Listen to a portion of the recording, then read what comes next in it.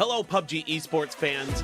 After the closest finish we've ever seen at PNC 2024, it's time to kick off the PUBG Global Series 5 and 6 to keep the action rolling. With PGS points on the line, the stakes will be higher than ever. PGS 5 and 6 will be the final chance to claim your points and secure a spot at PGC 2024. All 10 of our global partner teams will be returning to the PGS stage along with 14 regional series qualifiers. Let's get into our format for PGS 5 and 6. The 10 global partner teams will join 14 regional qualifiers from 5 regions. These 24 teams will be divided into groups and compete over 3 days in the group stage. They will play 18 matches across 4 different maps. For PGS 5 and 6, Rondo will replace Vikendi in the competitive map pool alongside Tego, Miramar, and Erangel. The top 16 teams with the most points will advance to the final stage. They will battle it out through 18 matches in 3 days, where one team will rise above and claim a PGS title, along with their share of the $300,000 prize pool for each PGS. Importantly, this will be the team's last chance to claim PGS points to secure their spot at PGC 2024, with 300 PGS points going to the winners. PUBG Esports will be back in action in Bangkok, Thailand for the PUBG Global Series 5 from October 21st through the 27th. And for PGS 6, the final PGS of the year from November 4th through the 10th. Make sure to stay tuned to the PUBG Esports website and social media to stay up to date with all things PUBG Esports. It's time to rise above.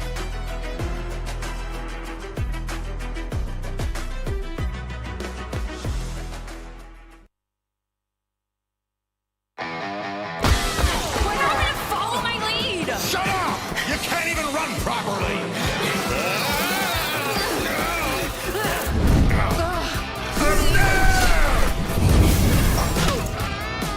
What the?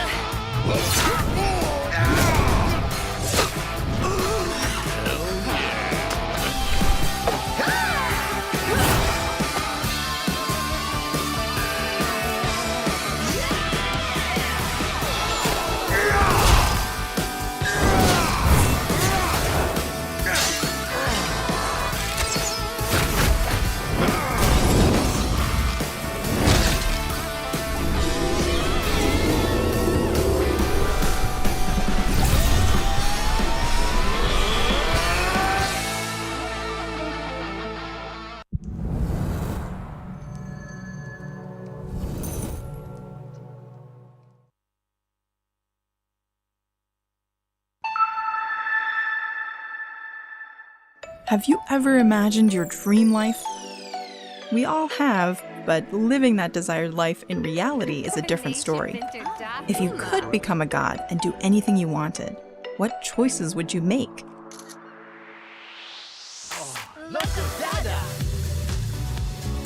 If you've ever entertained fantastical thoughts like these, we want to introduce to you a world where you can create your dream life.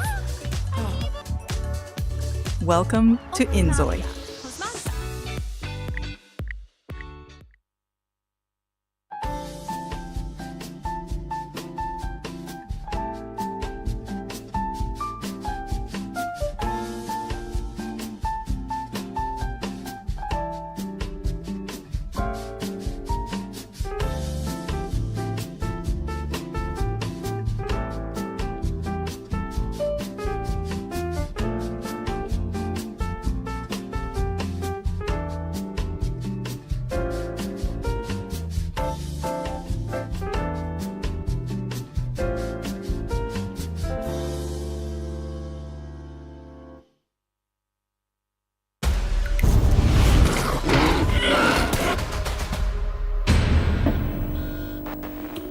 They come from the dark lab, the noisy cannibals. Only they can stop them. The Hunger Busters!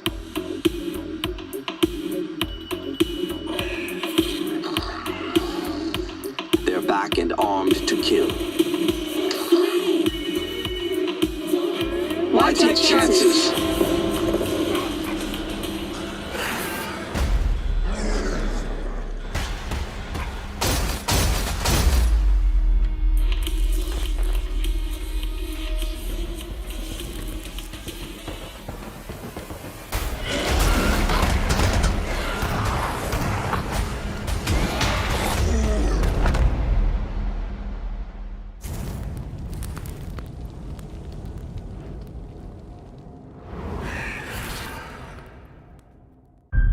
We were creating controllable entities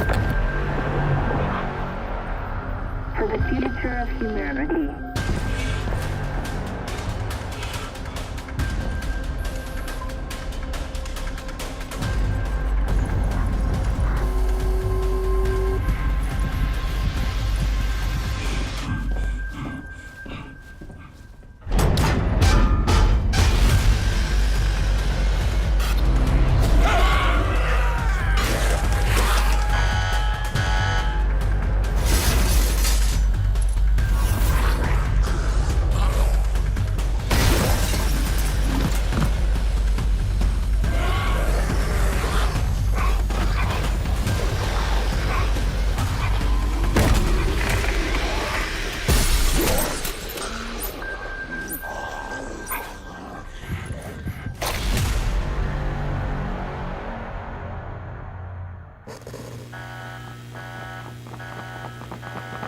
out-survive anybody else that's going to be in front of him. And hey, he'll take a couple of shots at whatever. Your 2023 PGC champion!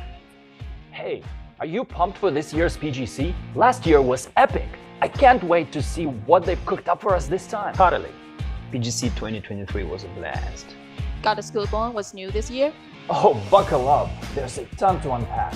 We have so much to watch this year. So, we have separate regional series in 5 regions where teams can earn PGC points. Then, we have 4 PUBG Global Series this year where teams can gather PGS points. You have to commit to all competitions. Every event matters and is key to entering PGC 2024.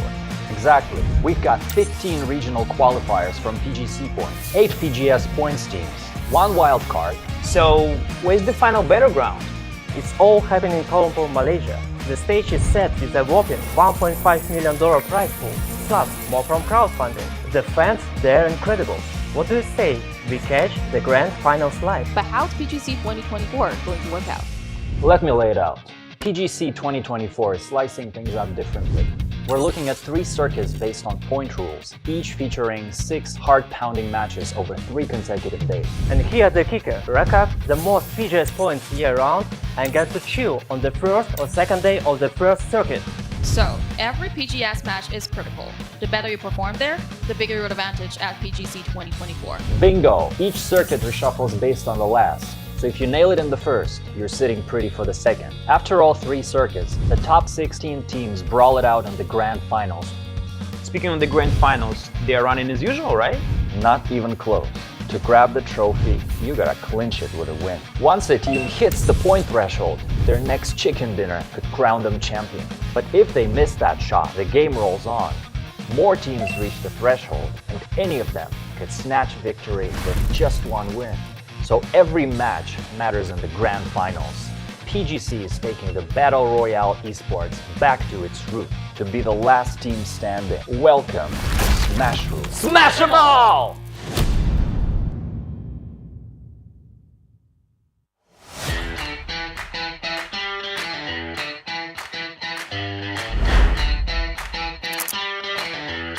Information to try and help Luke out, but this is starting to look pretty doomed for Luke 12 and for TSM. Oh, never mind. Exciting team to watch here throughout. Tanwu for this, I told this yesterday, the jump, then with the AK, even the seed swap gets him. Former teammate there, grenade in hand towards Beyond. He goes down, and nice. If anybody's gonna make the push, opens the door, goes out, finds one. He's got the pump. Can he find another? He gets some damage, but doesn't get the knock from the Bobo. Bobo and Wang Zai combining. We're gonna wipe New Happy out. Near that C-block compound west of Venus, so curious to see what they're doing. Well, they're getting shot. Heaven's got Jeems looking for another season, pre-fires it. Heaven's got 2, looking for the 3rd, Heaven! They can find the flank angle on the Na'Vi, but Hakatori aware of it, keeping him at base. Good peek shot. Really nice stuff from Hakatori. You're kidding me. This is a gamble by Raining. It's gonna not quite pay off, you'd have to imagine. He's out in no man's land, and Na'Vi.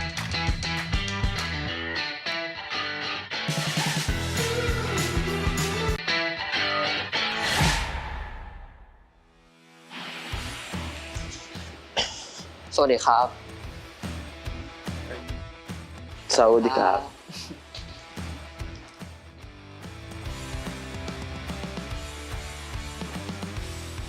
สวัสดีครับ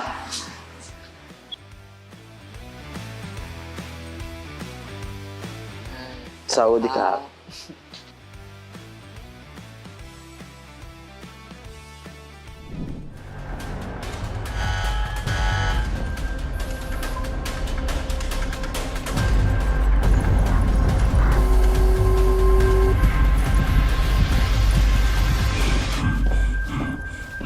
I heard the World 12 is the best gun. My fans told me to loot everything before my teammates see that, so I will do that. ผมกับทีมเคยเล่นโหมด Survival Left Behind ก็ผ่านง่ายครับสบาย Về chế độ đó thì em chơi tầm 4 lần em mới thắng được. Thì em thấy chế độ đó khá là khó. I think you're gonna be our Erangel, okay? Go.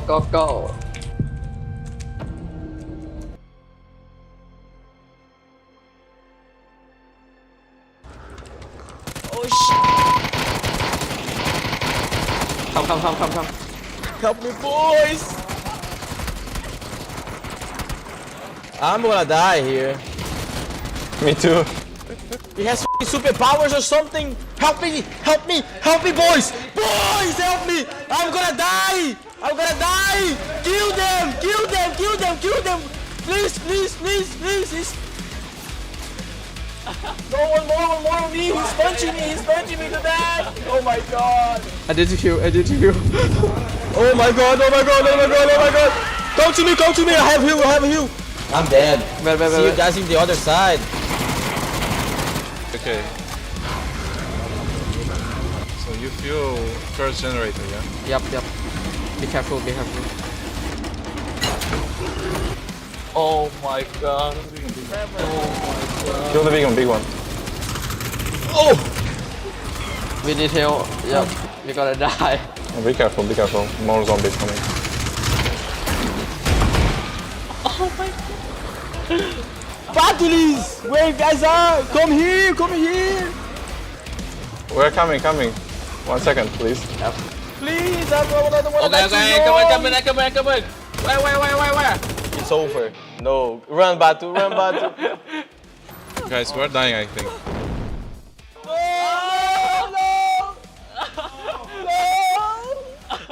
We're gonna play until tomorrow. It was fun. It was fun to play this game mode. I think that if we play this game once again, we're gonna win it without any deaths. Easy. For sure. I just cannot be using an ump all the way to the middle game. Do you guys want to play again? Yes. Yes.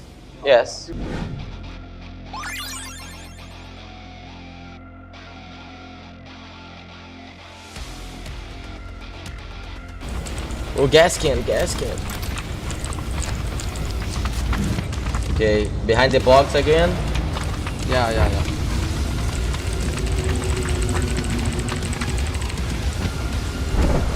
Ready? Yeah.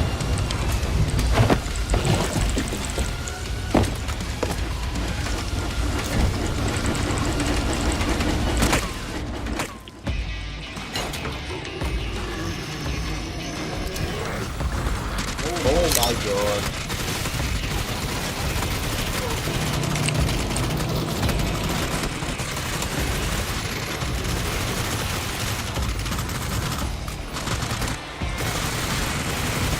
Boy, I was not being healed because I was staying on this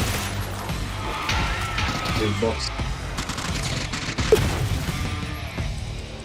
Okay, you guys ready? Wait. Don't use. I need food. I can't stand up. I need food. Drop me food, everyone. Please. One more. I need food. Food, Batu. Food. Thank you. You can go now. I have one gun only.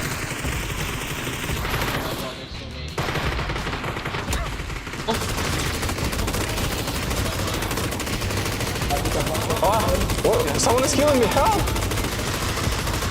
I'm coming back in.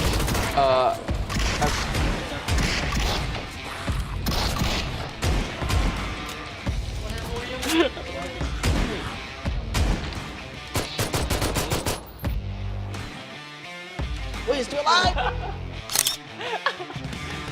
He's not dying!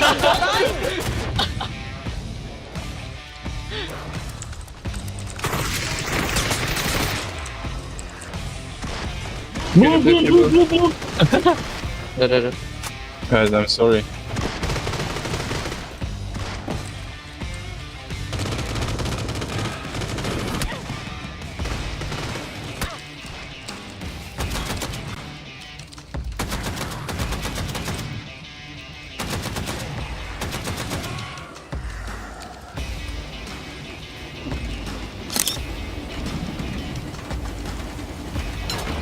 Guys, I use generator. Go on.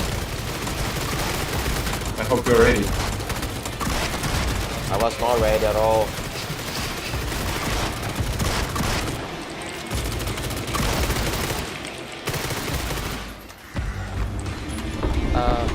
the gate. The gate is here. No.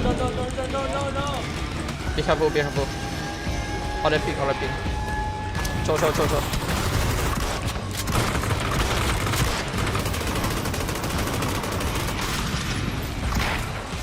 Being healed because I was staying on this.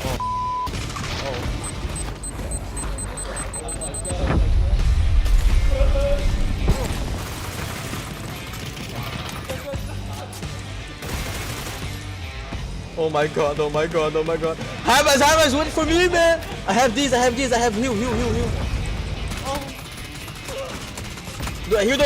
Heal doesn't work. No, not again, man. I'm hungry. No. Yeah, I'm win. Oh my.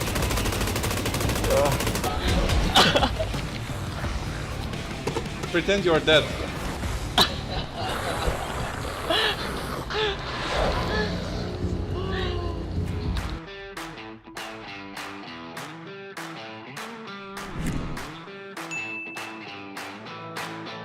You did everything so bad. Yeah, I killed more than you. You last place, man. I'm Erangel. You know how it works in our team? Like when we play a tournament, like Erangel gets double of the kills he made. Makes sense. So means I'm first place with a huge gap. Okay, I have a guess for Sparking. I think he had to die from starve. ของสปาร์กิ้งน่าจะตายคนแรกครับ Của em là để một người đồng đội chết ở máy phát điện thứ ba. He never rested me when I was standing right in front of him. He watched me die every single time. You know Titanic? Yes. I was Leonardo DiCaprio. Okay. And he was the woman. All right. I had to use generator when you are not ready. You did. I remember. It was the third one. Exactly the third one I had. Oh. Yeah, I saw it. I got so scared. Yeah, I think the most difficult was that me and Sparking had complete noobs. So we ruined games a lot. Yeah. Độ khó thì mấy vòng đầu thì em thấy bình thường. Chỉ khó khúc cuối. Tại khúc cuối mọi người chưa chuẩn bị thì battery mở nên là em phải chuẩn bị kịp. I hope you guys have really good circles. Em nghĩ hai bạn cũng không cố gắng mấy đâu. Vì chức địch thì cũng thuộc về hai bọn mình tiếp thôi. No taekwondo, no win, my friend. We will help you to kill all the teams and you can just claim the championship, okay? Good. Teamwork.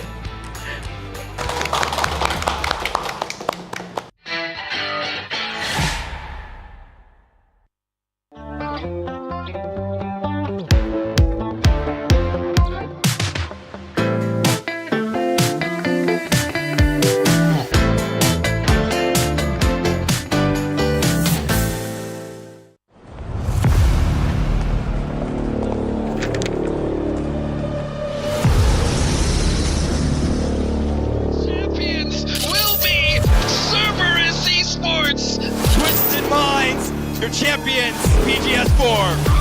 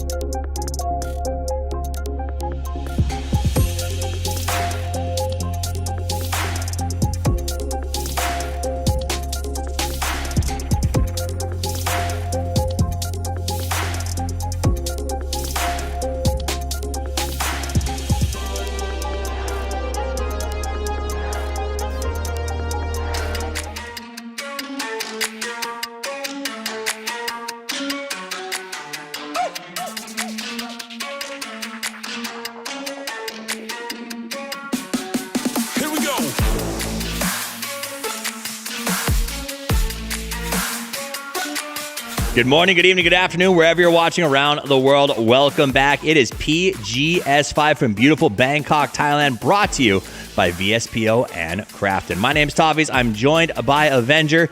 Yesterday was a wild day with some favorites really letting us down and some surprises rising to the top. Yeah, and I love how we saw this video with Sparking tapping the shoulder of him and saying, no Thai can no win. But yesterday, they're looking good. 60 points for them going into this. They're kind of putting themselves ahead a little bit together with Na'Vi, and along with that, it could be them setting themselves up for a repeat win. Absolutely. We're going to break down all the teams that are in the race and what teams like Twisted Minds are going to have to do to get back in that race with only 2 days left to play. But first, we want to thank the sponsors who've made this possible. First, OP.GG. Thank you for being our main partner for PGS5 and the only way to overpower your game. Novotel Bang Na, the official hotel partner of PGS5 this season. The Green Park Studio Bangkok, who's made the beautiful set behind us here for PGS5 possible. And TT Racing, thank you for being a part of PGS this season as our gaming chair partner. Now, I would say that it's important for players to feel comfortable while they're gaming, but there are some teams who are definitely not feeling comfortable as they show up here today. Twisted Minds is what we're just going to get it out of the way. That's the elephant in the room. They asked me for predictions at the start of this thing. I said, how can you not say Twisted Minds after group stages? What happened yesterday? Yeah, there's multiple things. You know, there's things can go against you, and I feel like multiple times we saw yesterday that they chose battles that they were maybe confident enough to win, but they didn't win it. They took situations where everything was kind of going against them, with multiple circles going away from them. They had to continuously fight through multiple teams to even get inside that next circle, and yeah, that was obviously a huge thing. We are through the group stage here, the second day of the final. We are playing 18 games, though. I will say, if they're stepping up today and have a good day today and a fantastic day tomorrow, they could still win the thing. Absolutely. There's comeback potential, and no one has run away with the things just yet. No one writes off Twisted Minds. That's you'd be a fool to do, but they do have to step up and make it happen today. There are only 3 days and 18 matches you can see on the screen right now for them to make it happen. Part of it, I think, is the domination we saw during that group stage. They came in feeling a little bit maybe too good and learned a couple of lessons. So we'll see if that bounces back. Here's who's playing today, our top 16 teams coming out of the group stages. The good thing is, though, that they're able to get that single elimination group stage out of the way and survive that and dominate that. And then, of course, we get to the finals that changes a lot of things. The meta changes a lot. You have a lot more teams that are super try-harding to get every single point that matters. They're trying to get into the circle, and you have this, mid part of the game that is really destroying a lot of teams. You're losing, 3, 4, 5 teams. 20 players is going away in a matter of just minutes. We're all playing for $300,000 though. $100K for the winner. Well, and that's why it changes so much, because in the group stages, a lot of teams are just looking at that top 16, whereas here, look at that money drop off. You want first. You want that 300 PGC points. You want the $100,000 in your pocket, and you want to not sort of fall down that list, because the lower you go, the money starts to really, really drip away. Yeah, 100% more from third to second, and 150% more from second to first. So it's huge. Point system is as you know it here. 1 point per kill, 65 to 7% of those total points per game are going through the kill system. So it is obviously a very kill-heavy system that we've been playing for years, and that's why once we get later to our overall leaderboard, you're going to see some very, very kill-heavy numbers there. Road to PGC, though, PGS 5 points and PGS 6 points, the last way to get to PGC. Na'Vi, they have to make it themselves through PGS. They didn't make it through the regional, so here they are looking extremely good and poised to make sure that they're going to be going there. Total leaderboard, toughies. Yeah, I said 300 PGC points. That was done during the regionals. PGS is what we're playing for now. A lot of teams, very interestingly, have a lot to play for. Some are already qualified, but right now, the leaderboard stands this way. Na'Vi came out yesterday, absolutely gangbusters, 69 points. Swinging. And done with everybody on the team. I think that's what I like the most. We're seeing just huge numbers from Fairest and Diffx, as opposed to in the past where I feel like it was always sort of the Hakatori talking point. Down from there, we saw Cerberus put up some big numbers. Himas looks great right now. And Kwandong Freaks in third place. Yeah. And if you look at that difference from first to second, right? Yeah. From first to third. Freaks to Na'Vi, 25 points difference.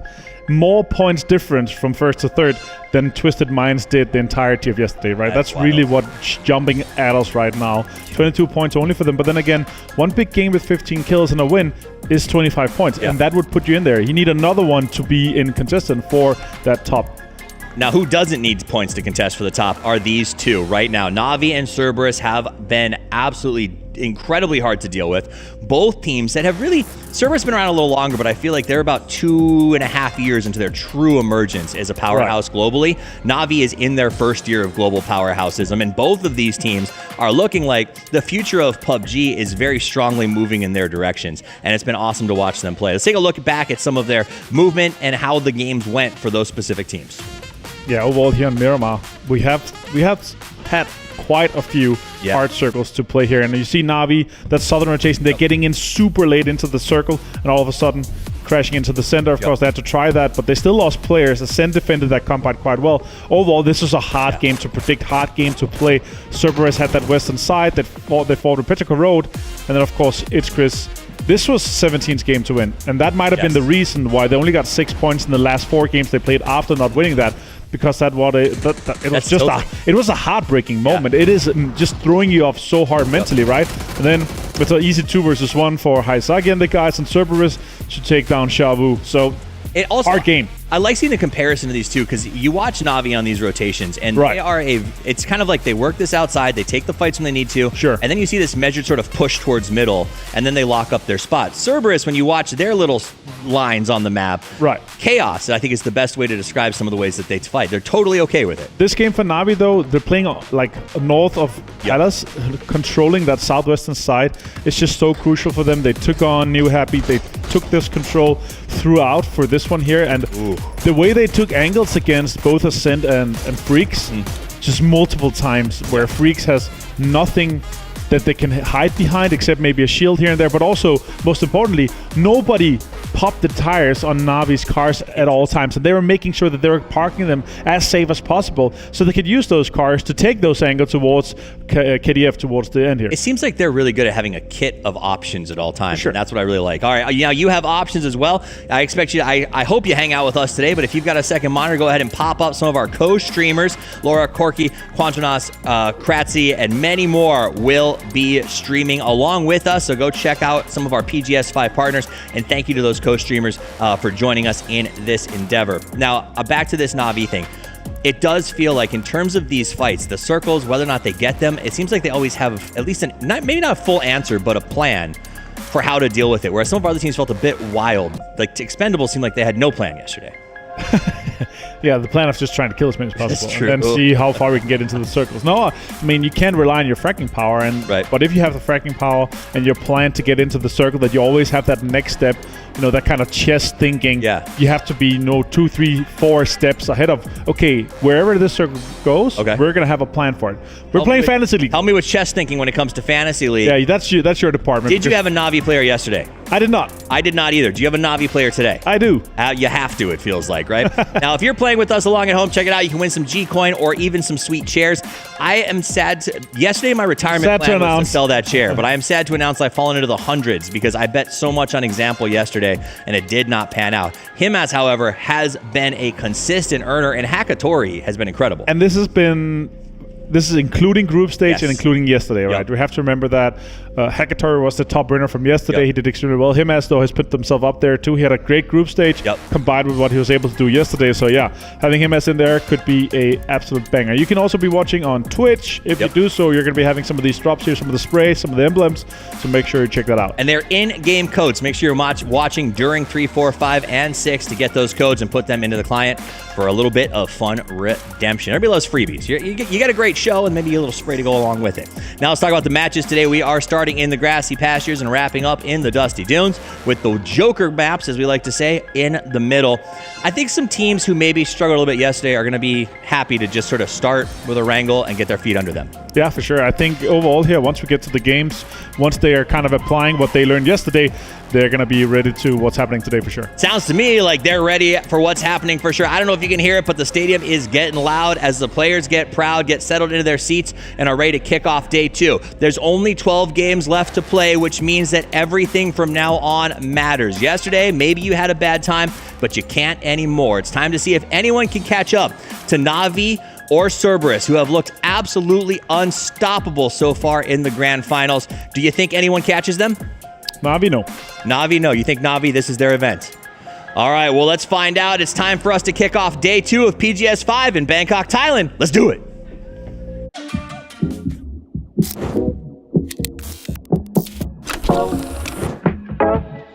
You didn't mean to kill that policeman. Well, of course not. It's against everything I've ever stood for.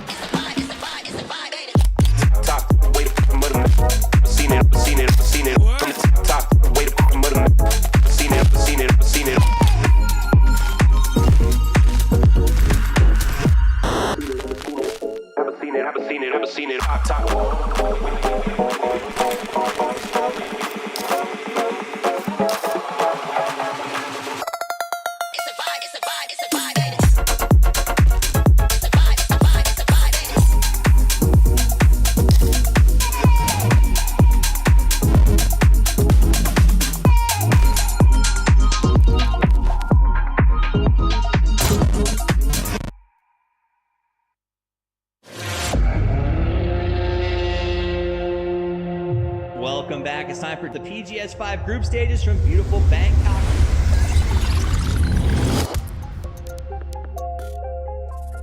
제가 생각하기에는 이제 또 그랜드 파이널을 가면은 16팀 다 잘한다고 생각하기 때문에 양상이 달라질 수도 있다고 생각을 하고 우승팀이 언제든지 바뀔 수 있다고 생각합니다. Bundan daha önce global turnuvalara geldiğimizde hedefimiz her zaman ilk 8 oluyordu ve daha tecrübeli değildik. Şu anda tecrübemiz arttı. Artık hedefimiz daha yüksek. Buraya zaten şampiyon olmak için geldik. Her zaman şampiyon olma inancıyla geliyoruz. Şampiyon olacağımıza inanmasaydık gelmezdik. Şampiyon olacağımıza inanıyoruz. 사실 뭐 제 개인적인 목표도 있지만 저희 모든 선수들이 똑같을 거예요. Added with that 2x AK again. 국제 무대에 나와서 좋은 성적을 내는 것, 탑4 안에 드는 것. 그것이 일단 저희 팀의 가장 큰 목표인 것 같습니다. 그리고 그 목표는 얼마 남지 않은 것 같습니다. ทีมไม่ได้ดีก็ไม่ได้เก่งแค่ในเอแพคนะครับก็ในเวิร์ก็ระวังเจอนะครับแล้วก็ได้ดีมากเลยครับเราที่เราได้ชูถ้วยใน PGS ครับและเราได้ไป PGC ต่อครับ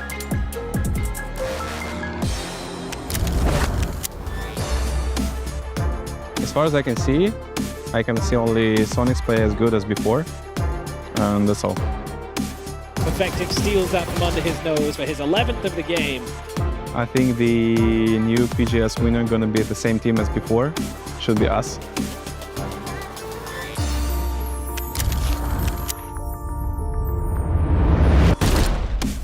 It's difficult to not rest on our laurels. We've won a lot, and we don't intend on slowing down, but sometimes it's hard to keep that strength and that drive. It may help Sonics to finish this one off, though. This is looking like a foregone conclusion. For our team, I don't know what it is, but we're just more motivated than ever, and we always have been that way.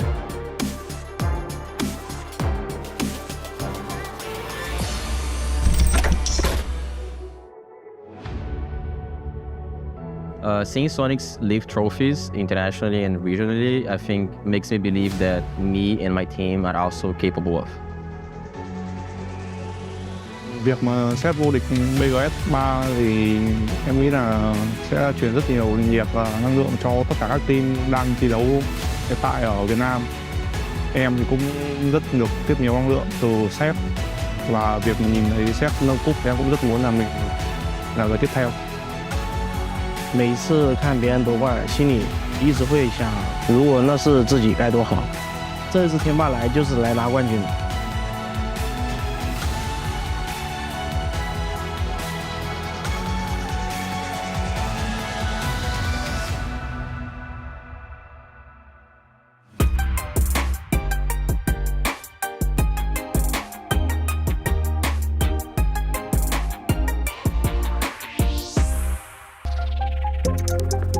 Welcome back to Bangkok, Thailand for PGS 5. It is day 2 of the grand finals, which means we are, well, halfway through today. Going to be at least halfway through the finals themselves. Means there's not a whole lot of time left to play with, as we heard the analyst desk talking about. Bit of a switcheroo on the caster desk as well. It's going to be Elfishgrave, of course, that's me, and Paperthin on today.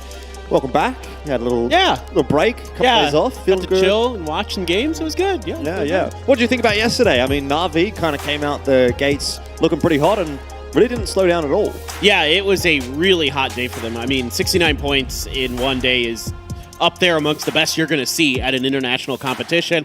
You know, there was the day where Twisted Minds had 74 in the group stage, but obviously they're going to be on everyone's thoughts today. They didn't have such a good day yesterday. It really felt like they were getting tangled up in the mix. But, I mean, Navi's really found their mark in terms of not getting caught up in those mixes. Like something we saw in the group stage with them on the first day. I actually talked to them a little bit backstage, and I was like, you know, what happened? They're like, we just didn't have good reads on some of the rotations and things like that. Now, clearly, they have a much better feel, a better pulse for what this lobby is going to look like, and they really showed it yesterday. Yeah, I was having some conversations as well after yesterday's matches with a couple of the guys, and pretty much the prevailing sentiment was you're not really going to see 3 big days in a row from any team. The expectation usually is if we have 2 good days and a decent day, that's enough to kind of get things over the line. So we're looking at teams that maybe didn't have their day yesterday. I mean, obviously Twisted Minds being one of them. They're going to be looking at these last 2 days and saying, okay, well, we actually are still in with a shot if we can manage to get something done today. And it's kind of important for the likes of Na'Vi, Cerberus, KDF, Sonics, etc., to make sure that today isn't a bad day, right? As long as they can have themselves a decent day, they're going to maintain some semblance of confidence going into tomorrow. I have my eyes on Sonics, though. I thought that they had not some luck yesterday necessarily, but I think they had some favorable circle pulls. They had some favorable positions, and I don't know if they necessarily capitalized on that quite as much as what they could have. So I think they're a team that still has a bit of a ways to go, but even then, seeing them sitting in 4th at the moment is not a bad shout. I fully agree with you. I sitting, watching backstage the other day, I thought they were great, but they had opportunities that they left on the table. Right, indeed. And hopefully that's not going to be the case today, because it's time to jump right in. We've got 6 more games for you, starting off on Erangel today.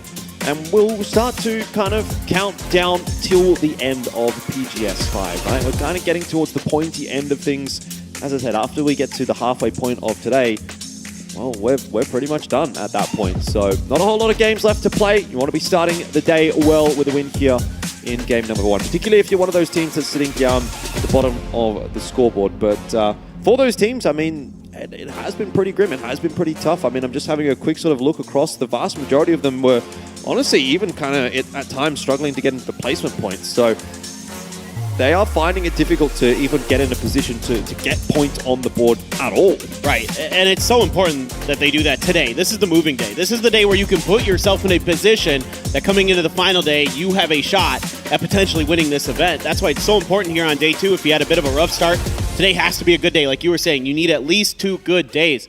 And if you didn't have one yesterday, has to be today. So yeah, certainly teams like Twisted Minds, Gen G initially come to your thoughts.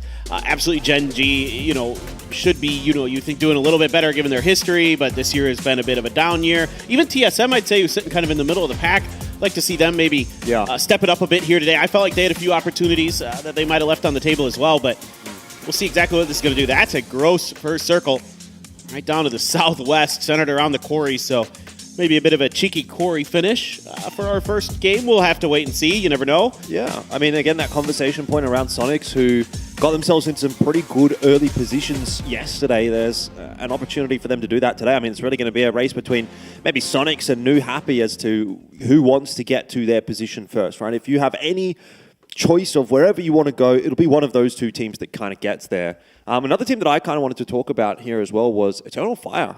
What a fall from grace for this team that did so well on day 1 of the group stage. Really came out rocking and didn't really manage to put it together yesterday. Honestly, their day even was somewhat salvaged by that last game where they did take a 4th place, but realistically speaking, just didn't really get a whole lot done. And sitting at 24 points is obviously a far cry from where they would want to be.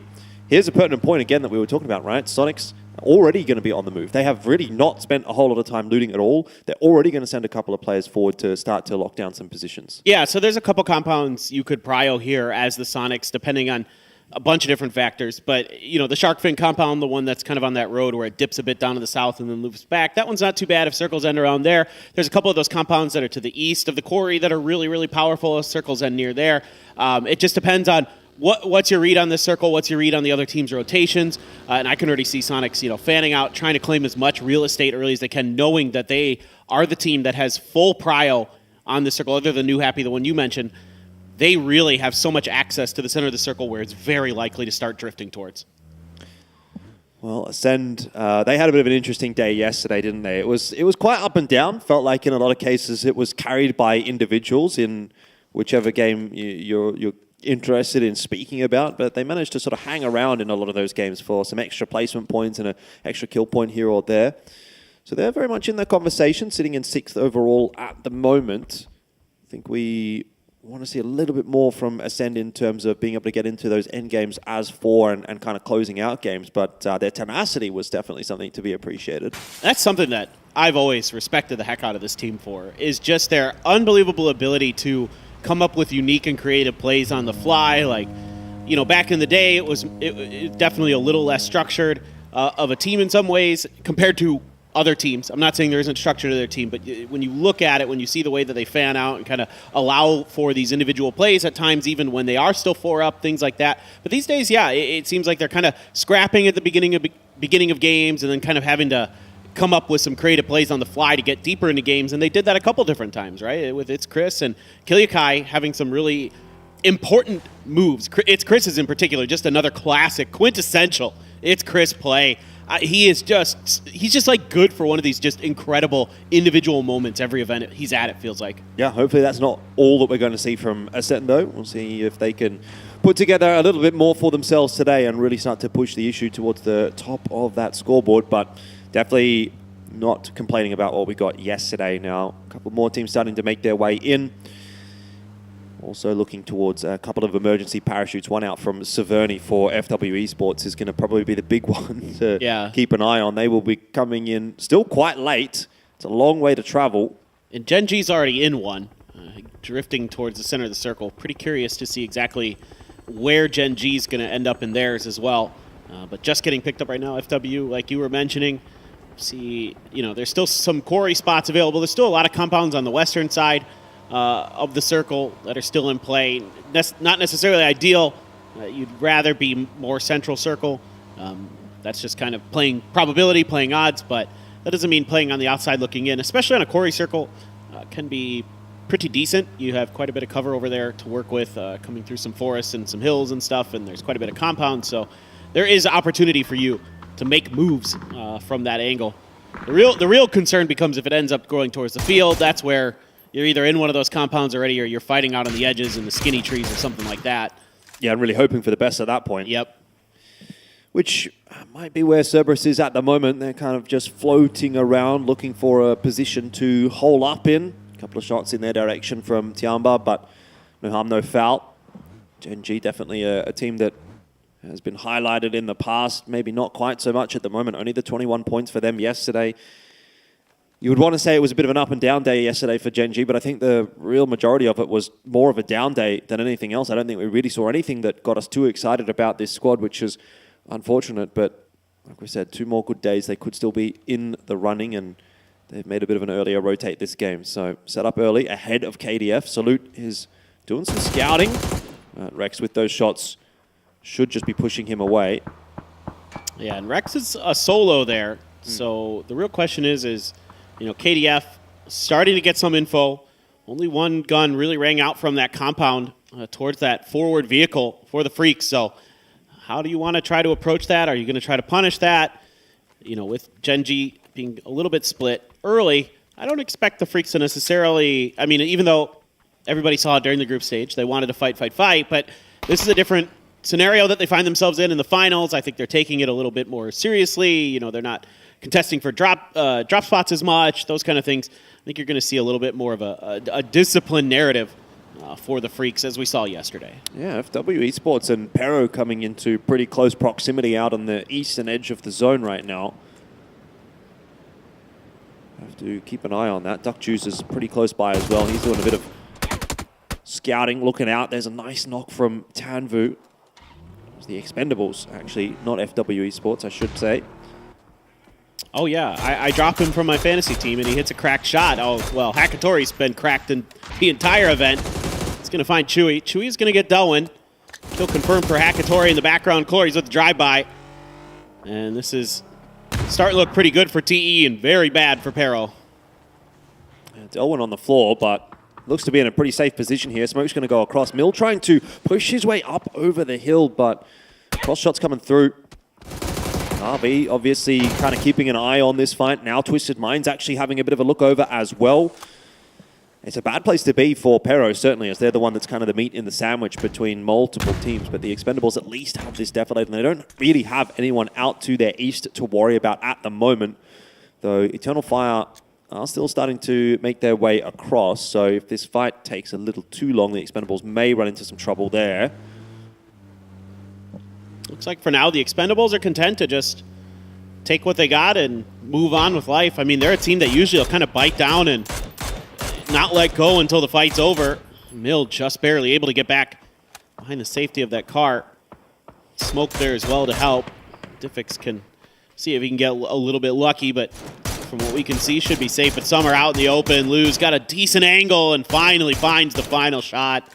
Summer in trouble. Petrichor Road very, very in trouble. Mill trying to find some way to get back to him. Drifts a little bit too far past. Circling this, I think he just knows that there's just no way. I think he's just going to leave. Yeah, it's kind of doomed. Awful start for Pero, who's the team at the bottom of the scoreboard at the moment. And, you know, I hate to continue to bring up the fact that Akesleft is not here, but what a difference that seems to be making.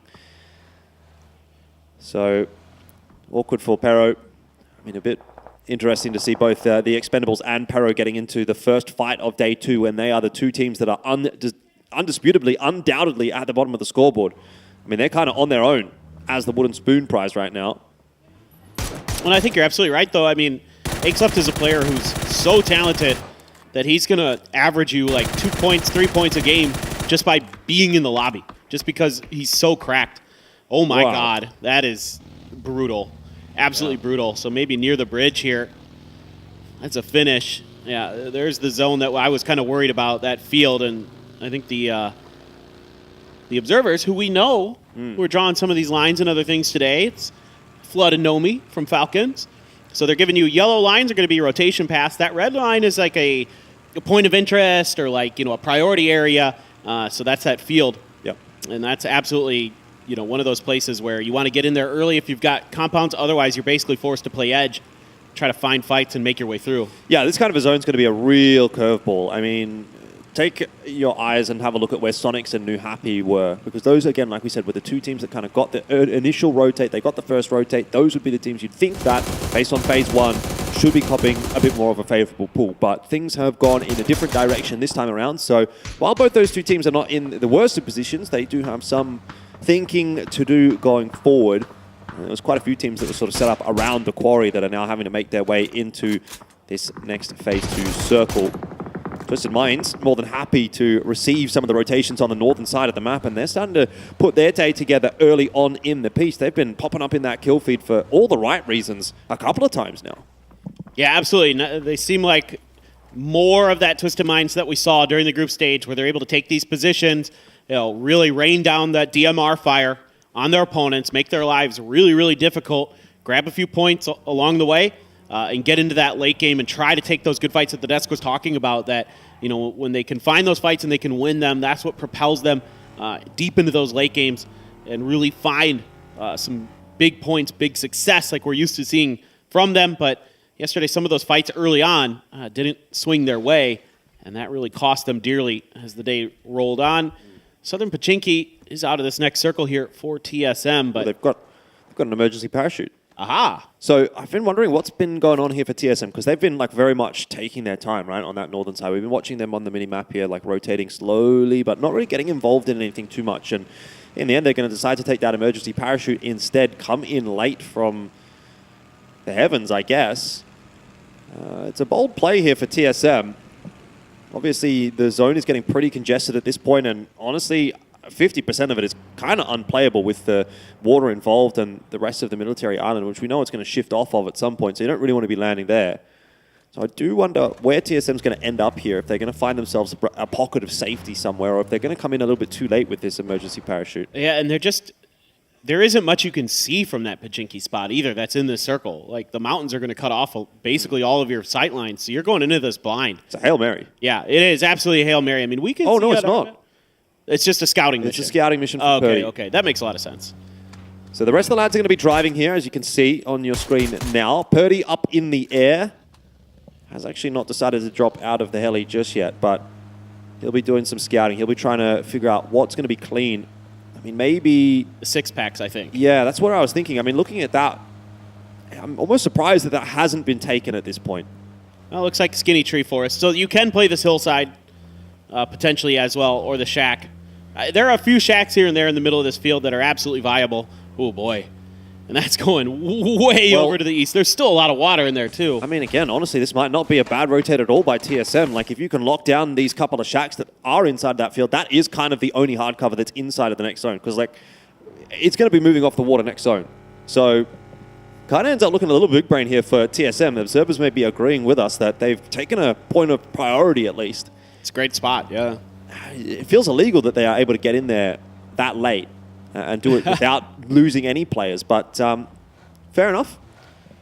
It's that western edge of the zone that's going to get really busy, and we're kind of keeping an eye on that at the moment here at Ferry Pier, with TDT trying to backfill in behind Ascend, but you've also got to be aware of Tianbuzz over there, New Happy starting to make their way in, Cerberus are locked up on the western side as well.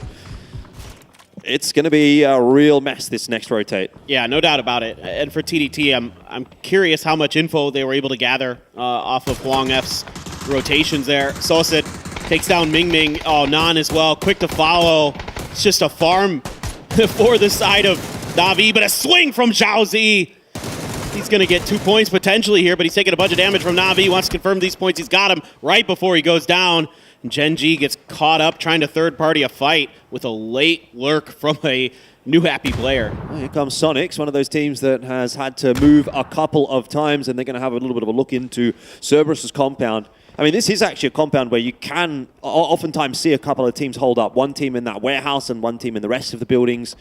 So if Sonics can make their way in and clear that out, it will be playable for the moment. There isn't actually too many teams further west of them, apart from KDF just up to the northwest, but once the zone pushes them out, then Sonics might actually be okay to play on this back wall. If KDF can maybe find another knock or something, they might be able to really make the lives of the Sonics a bit of a nightmare and open up that angle for themselves. They're kind of one of the later teams potentially on that flank, but it looks like they're going to try to rotate all the way down towards Ferry Pier with what I'm seeing on the map. So just a brief stop there. Okay, we're fine. Vehicle's okay. Just a brief stop to heal up a little bit for the Freaks as they kind of make their way down. But yeah, there's some open space over there. Enough that they can at least get in and maybe backfill in the Ferry Pier. TDT sent it all the way to the other side. Yeah, it's an interesting choice, isn't it? Because Huang is on the northern side of the bridge right now. He's like kind of a solo bridge camp, if you will, while the rest of his team have decided to boat over to the military island, which begs the question, where are they going to go from here? Well, I mean, you can just go underneath the bridge and just swim your way through. Swim under. Yeah, but Ascend's got a read on that, and they're already flanking out. Now, the real question is do they know that Huang F is already on the other side of the bridge? But TDT might not even get to that point where that really makes too big of a difference necessarily, because they're taking a ton of damage. Obviously, have to cut out the water from this next circle. Huang F, though, strikes. Gonna find a big kill on to Kilyakai. Now all of a sudden, Ascend spread out. Not really much they can do right now to bail out their fallen teammate. I'm interested to see how this plays out for TDT because they've got a long way to go still. And even though they have managed to get that knock on to Kilyakai, I'm not sure that that's going to really bail them out of trouble. We'll check back in with that one in a moment. Cerberus farming onto 17. Suju will be going down. 17 are going to have to make it happen as a trio. And again, that circle shift, like we mentioned, was always inevitably going to move away from the water here on Phase 4, which has put TSM into a pretty reasonable position. Cerberus and Sonics still fighting for control of the compound, but as mentioned, it can provide enough space for a couple of teams. Sonics have moved into that warehouse, and they're locking that one down. Ooh, if that grenade had been cooked a little bit better, might have been able to get the knock on H-Win, but instead that headshot on the Dragunov from Tiggleton means that they have to revive Salalzi and get him back into the fray, but Sonic's not really able to find that opportunity to capitalize on that knock. Circle is going to force the issue here sooner rather than later. So they're going to cross. Not a ton of damage done, only half health. Another cross almost gets the second. Tiggleton's so weak there. Oh, gave Haisaki the opportunity. Couldn't quite convert. And meanwhile, the Freaks are fighting just to the south of this, crashing into Tianba and some Gen G players up there. And looks like they're having a field day, but Sonics now skirting around the edge of this blue zone. And really the front side of this, the north side of this compound is really where you have to make your attempts to try to get Cerberus out of there for the Sonics. Salute from KDF. It's going to have a bit of work to do to get into this next zone. But the rest of KDF are out in front of him, and they've sort of forged a path for him. It's just Barpo really in the way right now for KDF, but as a solo, may not be the biggest of threats. Can see on the kill feed there, Shrimsy going down. One of the issues with that push from Sonics is that they are opening themselves up to the shots coming through from the north, and KDF worried about the south. That's Na'Vi striking on to Heather. Na'Vi have had a pretty chill game so far, which is exactly how they'd like it to be going. And unfortunately has not gone very well for Sonics. Inevitably, they've run into Cerberus, who do not want them moving in. Barpo just picked up a huge couple kills for himself, 3 total. A grenade there onto Tianba. Now he's trying to drive away to get to some level of safety, but Heaven heard him cut the engine. Going for the grenade, it's so close, and he walked right into it. Seat swapped right into the grenade. Nice throw by Heaven. Decent play by Barpo to salvage some points, but now back over to this Sonics fight. Well, it's not really much of a Sonics fight anymore, is it? It's really just Kickstart trying to get it done against Cerberus, but Zone's going to continue to shift away from him, so at this point, he's really just trying to play spoiler, honestly. He's got the MG3 in hand. And a flash over the top, but Himas spots him out and continues to get that information over for Cerberus. Seems kind of doomed here for Kickstart as he tries to dance his position around the building and open anything up against Cerberus, though they're not really giving him anything, and eventually he is put down by Dakmai. And now they can start to worry about their forward movements because they can't stay here for long. Yeah, it's such a tough position to fight from for the Sonics with so much of the northern part of the circle still into play. A couple teams are getting involved with some knocks and made it just that much more difficult for them to really try to push their way through Cerberus, who's going to be a tough nut to crack no matter what. Now the Freaks continue to try to take down Na'Vi here. Hakatori's got Yumin down. Heaven got a brief glimpse, but couldn't find the knock. Well, other players trying to push forward, but they're getting cut down. Every move they try to make, Salute's got one, but he took a ton of damage, and they know it. They're calling it out, but Ferris can't quite spot him. Salute repositions. If that's a frag, he's done. Good throw by Diffex. And the Freaks all but out of this. Heaven so weak right now. Yeah, they're just going to be dismantled by Na'Vi. That's a pretty damn clean wipe from Na'Vi. So said is on the ground. Na'Vi are starting to flex their muscles on the lobby here for day 2, maintaining their form from day number 1. Cerberus were having a bit of a look. They were kind of sniffing around there. They've decided to back off. Obviously, recognizing that it would have been Na'Vi on the other side of that fight may have factored into that decision because Na'Vi are just looking so hot right now. Already 9 kills today. Well, you might just be counting this one out already. They're just crazy good, dude. Yeah, I mean, they're improving upon their lead going into day 2. And maintaining 4 players alive, although this next rotate may actually just cause a little more of a problem for them. Hakatori still maintains some position inside of that kill feed. Tapping away, won't get the confirmed kill. But space has been created for Na'Vi. Banana 1. Him and Sixax, only 2 players left for FW. Just behind TE, waiting for their moment. You can see Sixax way out in the distance there.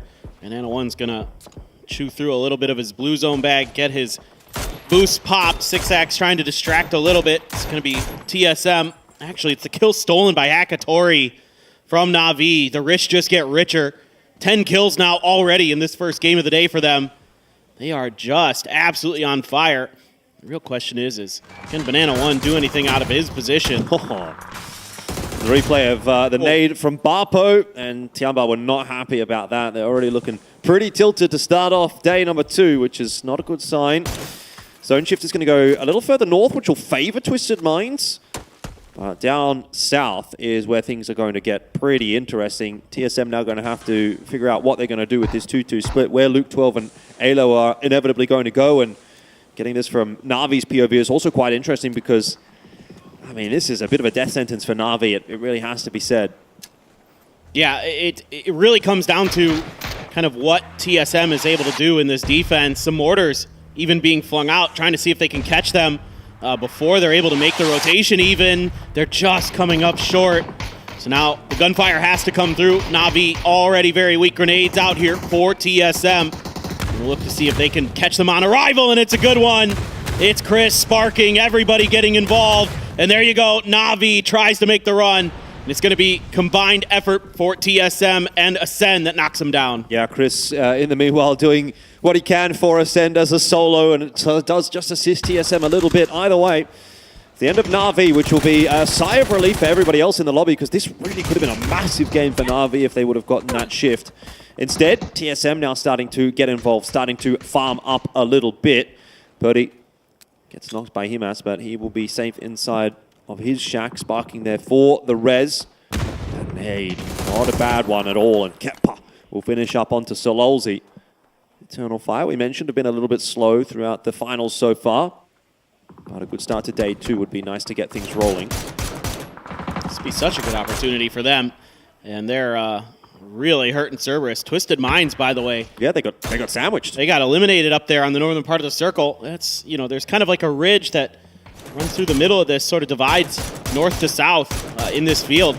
And Twisted Minds, yeah, in the middle of the northern side. TSM continues. What? Great shooting to just hold off all these southern teams from their angle. So that rotation they made early on in this game, think back to that. That is paying massive dividends. I mean, it's not just that, but it's just the mechanics of this for TSM as well. Like, they're looking really sharp today. They're hitting some good shots. I mean, Alo and Luke 12 holding off Na'Vi essentially as a duo. That's big from them as well. Doesn't always go that cleanly. So everything's kind of turning to gold for TSM at the moment, and they are the only team now that is 4 strong going into the final 4 of Game 1. Might finally be that successful game that TSM have been looking for in the finals. Yeah, absolutely. It really felt like they had some opportunities yesterday if they could just clean up a few things here and there, and today certainly looks like they have done so. Tweak some of those micro plays, some of those fights, looking really, really nice so far. Lil Ghost taking control of this tractor, setting up some of that cover as well, using a car to really make a nice triangle for himself, make it pretty hard to get decent angles. Even underneath that truck, Ruren might see some feet, and he's going to be right in the center. Well, this will be where it's going to get difficult for TSM, because they've got a lot of ground to cover, and there's not a whole lot of cover to work with on that cross. A couple of hay bales here and there, a little bit of sloping, obviously, of this field, but that's about it. For the moment, they haven't been spotted by Eternal Fire. Going to go early. Luke 12 gets a knock onto the bed. Oh my God, he's got another one. Luke is just such a good player in these kinds of anchor positions, overlooking the rest of TSM on their rotate. This is exactly what he's intended to do, and he does such a great job of it. That's going to be a massive bonus for TSM if they can sweep out Eternal Fire here, a wounded Eternal Fire. But he does get knocked by Lil Ghost. Yeah, I mean, just so impressive what Luke 12 has been able to do throughout his career. Always been just one of those great anchor players. Tremendous DMRs to back it up, as always. But tough situation they find themselves in. 17 is starting to position themselves to cut off TE to try to deal with that. And meanwhile, TSM has to fight EF, so this could come down to timing, like who's able to kind of finish one of these fights sooner than the other, turn their attention to the other team and become the third party in those situations. Grenades out here for Lil Ghost. And that's going to finish off the expendables, and now these 2 players that are left here, 417, can turn their attention and become that third party on this southern edge. Now, this could be the elusive second win that 17 were unable to get on day 1 that they will potentially get here on day 2. A lot of that comes down to how quickly TSM could potentially clean up this fight against Eternal Fire, but now having lost Alo as well, it's going to put them down to just a duo. I mean, 17 are also a duo. It's 2v2 as Keppa will get picked back up by the Mad. Eternal Fire do seem to be the team that's in the worst shape at the moment. 17 have debatably got the most map control, but Sparking's pushed his way forward a little as well there for TSM, and as of yet, his position, I would say, is unknown by the vast majority of this lobby. Luke 12 trying to take a leaf out of Kilyukai's book from yesterday.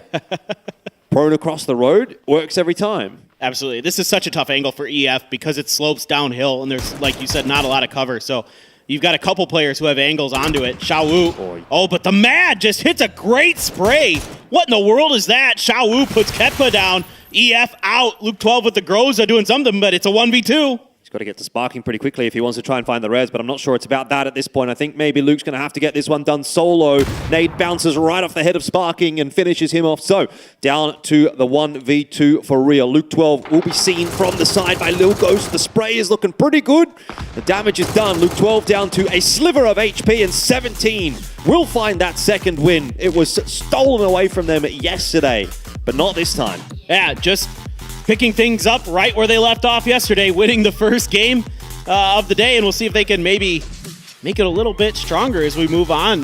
Just a really great hold of that northern part of that circle, fighting a couple different teams, taking really good timings, ending their fights quickly. All those things put together led to that 17 victory. Yeah, good game by a couple of the teams in the chase pack. That would be TSM and 17, but the unfortunate reality for all of those teams is that Na'Vi have picked up a bucket of points in the first game of the day as well. So their lead feels like it continues to grow.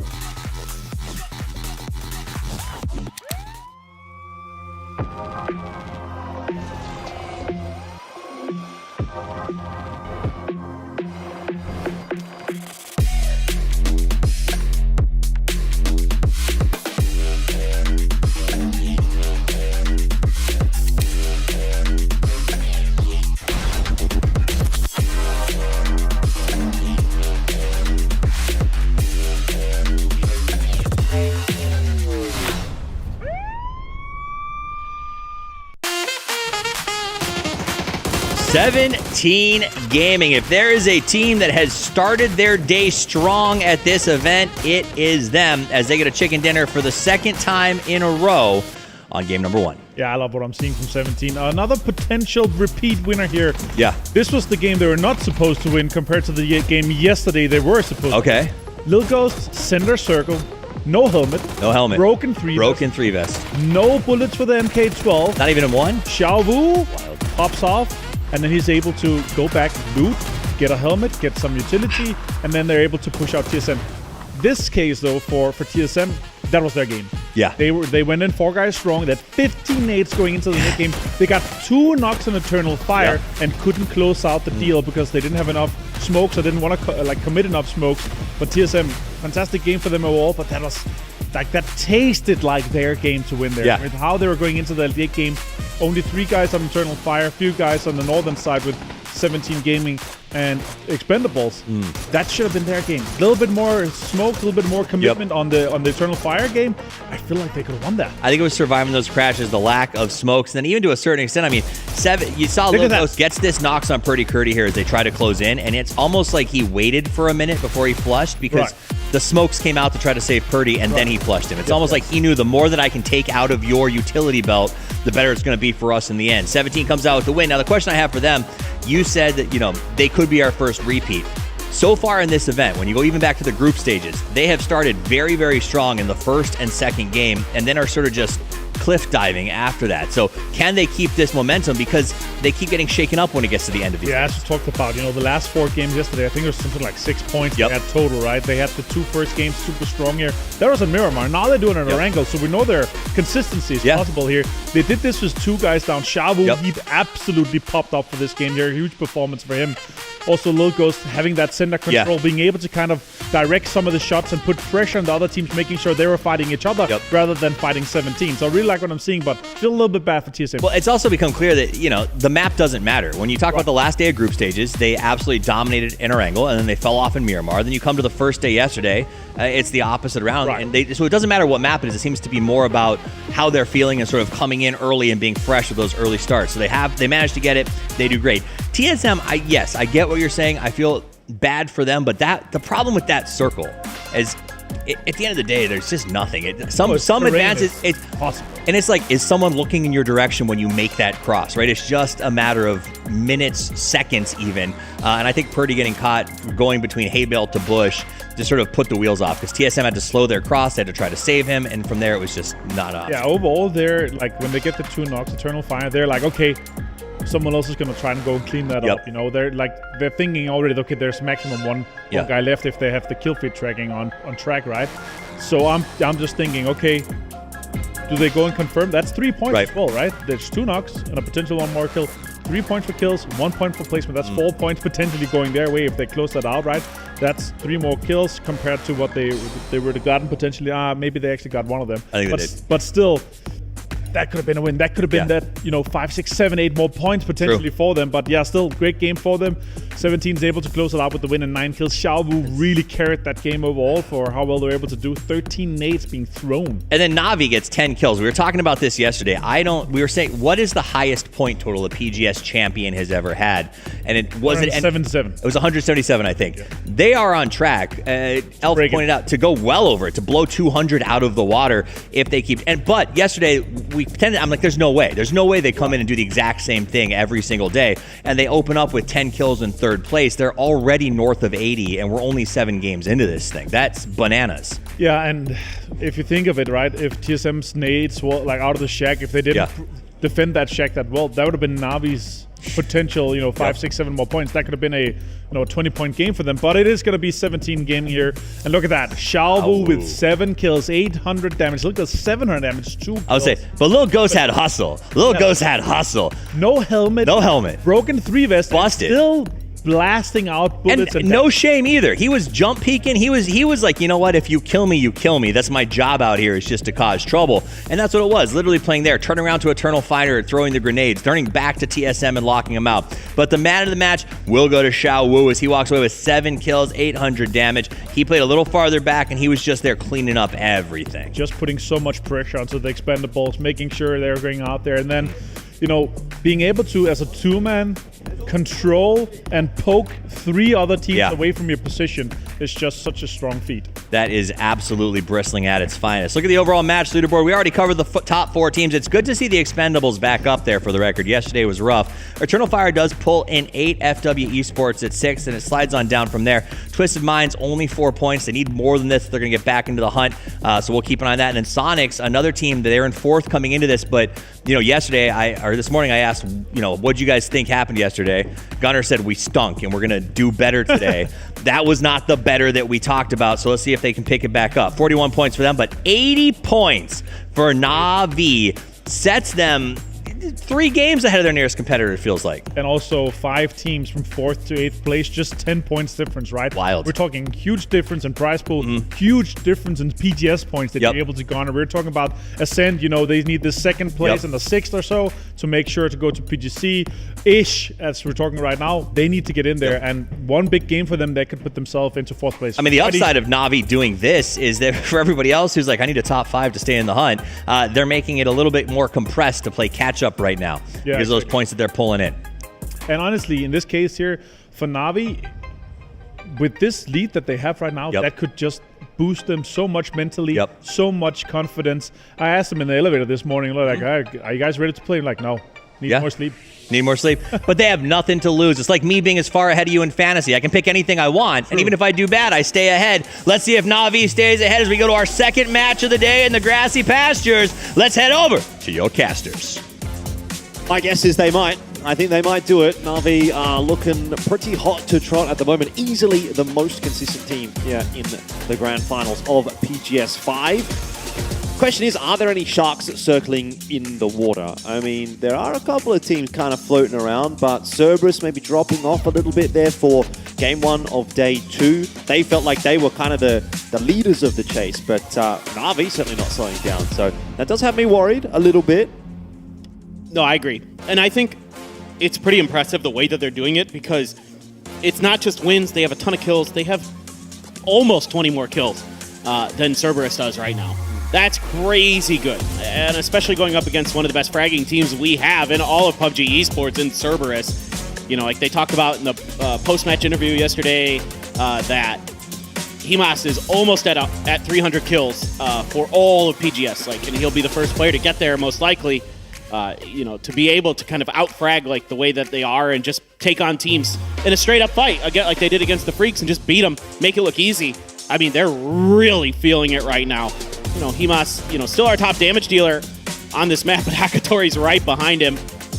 And Luke continues to just be a tremendous player when you put him in those anchor positions and he finds those good angles. So reliable for TSM to really open things up for those front end of the fights. Another Western zone. So for Sonic smack bang dead center, they get to run it back. This sort of feels like the third time we've sort of seen a phase 1 circle that has been similar to this one. So they'll get the pick of the litter once again. Haven't been able to really convert on it this game. They did at the end of last night, the last game of the day, of day 1. They were able to get a win, but it was a pretty quiet win. I think they ended up only 4 kills in that one. But they'll certainly be happy to see another fairly favorable phase 1 shift. But again, as we've seen, the conversation around it, it's not exactly the be-all, end-all, right? You don't need to necessarily worry too much about that phase 1 shift. It tends to be phase 2, 3, 4 that can make a bit of a bigger difference. So see how that one plays out for Sonics once again. But right now, everybody just dropping in and looting up quite nicely. Nice and patiently around the map. No one getting into any fisticuffs this early on. I'm definitely keeping my eyes on the Sonics in the center to see exactly how and where they're going to rotate. Because last time they set up closer to Corey because it was so southern shifted. Are they just going to take like Gatka and then like that red house that's kind of out in the open down there to the south of it? Or, what's the formation going to look like here? Because already, as you would expect, the Pachinki team in 17 has already moved out to that prio that's just to the west. That usually when Sonics are playing in Pachinki, that's the compound that they go for, but Lil Ghost is already there. So I'm very curious about the Sonics and how they want to play it. Everybody else, looks like it's going to be relatively quiet from what I can see. I don't think there's going to be too much madness in the early part of this game, just jostling for position and timing, as is always the case. What I think is also going to be interesting to watch here is that, again, given that we're getting somewhat of a similar circle, I know it's not quite as far south, but generally speaking, we will expect those teams that are on the outskirts of the map, your FW's up north at Severny, you've got TSM obviously in Yasnaya to maybe play similarly. We'll catch up with that conversation in a second because we're going to check out an interview with Defex. I think in finals, teams playing more in finals, in my opinion. Everyone's centering in the center of the zone, that's why like Alive is kinda small. And because of this, like today we had pretty good games because like sides is pretty clear. I don't think phase is faster. I think like people are trying to take positions fast, and because others trying to take positions fast as well, they're like early fighting a lot. Like because no one's keeping, everyone's is confident so much, so they're thinking they're much better. So they're fighting for this compound, and that happens a lot in these finals.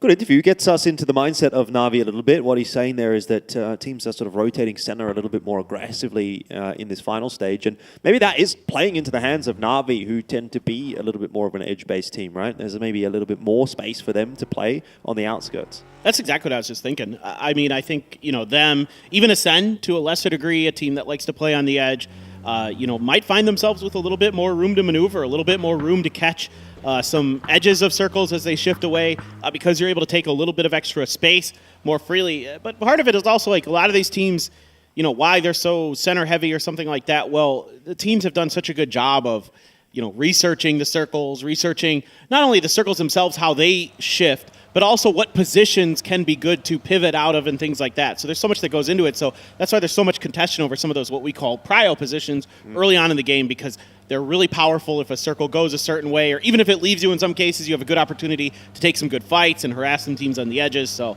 all those things really so important in PUBG Esports. PUBG is a crazy game. Like when you really look at it on the surface, it's like, oh, it's easy. You just go into the circle and you hope that the circle goes where you go. And if you get lucky, you get lucky. But, for the uninitiated, there's just so much more to it. And your mind would be blown, I think, if you were someone that was just walking into this game for the first time and trying to sort of get into a lobby like this one. But we'll get some footage back here of the crash from Na'Vi, which honestly, it's kind of lucky for everybody that TSM was able to wipe that push, because had it not been the case, I mean, maybe it was Na'Vi that would have set themselves up in a winning position or a top 2 position, as we saw TSM once again managing to find a second here in the grand finals of PGS 5. And if that was Na'Vi, then the gap would have continued to blow out.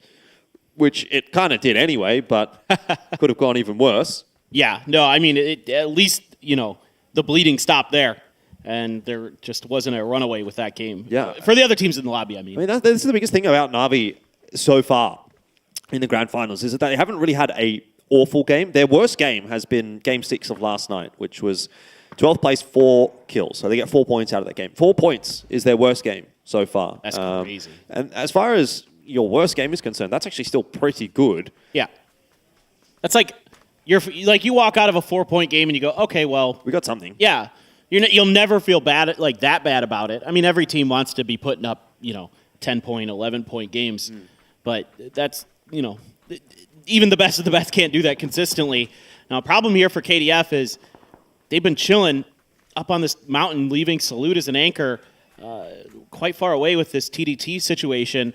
That's allowed Twisted Minds to kind of sneak up behind here. So if Salute takes a shot, I'm pretty sure at least 2 players from KDF have already been spotted out, and it's not going to be too hard to kind of put the pieces together. Some shots are ringing out. Almost a knock coming through. There it is. Example finds the headshot on Nagumin. Smokes are going to have to come down. Salute takes a peek, see what he can do. Grenades ring out, but they're a bit too far. So for now, Twisted Minds is able to kind of hold their position. Let's see if they just want to take that knock and leave, or if they're going to keep contesting with a lot of damage to the Salute. I think they might consider trying to do something, but instead, it is going to be the pullback. You have to be a little bit wary, though, because TE, the Expendables, are roaming around a little behind them. Luckily, Batulans and Perfectix have been left at the backside. We don't have to worry too much about that, though, because the push over the top of Everest is now in effect from TDT. They want to get involved in another early fight. It's worked out quite nicely for them. They've confirmed the kill on Tegumen, but Van has been run over by Heaven. So it's not all quite going to plan here for TDT. It continues to be a little bit of a mess back and forth. Heather down low, part of that off of his own grenade. But TDT are not going to crest over this ridge, so he'll be given some brief moment of respite to heal back up. Yeah, now got everybody from KDF, still Twisted Minds, finding angles into this fight as well to make matters worse. I mean, KDF needs to cut off that left side. Salute doing some work onto Huang F with that barrel. Gets that first knock. Immediately, smokes are going to have to come out up close and personal and machine gun. But with that barrel, I think that high rate of fire might give you that little extra oomph if you can find the right angle. But CYU doing a good job of being cagey here. That blue zone's going to force him out, and Salute immediately punishes it. June got one. Salute's going to finish him. Salute doing a great job bailing out the freaks. I don't know if it's really quite going to bail them out, though, because you can see TSM is now climbing Everest from the TDT side of things, and it means Salute is pretty much just going to have to cower away as best he can. FW Esports are also deciding to turn into mountain goats and go driving straight up at KDF. He might even run over Salute by accident. It was so close. Salute, though, he has a chance for another point. He'll take it. He gets rid of 6-sack, says, thank you very much. This situation is dire, but I'll take as much as I possibly can. It does seem like it'll be TSM that will claim victory on Everest for now. Obviously, a couple of FW Esports members are still hanging around, and bear in mind that Twisted Minds are still down the bottom, lurking around, waiting for their opportunity, but it's all good for the moment for TSM. I just love watching Twisted Minds on the feed. Alo is going to get one. Oh, nothing that Tong can do. Had the iron sights and could never get the spray steady. So TSM going to profit there from FW trying to capitalize on that situation. And TSM just took the better position into that fight, had a little bit better timing already in there. Our observers thinking that they're going to wrap all the way around the quarry, highlighting the fight here between Petrichor Road and Cerberus is a great compound. And the other one just to the east of the quarry, where we saw Sonics initially set up on Phase 2. That's going to be new happy territory, seemingly. Yeah, well, that is a big win for TSM. It's going to allow them that sort of 30 seconds or so to sit at the top of Everest and get some information about what's happening in that North Gatka field, where is clear, where's not clear, and see what they do decide to do with that information. Pero having minorly more success than the last game, but that's kind of a low-hanging fruit at this point. Pero kind of got absolutely booked in game 1 of the day, and so far they've only lost Chewy. Not sure if that kill onto Cerberus is going to be confirmed. It looked like it was maybe going to bleed out, but I think Cerberus have actually got over there for the res, all good. So unfortunately for Pero, they're not quite going to get a point out of that one. Na'Vi, you can see in the background there, have got themselves a glider, which again is pretty true to form. I think they were taking shots out of there too. They were, yeah. Yeah. Love to see it. TE, once again, driving into Petrichor Road's backside. Just maybe round 2 here on Erangel for these two squads. Trying to fan out, and Mill immediately piecing out, recognizing that as that solo kind of recon player, he can't be left out on his own, not with the number of vehicles that he heard driving in his vicinity, but TE making a counter move, trying to get kind of a flank position on this compound, trying to box Petrichor Road in, sending 2 out and leaving 2 behind. So let's see if this does kind of pay off for them. They're a team that you just do not want to fight in the early part of the game. They are, again, they'll just scrap and they'll just go. And I have to feel like most teams are just like trying to game plan around where TE is going to be, but it's really hard to do because you're never quite sure. It is amusing, this little graphic that we're getting here. Double Ascend. 2 Ascend players at the top of the Panzerfaust leaderboard. Could have been even more damage, actually, had the Panzerfaust connected on that Miramar game. I think there was a lot of discussion around that one. Someone told me that they'd gone and had a bit of a look and it might have gone through a window or something like that. So a 1 in a million shot for Ascend, but for all the wrong reasons, unfortunately. Still, they've been putting the Panzerfaust to pretty good use. And Twisted Minds, another somewhat similar position for them in comparison to the last game. Obviously, one of the more northern-based teams in this zone. We'll be running into 17 again. Like we were saying, this zone, even though it's not as south as the phase 1 shift that we got last game, it's going to sort of result in some similar positions for teams. And 17... Twisted Minds, they ran into one another last game. They're going to run into each other once again this game. Sonic's somewhat central. Saw that again last game. TSM coming in from the north, although in a different sort of capacity. Last game they had the emergency parachute. This game, not the case. You do have EF trying to find as much info as they can on the formation of TE there, deciding whether to take some shots or not, but instead just going to be reeling a little bit. Gen.G pretty well centered in this next circle. 2-2 split across this high-low compound. And you got a couple players, Barpo and Tosi, just trying to get a little bit of info as they get ready for this next one, but not much they're going to have to do in terms of moving forward. Cerberus may have to fight as they come through potentially on a Gen.G's position. The 2 priority compounds that are wonderful friends, Flood and Nomi, are pointing out for us here. Sonics and Gen.G in prime positions to do some damage in this game. Navi still doing a little bit of aerial harassment, seeing what's going on around them, but they will have something to consider in front of them. They do have EF just to their west, and there isn't really any compounds that are going to be free at this point. You're going to have to find angles on the edge of this circle, and maybe third-party some fights to get some points. Looks like we're going to get a crash here from TSM onto Tiamba, who aren't quite set up to deal with this. They're a little bit more south prioed here, Tiamba, and in fact, it was a 2-2 split that looks like it might actually just get collapsed. CC and 7-7, I think, are kind of interested in escaping here, and it looks like they'll just get their timing right. Shots coming through from TSM, though. If there is a connection, it'll be a dead man from Tiamba. They'll get out okay, so that's not bad from both teams, right? That's exactly how that should go. TSM moving in, Tiamba saying, okay, well, we can't really hold this one. We're not going to hang around too long. And speaking of hanging around too long, Pero have apparently done just that as Na'Vi run right into them, and they're going to go hunting for some more. This is like some kind of crazy arcade game at the fair with everyone driving around in Dodgem cars, but apparently one of those Dodgem cars has a machine gun on it, and its name is Fairest. It's caught Summer. He's donezo. Unfortunately for Pero, they're just in all sorts at the moment. I mean, Na'Vi just catches Pero trying to think about making a move. It's a hold here. Nice shot. Spray. Could have been a kill. Gonna go for the molly to see if he can confirm this. Throws a couple out there. So it's burning. He's got him. Yeah, he's got him. That's Sosa to dead as well. Ferris gets knocked by Delwyn from miles away. So this is actually starting to get a little bit spicy for Na'Vi. You know, it looked like they might be able to clean sweep Petrichor Road out of the southeastern edge, open up some space for themselves. They knew they weren't going to have anything for free. Opted to go for the fight early, and it almost worked a treat. But Ming having something to say about this. Well, I don't know if he's been quick enough to deal with this one now. Na'Vi have managed to get the res. He's going to have a bit of a look into the warehouse. It looks like he just wants to take this fight. I mean, this is really a Hail Mary from Ming. Surely no way that Na'Vi are going to let this one slip. They'll have to give him 3 1v1s, and the first one will not go his way. Diffex shuts it down. Pero out in 13th. Still a bit of a spot of bother, though, for Na'Vi as the zone is pushing past them. Well, you'd like to see TE kind of really focus on that compound and make sure that Na'Vi doesn't have any easy outs. make it as difficult as possible. We'll see if they can commit to it because EF is danger close to Tanvu. Delwyn not too far away. The Mad just got the eyes on him, has him out in the open. The spray, not bad at all from the Mad with the barrel. And that should be the finish indeed. So TE now stuck between a rock and a hard place here. You either have to worry about Na'Vi or EF or probably both. So that could be tough. That is a hell of a shot from Clories. He might just need one more into Ferris as well, who's quite low. Has pulled up to heal. This might be the game that everybody's been hoping for. Na'Vi with a bad one. If they get knocked out here, down to just Ferris and Hakatori.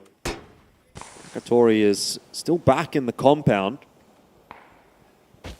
3 points for this game for Na'Vi. Again, the thing is, there's not a single 0-point game so far for Na'Vi.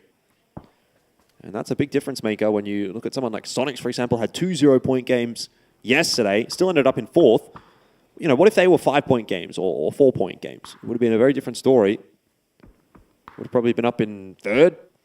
Yeah, easily. Well, Ruin did see Ferris, I think. Sometimes it's a little hard to tell with the X-ray, but Ferris is trying to find some way up. Going to be doing a little bit of driving is TSM, and they are spinning out, but just reverse. You got this. You're fine. I mean, there's no tires for traction. That's the problem. Lin Shu going to catch Purdy Curdy out. Smokes are trying to come down to save the IGL, but there's no hope at that point. And you do lose your IGL there, so you still have the 3 strong fraggers for TSM kicking in this fight, but you did weaken up the TSM force. Is, if Tiamba opts to try to go that way, there's a lot of field in front of Tiamba to play, but that's dangerous, and you have to keep track of teams like Ascend who are going to be out on the edge trying to vulture you. Well, speaking of Ascend, it is actually Twisted Minds doing Ascend against Eternal Fire. They're just deciding to crash onto this hill, but Tulans will be the sacrificial lamb. The rest of Twisted Minds decide to go past. Now they might run into the Expendables. This is looking a bit awkward for Twisted Minds. Playing Ring Around the Rosie in the middle of the zone. There's multiple teams looking in their direction, and Delwyn's hit himself a double nade. Lou, an example, down on the floor. It's Perfectix as a one-man army, and I dare say he may be pretty dead pretty shortly. Sitting inside of that smoke, a couple of shots did actually connect onto him there from Delwyn. He will be given time to heal. I'm liking this from the Expendables, that they're being really proactive with checking their other angles, not just tunneling in on the Twisted Minds fight. They're making sure that no one's coming up and over that hill. You're constantly seeing players go back and check. Example, attempting to be rezzed, and TE kind of has that internal clock ticking where they know that res is going to come through soon, so they're trying to get a better angle onto this fight, see if they can catch Twisted Minds sleeping a little bit. Perfectix out in the open, and yeah, Clories has got him. A weakened Example spotted and downed. Nice hold there from the Expendables. Yeah, very clean stuff. Twisted Minds just didn't have anywhere to pull up, and once again, a pretty poor game from the team that dominated the group stage. Now sitting quite squarely in 14th place. Where has Twisted Minds gone? And will they ever come back from it? We'll find out over the course of today and tomorrow. 17, of course, another team that we really want to be keeping a bit of an eye on, but things are not going well for them this game. Eternal Fire putting them to bed. Xiaobei and Lil goes down. It's a duo. No, even a solo maybe for 17 if that revive is not confirmed, though. Suju looks like he will be picked up safely. It's a nice clean kill from Ruin. Eternal Fire now starting to sweep their way through the western flank of the map and picking up everybody on their way. This is starting to look like the Eternal Fire we saw on day one in the group stage. Really having some good team fights, finding their opportune moments to strike, not overextending. Really playing very nicely. Tianba going to move up to the hillside. Bit of an exposed position. Barpo's got eyes on it. And Sonics do have a slim angle. Sometimes when those heads pop TSM? up. Yeah, TSM's going to have to make a move too. They might just crash the backside. I don't know if that's going to end up being a great long-term play for TSM, but it might get them some points in the short term. Pow Pow finished off. Linshu down 7-7 also is going to be picked up here at some point, but it is mutually assured destruction for Tiamba and for TSM. Tiamba will be eliminated. Sparking's the last one standing here for TSM. He's going to try and pick Luke 12 up inside this smoke, but remember, Sonics are already looking in that direction, so they may think about having a bit of a closer look. There's more on offer as Eternal Fire now trying to hold off the send from 17, and that's worked out nicely for them. Kepa out into the blue. And it looks okay for Eternal Fire. Western flank, pretty clean, and there goes TSM. The Expendables really starting to catch fire today. Picking up some big kills. 6 in this game. Already climbing the leaderboard bit by bit. A lot of work to do, but a couple good days, and they could shoot up towards that top 5 if they really put the pedal to the metal. Would love to see that team, really take off, just like they did in APAC. Well, keep your eyes on Cerberus as well, another APAC team down south. Haven't really seen much of them so far this game, but 68 points. They are a couple of steps behind Na'Vi, but a big game here would get them right back in the running. Sonics are hard north on their own. They'll be hoping for a northern shift.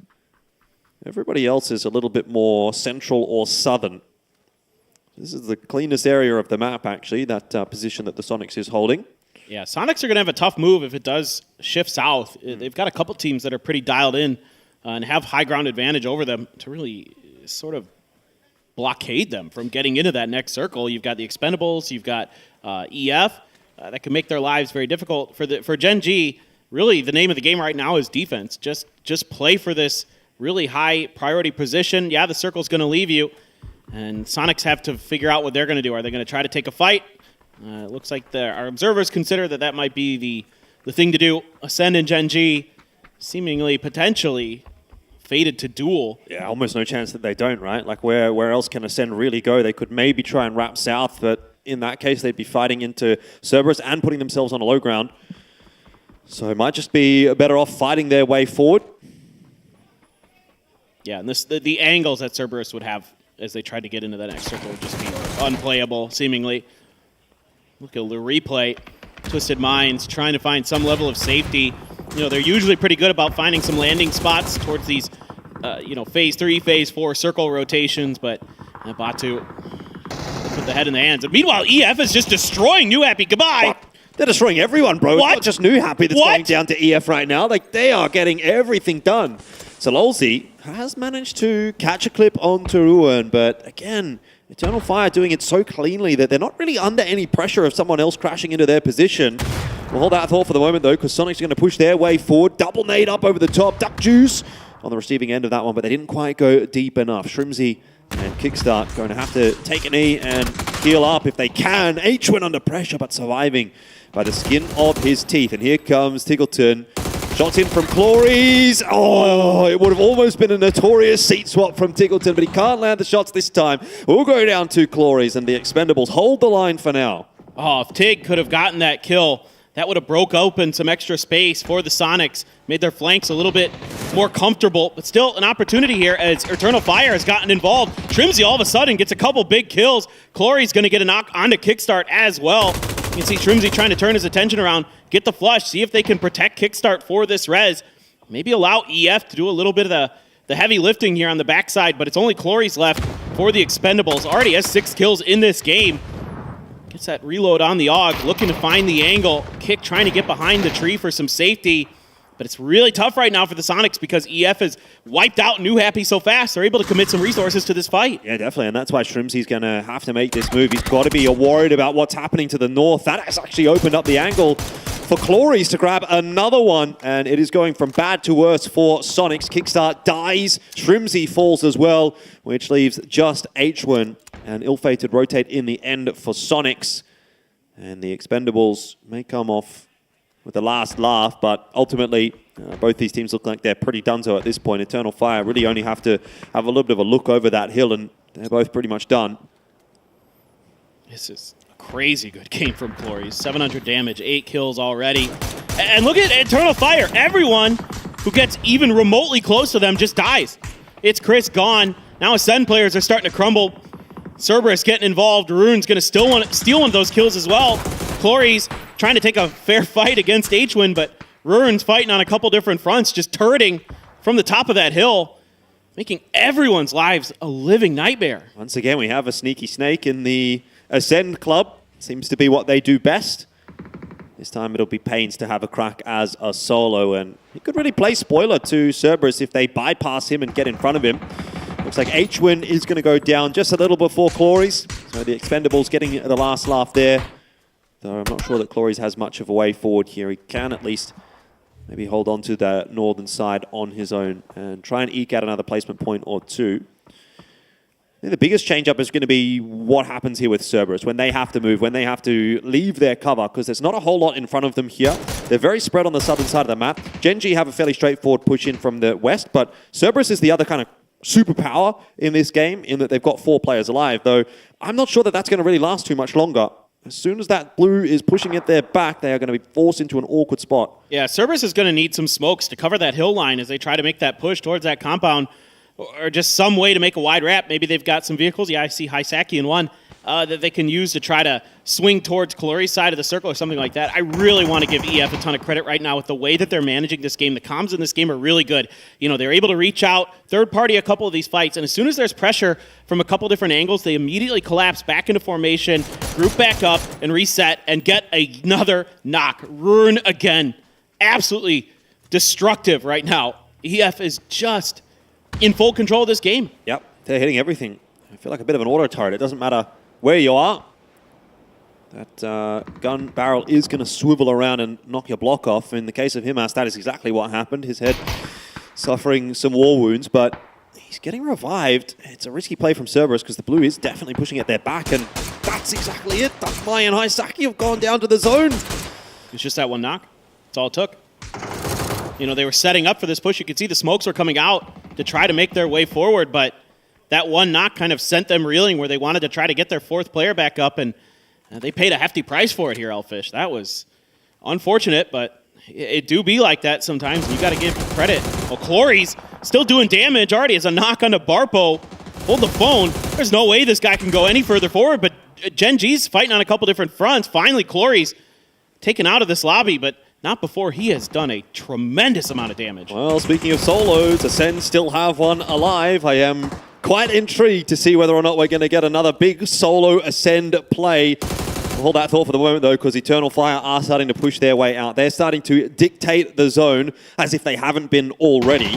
Gen G obviously on the receiving end of the brunt of that. I'm going to lose one for sure, but how many more? Ruin out on the flank. Trying to have a look around these smokes alongside Code Marco. I love this. They're using these smokes against them. They've got a really good opportunity to just catch a completely flat-footed. That's 2 there for Ruin. Grenade explodes right next to him. Tosi weak. Tosi gone. 18, 19 kills for EF in this game. Oh, my word. This is near perfection for them. Well, they're going to get Kepper back up, and so indeed it might be. Ruin has just been an absolute monster this game. Mad still locking down the roof position, and it's down to Himas and Pains, who will take away the 2nd place. I'd have to imagine it might actually be Pains here. He hasn't been spotted, and he's actually just been smoked off there as well by Ruin, so there may be an angle for him to continue to creep his way forward, and he's also not made a whole lot of noise, whereas Cerberus, they were well and truly spotted earlier on by Eternal Fire, so Eternal Fire will be much more aware of Himas' position, you'd think. That said, Eternal Fire are looking to clear out this side of the zone, and that would be the undoing for Pains. He's got a little ridge to hide behind. They know. They know that that's one of the last places he could be. They're just kind of doing their homework here, crossing their T's, dotting their I's. Himas is going to have to move in a sec. Pains got a blue zone bag, so he can... Or it just might not be hitting him. I'm not sure which. Hard to tell from this angle. Himas! Spotted. He's in the blue. Doesn't want to give up the points. All right, Pains. What can you do? Nothing is surely the answer. There's one, though, onto Keppa. Maybe he can do a last stand here for Ascend. It didn't last very long, but I think he might have actually secured that extra kill point for them onto Keppa. Either way, a very, very nice job, again, done by an individual from Ascend to at least get a few more placement points out of that one. Having said that, the real winners, Eternal Fire. We did question, where's Eternal Fire at the start of the day? We thought they haven't been doing too much so far. They looked so great in the group stage, but that Eternal Fire seemed like it had gone missing. Well, now it seems like maybe they're back. That was 20 kills. I'm pretty sure that's a 20-kill game for them. Absolutely massive stuff for Eternal Fire. You'll love to see it. And that's going to be it for Erangel for now. We'll be checking in with the analyst desk here shortly.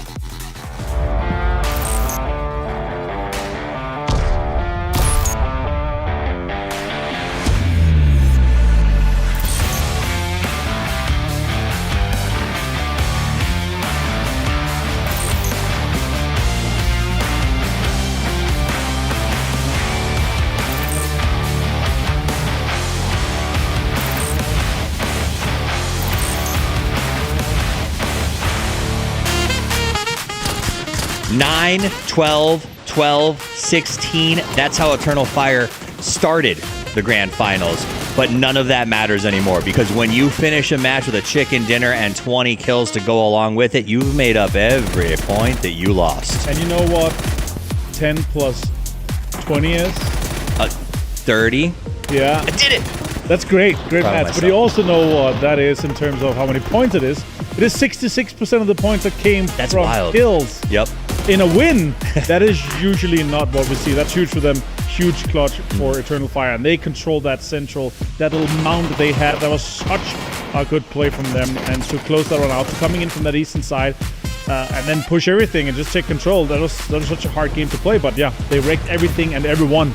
Let's check in with Twisted Minds, who for the first time in a very long time is in the bottom 2 right now, as they got caught there just completely out of position. You can see the pain on their faces. Ample on this fantasy. I mean, you know, because I didn't believe it could happen twice, and I'm not going to feel bad about that, because I think everyone watching right now is probably just as shocked as I am that Twisted Minds is in 15th place. You know what's shocking to me is that I took off Cloris and he just dropped that mega bomb. That was insane. Yeah, word on the street, he was feeling bad yesterday, but how did we know that? How did we not know that? I would love to know that, but look at that huge play here. He actually completely wrecked Sonics. Helped them out single-handedly, and yeah, put out so much damage here. Overall, in a situation here where it's the rich get richer a little bit for Ascend and for Cerberus is getting in there, but also Eternal Fire putting themselves into that top 4, top 5 situation. That is huge, and if they can continue that, that actually means that they're going to be making it a 3-horse race instead of a 2-horse. I mean, how do you not continue that? The confidence that would come off of it. There's only 60 kills available in a server, and these guys walked away with 20 of them? That's insane. And the confidence of the pushes, the way, honestly, even the way that they were careful, they used the blue zones to go ahead and try to dig Ascend out. So smart. Very smart. Very good play. And also a small shout out to Ascend, who I think I'm giving the prize to for salvaging points in this event so far. It seems like game after game, even when they're down to 1, they find a way to get an extra 2 or an extra 3. Even that flush at the very end. Points that might matter when it comes down to it. Look at these guys. Deserve to smile. You know, and this is what I like about them. I mentioned it a little bit yesterday. It happened here today. They were one of the first teams in. They were training with their coach at the computers the second that they were allowed to. They're not really going around having, like, to be honest, much fun. They're literally just, every time I see them, as a squad, focused on grinding. And that's something that when you have PGC on the line and this is where you have to earn it, you absolutely love seeing those guys push so hard. Yeah, honestly, in this game here, when you're able to drop a 20 bomb like that, that is just putting you in a completely different mental state here. Look at that, 2,500 damage to go with it too. And honestly, if it wasn't for Ruin's insane performance this one here, Cloris would have gotten my honorary man of the match here, but Ruin just fragged out. He put out so much damage for that. That was a really impressive game for them to go through overall. Ascend 2 kills and some placement points. Important kind of salvage situation when they're only 1 guy alive, but still, yeah. All right, so looking at those, jeez. I mean, honestly, that's like you see TE and you're like, oh, 9, yay, it looks cool normally. But up against Eternal Fire and how they played that game was impossible to challenge. And the farthest distance travel, they worked harder, they traveled farther, and they collected more kills. Ruin comes out with 8 kills and 4 knocks. Code Marco with 4. I mean, everyone was involved, but I guess you are when you kill that many things. Yeah, 777 damage, 838 for Marco as well. Everyone contributed equally to this win here, except for Ruin just doubling the kills. Still, these guys, they fought through wind and fire to get to this. Like that eastern side there, to get it, they fought and like had 4 guys alive for that long time. To then get 20 kills, that's just such an impressive feat. It does seem in PUBG sometimes when those teams, and obviously man of the match going to Ruin here with those 8 kills, 777 damage, devilishly good, or godly damage, I guess if you want to say so. The thing is, when you get those early fights and you start to sort of have to go through the fire and your team survives one and then survives the next one and then survives the third one, PUBG is one of those games where now you just sort of feel invincible. You go take those fights and you're working with house money at that point. You're like, okay, we got our 12 points. We are in good shape. Now we can take this fight and it's not hurting us if we don't walk away with nothing. It's the snowball effect, right? And because there's so much points and so many kills at the very top here, only one other team gets double-digit here top. It is Expendables on the back of Cloris getting those 12. It's good to see them step up after him being a little bit sick, not feeling like a little bit under the weather yesterday, and now being able to step up for that one. two teams that did not start great yesterday. And I think that that's the key here. As we talked about going home, back to the drawing board, the beauty of 18 matches is no one is out of it after that first day. This is an example that these two teams went back, said, let's figure it out, and came in today to put points on the board. Let's look at where they stand now. Overall leaderboard, 83 points for Na'Vi, but Eternal Fire leaps, nay, springs into third with 62 points. Beautifully done. And remember, Expendables was on the bottom of this thing when we got started here, and they've already climbed into 10th place and are easily in hunt of the top 5. If Eternal Fire doesn't have this game here, they're in 14th or something like that. 13th or something. Like, it's just insane, right? So you're saying there's still a chance for Twisted Minds? I mean, two good games here for Twisted Minds. They're actually up there. And then they obviously need more better games to get up Na'Vi here, because Na'Vi are looking really, really strong. As Cerberus, really good on the placement side. We want to see them that kills. And it really it brings me back to, you know, the video we saw with Sparking, with Petulins, with him as Nurens, I believe it was, with this Hunger Games they played, right? And Sparking is tapping him on the shoulder, him as on the shoulder, and say, no Tycoon, no win. Right. And is that the case? Is that the difference maker here? Because there's, and I said it before, I said it yesterday, there's a little bit of oomph missing, right? There's that impact play where, you know, that player is going to be winning that fight that we were supposed to be having, like that 1 versus 1 or that 1 versus 2. Tycoon had that, and that could be the difference maker again for the win for PGS. We'll see, but I also think I see evolution the way this team plays. Getting so many placements with less kills is not what I'm used to when it comes to Cerberus. So the team continues to evolve. Let's see if they will evolve even further. We're going to take a short break. When we come back, it's time for game number 3 here on day 2 of the PGS 5 Grand Finals.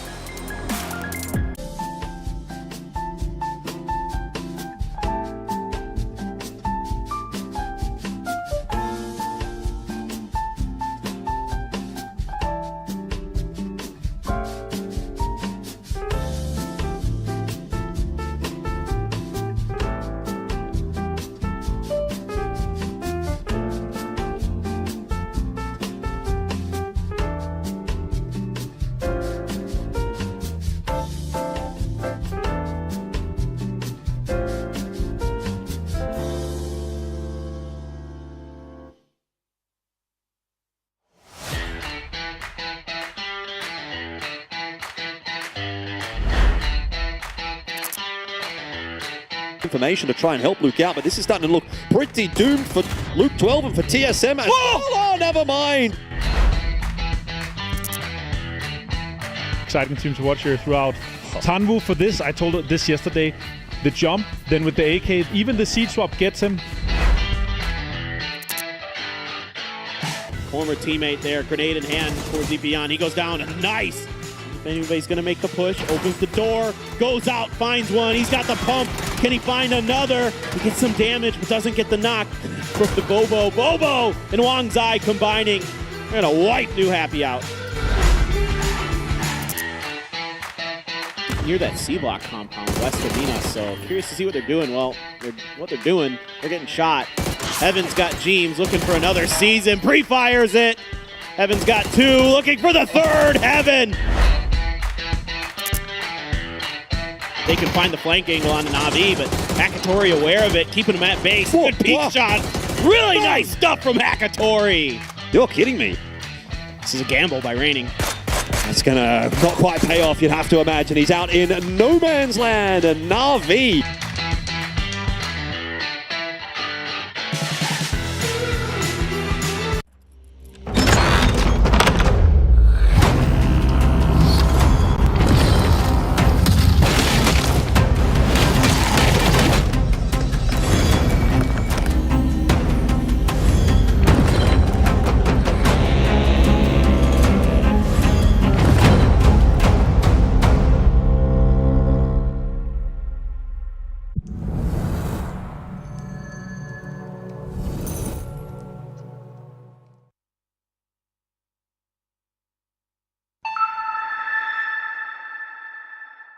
Have you ever imagined your dream life?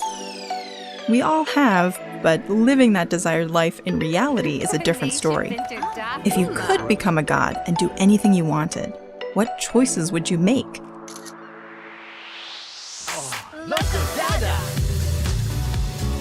If you've ever entertained fantastical thoughts like these, we want to introduce to you a world where you can create your dream life. Welcome to Enoy.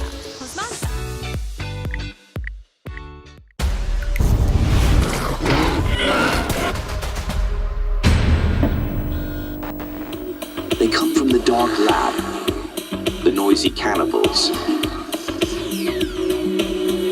Only they can stop them. The Hunger Busters!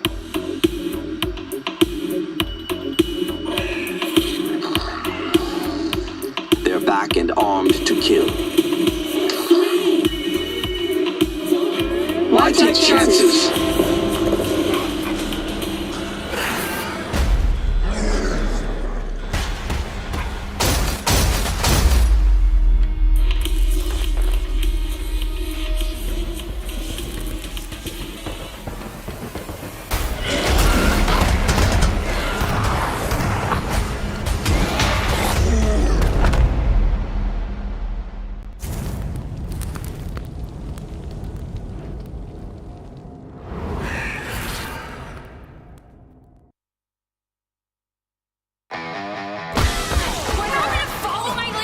Shut up!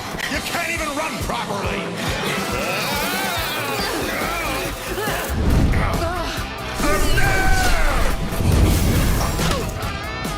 What the?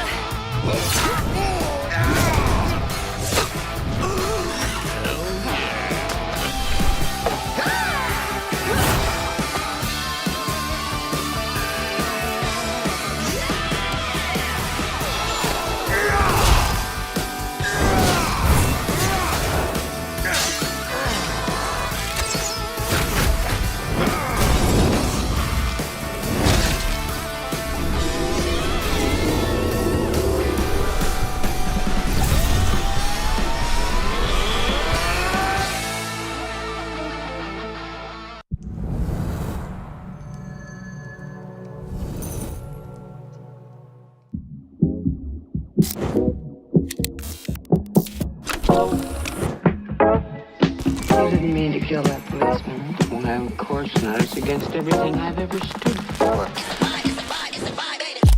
Top, wait a minute. Seen it. From the top, wait a minute. Seen it.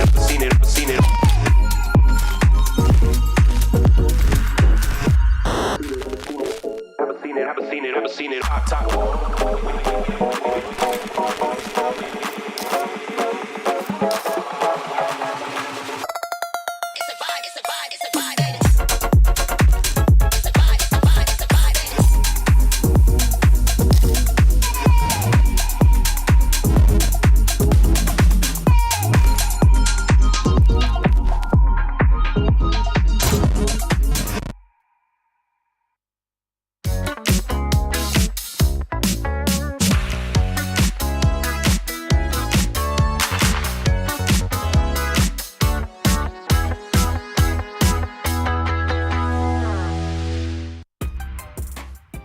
Two games deep into day two of the grand finals here at PGS 5, and it's been a pretty interesting day, hasn't it? I mean, especially that last game, a very tantalizing prospect to sink your teeth into, especially if you're an Eternal Fire fan. It feels like maybe they're back. Obviously, you know, you can't draw too many conclusions off just one game, but that was one fantastic game. Oh, one of the best you'll ever see. I mean, the way that they managed all of those fights, took a super clean fight against New Happy, all of those things put together resulted in literally one of the best games you're going to see at an international event. Those 20-kill games are rare, and when they do come through, it's because a team just, you know, zones in, locks in, and just pops off like they did. So hats off to them, and, you know, it's important for them to do really well in this tournament because they're one of those teams that's kind of floating around on the bubble, potentially being those top 8 for the PGC points, you know, out of the PGS points. So, you know, definitely something to keep in mind for this, that they are one of those teams that's in that position. So if they keep playing like they are, they're going to be well on their way to one of those coveted spots towards PGC. So really excited to see it, you know, happy they were able to just kind of take over that game. I mean, what else do you talk about in that game, right? They almost killed a third of the lobby by themselves. That's tremendous stuff. Yeah, you know what else I love about that one was that, again, the Ascend storyline continues with the solo shenanigans, shall we call them. See if that is going to remain the case as we head deeper and deeper into the day. It's time to jump onto Rondo for game number 3. And after this one, we have hit the halfway point of the grand finals. I felt like the players just let out a collective wolf howl. I'm not sure what the hell is. I could like vaguely They've hear been doing some weird stuff. They've been barking and howling and this and that. So. Well, it's one of the things that the players are telling me they like about this stage is that they can see each other a little bit, you know, and so there's a little bit more interaction during the games to try to, you know, get in each other's heads, get fired up a little bit. So it's been a lot louder than I'm used to here at PGS 5, but it's been a lot of fun too. So keeping my eyes on that test track, the Neox Factory, you know, that kind of thing, seeing what's going on with Na'Vi and Twisted Minds. TSM out there towards Jadena City as Ascend and it looks like Tiamba's going to go Stadium with the Freaks. We saw a little bit of a dust up there earlier. Yep. Will that kind of be a bigger impact fight? Let's put it that way this time around. I think it was just kind of like one kill and then sort of stalemated for a bit before Tiamba left. FW and 17 as well looked like they were contesting for some cars. That might not result in too much. We've got Pero and Cerberus as well going to go toe-to-toe in Yulin, which is interesting considering Cerberus are one of those teams that's kind of in the hunt at the moment. Pero just miles off of it. They are an absolute disaster for Cerberus to get wiped here or even lose multiple members as they're trying to chase Na'Vi. Pretty curious about how Ascend wants to play this. They're dead center of that circle. There is a few of those tall mountain, the pillars that are out there. Heather's already got a Panzerfaust. Salute found an explosion kill onto Pow Pow. And here we go. Trying to push through. There's fire in the way. I think he saw him. Heather looking for that angle. Throws out the Panzer. Gets the knock. And that's 2 down for Tianba. Heather pushing, but he's caught. Flat-footed Lin Shu with that JS9. Up close and personal. Gets a big kill. Now Heaven's going to try to shut the door and just reset here for KDF. Yeah, Heather's going to be all right there. That's all good. That's really well done, actually, from KDF. Nice spacing from the lads. Heather, it looks a little bit silly from his POV. Like, why did he just run in there and die? But it's fine. He's got 2 teammates behind him, so excellent stuff. And this is ultimately going to be a pretty clean wipe from KDF by the looks of things. 7-7's been spotted out as well, and maybe KDF don't have a great idea of where he is because that nade's gone sailing absolutely nowhere. But they'll find him eventually. This is something that KDF have been pretty used to. They have been contesting for Stadium. They've been fighting a lot early. We've seen it throughout this entire PGS 5. And apparently the practice is paying off because that's about as clean of a contest as you're going to see. They let out a whoop there for the Kwangdong Freaks. Big time stuff there to control that territory. Again, there's 4 cities on this map that are very, very, very good. And that's why teams are going to be scrapping all over them, potentially all the way up to PGC and even into PGC. Because on this map, it is so important to have some of those centrally located spots for a lot of reasons that I talked about earlier. But Petrichor Road, this fight at Yulin never amounted to anything until just now. Duckmai and Haisaki combining there to get a knock. Looking for another one on the drive-by, but not going to come through. And Cerberus setting up for this kind of rotation trap onto Petrichor Road, and that's them a point. Well, that's exactly what they'd be wanting. 74 points now. They came in on 73. It was 10 points below Na'Vi, which is not a particularly drastic margin. If you can keep it at this or less going into the final day, you'll really feel like you're in with a pretty good chance. And finally, Na'Vi had, I would say, a subpar game, right? Like they did only get the 3 points out of the last game. And Cerberus was able to pick up substantially more than that. So they are able to slowly but surely start to close the gap. Seen a couple more like that for Na'Vi, and the rest of the teams might catch back up. I mean, look at how quickly Eternal Fire have rocketed up into 3rd as well. That was a crazy last game from them. I think they came in at about 10th place or something like that, and went straight up to 3rd. This is a bit wild now. Poor TDT wasn't expecting Ascend to be here at all. And tough to get a read on what Ascend was going to do, and something I was curious about at the beginning of this game.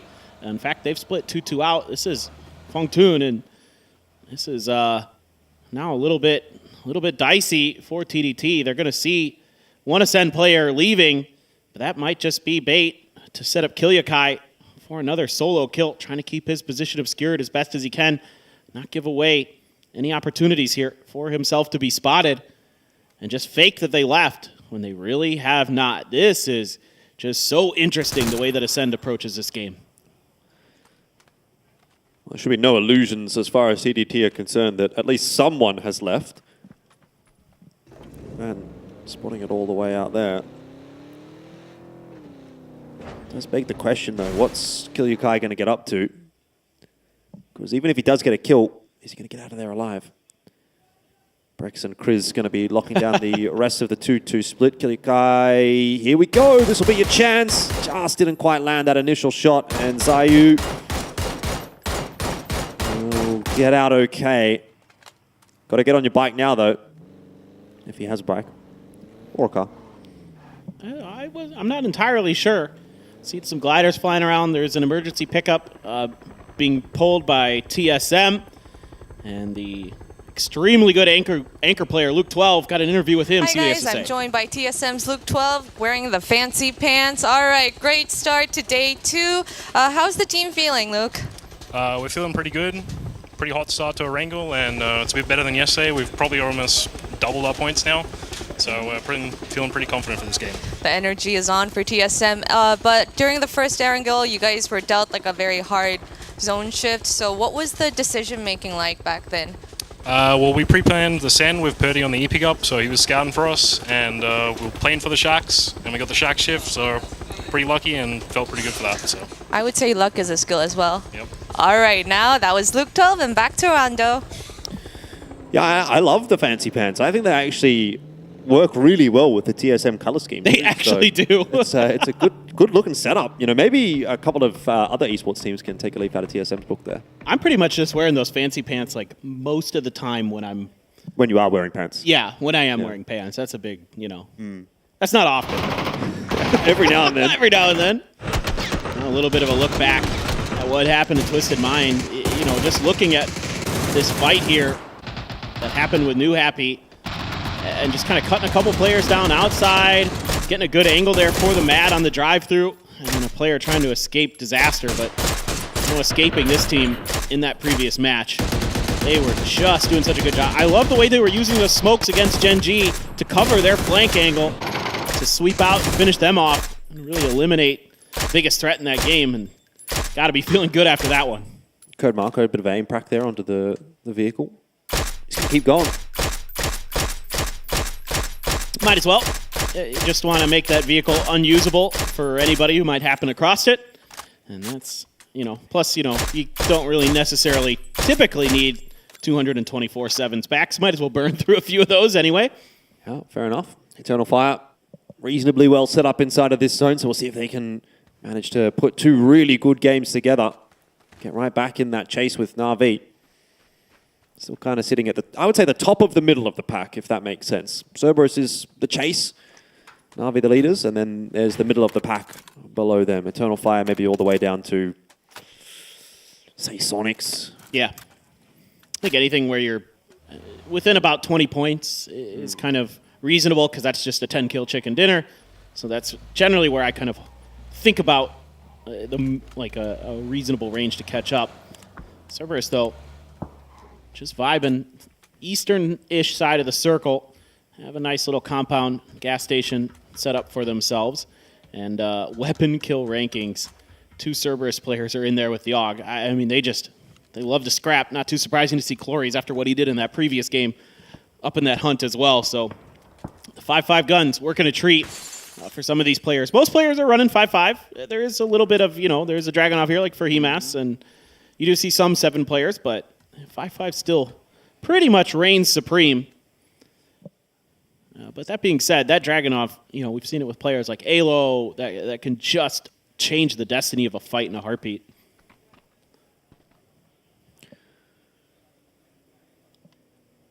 Things are progressing pretty slowly here on Rondo. Obviously one team out of the picture being Tiamba. Opens up a little bit more space, but not by a drastic margin. Next zone shift, though, it's going to be a big one here for the teams to worry about. And the Expendables are going to get a bit of a pre-drive in, get on their way before it pops so that they're ready to react as quickly as they possibly need to. And it's going to Be a fairly favourable pool actually there for the Expendables. Banana One doing some scouting up in the sky. And it'll be those teams down in Phong that may actually have to work things out amongst themselves before figuring out where they want to go. Yeah, that ended up being the landing spot for TSM, and they still have that 3-man squad of TDT left to potentially contend with to get out of there and to get into the next circle. So our observers, I think, rightly pointing out that that's a potential spot of contention. Ooh. FW just gonna let 17 drive by. That was awfully close to being one of those inadvertent kind of fights that you don't mean to take. Raise, that should be all right, no problem, landed it. And all just dashing in towards the center of this circle, really trying to get in towards EF compound. So, you know, they played so good in that previous game, but this spot right here can be a little bit tricky. This pagoda in the middle has a lot of open angles that you can find yourself getting hit by that you're not necessarily expecting. So just gotta keep our eyes on them as this game goes. Banana One continuing surveillance, and Twisted Minds not super pleased by it. Who hit any of these shots perfecting? Ooh, somebody hit him. Too happy as well. You can just see on the minimap Ooh! right here. Oh, never mind that. But Banana One out of the picture. I will turn your attention again back to New Happy, though, because they are on a bit of a send right here, and they are going to run into that compound that's already occupied by Na'Vi, Eternal Fire, and one other team. I think it might be the Expendables. It's a bit of a mess. Yeah, they've run right into the Expendables. New Happy just full sent onto this compound with no information at all, and it has gone horribly wrong for them. And what's crazy about this is they had the edge of Yulin available, as our observers pointed out. And I think, you know, this play is a bit of a head-scratcher. Like you said, no information available. They literally just drove all the way from the southern side of the zone. Yeah. They were driving for a good 30 seconds. And there's a hill line here. You could at least kind of stop and get a little bit more info before you make that move. At least figure out where you're going to be trying to take the fights. If that's your objective, you know, so be it for New Happy. It hasn't been a great day for them. And they're down to 12th place right now. Purdy Curdy is going to go down early again in that fight with TDT outside of the zone. There we go. You can see that bit of a surround here. And Alo's trying to find a way out. Huang F is doing a great job here, being cagey. Might have caught him a little bit off guard. And Alo, though, able to stand tall just barely. Huang F went for the drop shot, but could not find enough bullets. Yeah, one bullet in that one, obviously. Alo surviving, gets the first aid kit off. And will survive for the moment, but Blue Zone starting to push at his back. He's going to mean he's going to have to duck back down into cover and heal back on up. TDT down to one remaining member. TSM want to clean this up as quickly as they possibly can. Alo spots out the information, calls the rest of the lads across, and they're going to try to collapse in. Lock this one down so that they can focus on the rest of their rotate. I'm sure at this point TSM are getting a bit frustrated that they have been held up for this long. And they might be held up a little bit longer. Sparking not going to go down. Luckily, Luke 12 there for the trade just in time. But again, this is going to cost more time for TSM. Yeah, absolutely. And they're just kind of hoping that you maybe found a spot that was not as occupied as it was. Just centering up towards Na'Vi and EF. And kind of pointing out that one of the prio spots here in this circle is going to be Na'Vi. And they have found themselves in a fantastic position once again to really rake in a lot of points. Is anybody going to have much to say about it at this point? Himas, that Dragonov, looking for the long distance snipe. Honda 17 is just scooting by. But for now, they're going to have to let them go as they need to figure out what they're going to do coming into this next circle.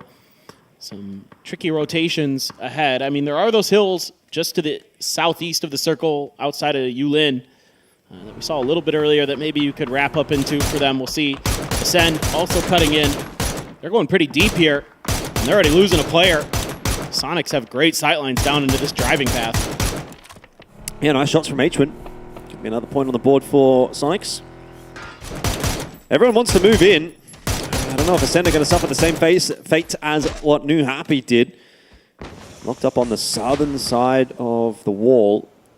There's not a whole lot of cover to really play with, especially when the zone starts to push its way in and teams are going to get forced out from the south. I mean, you've got Cerberus and New Happy that are kind of congregating around Yulin. They're going to have to end up somewhere. Pero's starting to work their way in, 17 as well. And who knows where TSM are going to end up. They were on the southern side as well. So if they just backfill in there, then the south side of this zone is going to be absolutely crazy. Oh, shot in from Example onto Banana One. Speaking of crazy, that was It happens. so good. Yeah, they're that good. This is a really interesting spot for Ascend. They have a pretty good idea that if you look from their POV, the west is maybe the only kind of exposed angle they have to worry about, but they know it's relatively clear because Sonics were harassing them the whole way through, and they haven't really heard anything else or seen anything else, so you can at least expect that to be clear for a bit. And the Sonics could kind of act as an alarm for you in that position to hang outside of that wall, and there are some kind of hills there to make your way in towards EF's compound if that's where the circle goes. New Happy spread out the last two members. Hisaki's stuck. Himas, I think, trying to either distract for him or maybe trying to loop all the way around to pick him up, but I'm not sure if Hisaki has a vehicle down there or not. Well, he's got Sololzi and Duck Mine next to him as well, so should be okay because they're in a vehicle. I see him now. But this is, I mean, we'll talk about it in a second because there's a lot of moving and shaking happening down on the southern side of the map. 17 now going past Pero and in between them and Sonics, which apparently is going to work out pretty well for 17. Xiaowu he knocks himself, so that's not ideal, but Pero, again, kind of the punching bag of the server at the moment. They just cannot get any stroke of luck. And the kill onto Xiaowu is taken by Tiggleton, but that's not really much of a silver lining for Pero, who do lose two. Well, now you've got TSM that are trying to make something happen on this angle. Alo's been taking shots into this 17 fight.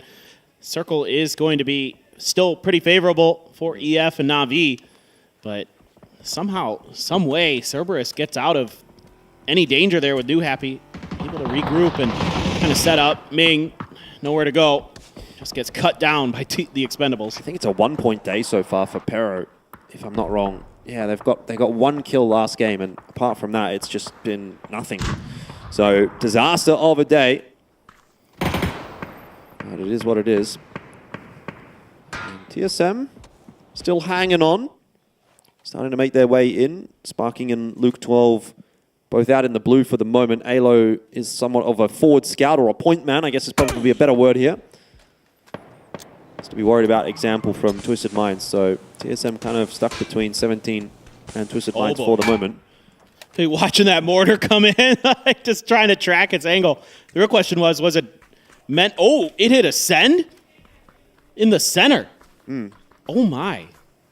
Shrimpsy going to look to clear out Rex here, and we'll catch him with a nade in hand. So that's the end of Gen G. But 17 going to have to get a move on. TSM will have to do the same. And this is where that position that Ascend are in starts to become a little bit of a problem, because you've got these teams that are now moving in from the south that don't really have as many options anymore. So time is ticking for Ascend, particularly with the mortars landing on top of their heads as well. It's that western flank that you really have to worry about here as Ascend, and that's why all eyes trained towards 17. Obviously, you'd love to get this res onto Pains. The follow-up mortars weren't quite on point, so you got the opportunity. EF not going to leave this compound this time, I doubt. They'll be feeling pretty comfortable. Suju does catch Sparking out there. H-Win from way downtown is going to get Alo knocked as well, so it's starting to look pretty dire as the Sonics going to load up with some mortars of their own, trying to maybe soften up 17 for this push down the hill. See if they land anywhere close. Suju trying to hold the line by himself against 4 members of the Sonics. This is a tough task, yeah, for anybody. Yeah, Shrimsy gets that knock onto Suju. And this is looking like quite a decent game from Sonics. Finally one where they're starting to get the opportunity to kind of fan out and start to control some space and actually work in, as opposed to just kind of sitting in the building for the most part and then getting the bad circle luck later on. 9 kills here for the Sonics already. And definitely doing a good job of controlling this western flank. Yeah, they're trying to get that angle onto Ascend. But Twisted Minds is providing a little bit of covering fire. Luke tries to make a dash, doesn't pay off. Gonna be stopped by Cerberus and Himas towards the center of the circle. Yeah, just going right in on top of TE. Just gonna be holding that fence line as best as they can. Sonics still have great angles to use these DMRs. I love this kind of play on Rondo. So something that could be so effective on this map is just finding angles where you're safe to DMR onto a couple people's positions. A bit of a whoopsies there for Zolalzi. Well, it could be a very big whoopsies, actually, because Cerberus are now down to 2 players standing, and it's starting to get pretty hot around them. Shots going in their direction from Twisted Minds. Meanwhile, KDF have made their push onto the western side of the compound. Nade not quite going to go deep enough to cause problems for Cerberus, but man, they are 4 stacked up inside of that smoke. Somehow they're getting away with it. Sololzy will be re-knocked by example. Twisted Minds are really putting... Where's that nade gone? It's bounced off a tree branch. Do be like that sometimes. If FW gets involved in this fight, might be kind of a real mess for all 3 of the teams that are up here, but Cerberus just really hasn't been able to find any response. Well, okay, or Ming Ming with an AWM can dome example from I don't even know where, over on the northeast side of the circle. You can just see him up in the corner of your mini-map in the bottom right-hand side. Tickleton is going to confirm a point, but now the Sonics on the warpath, and they've got a Panzerfaust here for Shrimzy to lead the way. I mean, if they can just figure out where Kilyakai is, yeah, should have just saw him there. There you go. Nice and easy for Shrimzy, 1 HP, but... Smoke's not going to save you there. And Sonics take up residence in the formerly tenanted Ascend compound. I mean, this is a big game from Sonics. 11 kills so far. You look at that last game from Eternal Fire and think anything you can do, maybe we can do better. They're kind of on for it, the way they're going. This is really, really smart stuff from the Sonics. The way they took control of that hill for a lot of that game and just controlled so much space and took that really powerful position where you don't really have to worry about much other than your western flank. Last one to come in there and sweep in. I mean, New Happy making the best out of a bad situation, but Na'Vi maybe sensing an opportunity to knock him out. They've got him pinned on the bad side of a wall. I feel like if they could just get a grenade in there, they could do some damage, but that Blanc is doing a good job of absorbing those grenades. Twisted Minds working closer and closer towards Cerberus, who they've been harassing pretty much this entire game. Haven't really been rewarded for it, though. Only the 2 kills here for Twisted Minds, and honestly, they kind of need a really big game at some point. I don't know if this one will necessarily be it, or if they've left a little bit too much on the table already, but, you know, a top sort of 2, 3, 4 sort of finish would go a long way in at least putting them back in the conversation. Duckmai and Sololzy, like snakes in the grass, are waiting to play spoiler to that story for Twisted Minds. But Tulans has other ideas, though. He'll take out Duckmai. Really active stuff here from the Expendables. Also now trying to get involved in wiping New Happy out of this lobby, but I think Ming Ming just far enough ahead of that fire that's not going to hit him. And now Na'Vi putting some shots towards the Expendables to keep them a little bit backed off.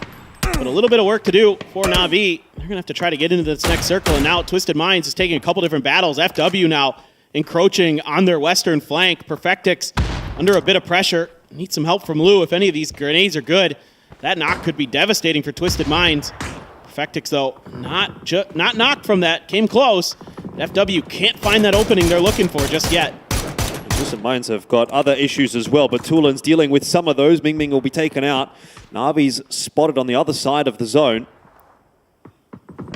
Na'Vi have to move as well. They might actually just crash in behind Eternal Fire. I'm not sure they're going to want to go south, knowing that Twisted Minds is shooting at them. So they're going to choose to go north, and this is the setup from Eternal Fire that is about to get gate crashed by Na'Vi, who are pulling up in a couple of vehicles. Eternal Fire will definitely be hearing that. They're also kind of a little bit worried about KDF behind them, so problems for Eternal Fire as they are stuck between a rock and a hard place. And Ruin goes down very early on in the piece. Good trade back from Code Marco. Will slow Na'Vi down somewhat, but you're out in no man's land here for Eternal Fire. So Na'Vi's just picking them up and throwing them in the trash. Not entirely sure. Too many fights going on that I wasn't able to completely track EF's thought process, but KDF seems to have bullied them out of the pagoda and out into the open. And maybe they were just anticipating that Na'Vi was going to rotate in the other direction. Instead, they're just getting torn to shreds. Delwyn from TE stealing a couple of these points. You can see now even KDF, Sharks, blood in the water, they want to get involved. It's going to be Heather who's going to claim the Mad. So for everybody else in this event, keeping those points away from Na'Vi, that's okay. It's big. Yeah, that's something you want to see. Meanwhile, this battle's still going on. Well, for how long as the wrap is starting to come through, Tonke trying to force the issue a little bit. Rise will be picked up by an aid from Perfectix, but Tonke down half HP, kind of low here. Probably doesn't want to be pushing too far forward. It looks like Twisted Minds are getting the better of it, quite comfortably so. That's the end of The Turkish squad looking at each other, wondering what happened in that last fight, but no questions about this one. FW Esports pretty much trounced by Twisted Minds, and that is now Southern Zone control for Twisted Minds. Feels like FW just couldn't find that confidence they needed to take that fight against Twisted Minds. Yeah. They had an opportunity where they had a numbers advantage because Twisted Minds was taking fights on a couple different fronts where they could have maybe made a go of it. It's hard with Twisted Minds because they're so good at reacting when they need to. Circle's just going to shift right towards that wall where Sonics have claimed Ascend's early position. Some good knocks here for Kwangdong Freaks, but think about this. Some of the teams we've got left in here, Jordan, you got Na'Vi with maybe 4 up. You've got the Freaks with 4, Sonics with 4, Twisted Minds with 4. Some of the heavy hitters of PUBG Esports coming into this late game. It's going to be a banger finish. I think it's going to be a fun one. Kickstart able to get a knock onto Salute. Hasn't quite found the finish just yet, and there's a smoke down. So I think KDF might just be okay to get that res, especially seeing as Na'Vi are wrapping away from them. 17, or what was left of 17, is going to be finished off, and now we have some relatively healthy squads remaining. There's no solos, there's no little rats or snakes in the grass. Everyone's pretty competitive at this point in time. Sonics are, of course, copying the majority of that feed, but Twisted Minds also looking quite good on this southern side of the zone, and they're starting to put some of that pressure back onto Sonics, who I think at the moment are kind of just trying to keep their heads down and allow the rest of the fights happening north to play out, and then they'll try to get involved. That's a tough position for Ferris. He's trying to break open some space there for Na'Vi, but a couple different teams have angles down into that spot. Never was really able to get where he wanted to. They need to get Tanvu out of here so they can maybe get to that wall. Fighting on a bunch of different fronts. Yeah, they get the knock onto Tanvu, but Delwyn responds onto Sosid. He is down as well. Heaven trying to watch his angle, but he's getting crossfired by Kickstart.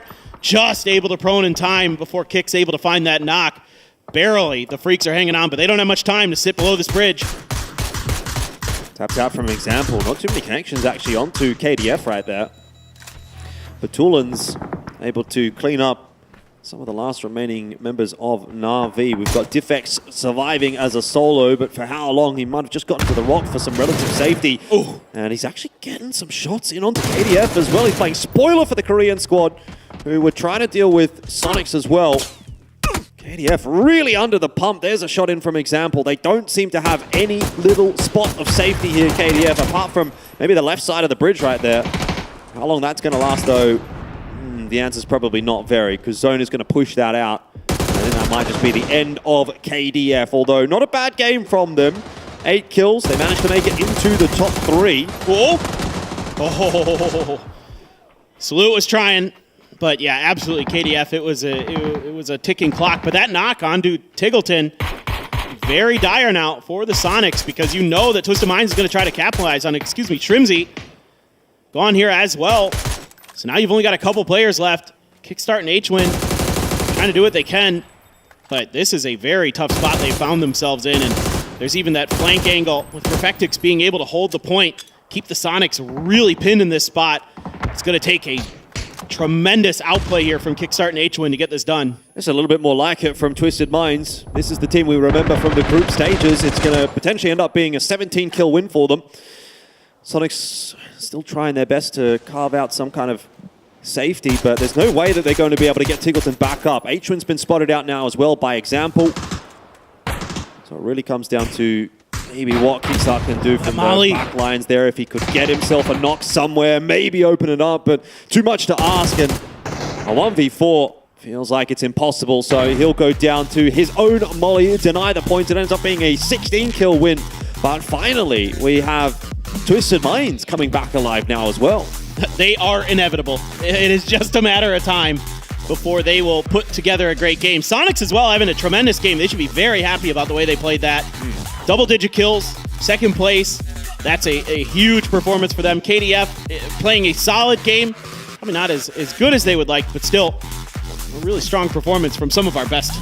Yeah, definitely starting to see a separation in the lobby at the moment. It's kind of a game where it feels like outside of maybe Twisted Minds, the rich got richer, right? At least in this case, Twisted Minds were pretty poor, but they're starting to look a little more wealthy after that.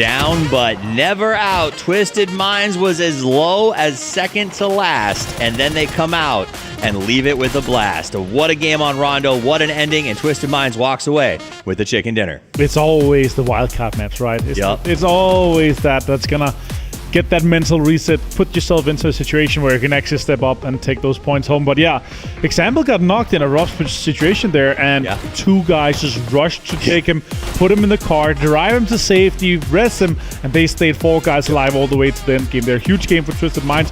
Also, Sonics had a big game there.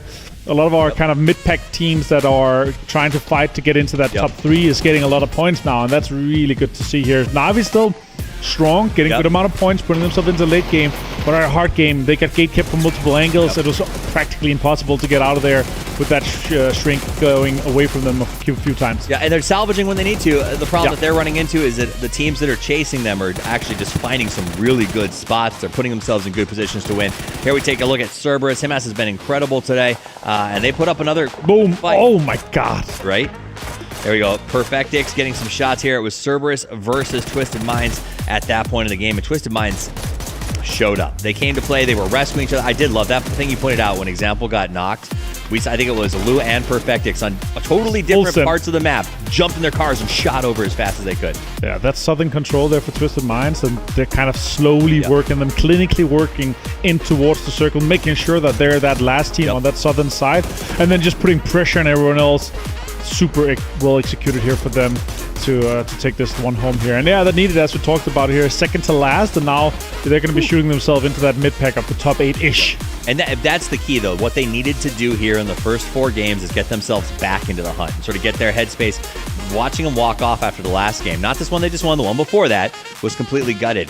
So this does open the door, and I think everyone else probably not excited about that in the lobby, because seeing Twisted Mind moving slow is always great news for everybody else. So they're going to pop up. What do you think this is? They can get back into this and go for the win? I mean, we talked to Batulins just as he's walked off the stage, right? And he's saying, like, it's rough. And I talked a little bit with him yesterday. It's like he's feeling a little bit under the weather here. Not too much, but still, it is impacting. You need to be at your absolute mentally freshest. And when you're not that, it's just an annoying. It's like, it's an annoyance that you're having to deal with while also fighting your, for hundreds of thousands of dollars. Yeah, hundreds of thousands of dollars, the bragging rights, the expectations that come with them being a team at the highest level cannot be understated. They do walk out with 16 kills on that game, a massive amount of damage. Sonics comes in second, KDF in third. 26 grenades. This feels like a group stage top 4. Yeah, it does, yeah. KDF with 26 kills is kind of insane, and not that many kills to go with that. Yeah, but still, ooh. It's good to see these guys step up again here. Expendables, better day today than yesterday. They really needed that. Same for Twisted Minds here. With this game here, they put themselves back into the talk, right? We talked about how they were, on the lower end, but here, a 1K club Example is going to get your fantasy team up and rolling. Yeah, all of you who gave up on Example, what now? Okay? I still got my captain banned. Let's just hope it lasts more than one game. But, Example walks away with a huge amount of points. In before only game they do well. In before only game. But even then, we'll cash in there. But great damage. Batulin also putting in work. But across the board, everyone involved. And what I liked about watching them in that game, it's the first one that I've seen in the finals that they felt synchronized. Like they felt like they were communicating, that they were moving well. You could see the synergy. Yeah, 100%. You could see the covered pushes. Everybody had each other's back. I don't know what happened or what flipped between games, but it was just a better feel all around. Man of the match, going to go to Example. Captain, oh captain. Oh captain, my captain. Please continue to earn those points. My second guy, the other investment I had was Shrimsy. Sonics also popped off in this game. Disgusting amount of points for your fantasy this game here. I don't even know to talk about it. It's a good thing we don't have the talent of all thing. Like, I think I'm 3rd or 4th at this point here, and I mean, I'm happy that some of the other guys there are absolutely trolling, like Elfish guy just only putting on some of the Australian guys. But yeah, this match here, we're gonna get 26 points going for Twisted Minds. They needed that. Sonics 18 points. They also had a game where actually just dropped by the player lounge, talked to Gunnar, and they're like, oh, we get this middle circle. I hate just sitting there doing nothing for 4 circles, but here they're able to step it up. They get a second place. It could have been a win, but still, that pressure, it felt like a little bit too much of a hamburger situation, and they could get completely crushed there by Twisted Minds. But 18 points going their way. Freaks also getting 13 is huge. Some of the teams on the other end, Tianbach went out early here, a little bit rough for them. Ascent. They needed some big points here to stay in that mid-pack, but they're going to be moving down to 9th as Twisted Minds take that away away from them. That is crazy. All right, so let's look at the overall leaderboard. Na'Vi still holding on tight at 89, but it's not the runaway that it once was. They've only picked up 9 points in the last 2 games. Cerberus at 75 continues to climb 17. Despite an incredible first game, has been a bit of a fall off since then. KDF continue to climb. Sonics in 5th. They started in 3rd, but they should be happy with the point gain that they've gotten here. Eternal Fire 6 and Twisted Minds does move to the left side of the leaderboard for the first time. Also, 5 teams with only 7 points different, right? From 17 down to TSM, only 7 points difference. Huge difference in prize pool, huge difference in PTS points here, and yeah, with that, I would say we could put Ascend in there too. It's going to be a 14 points difference for 7 teams, right?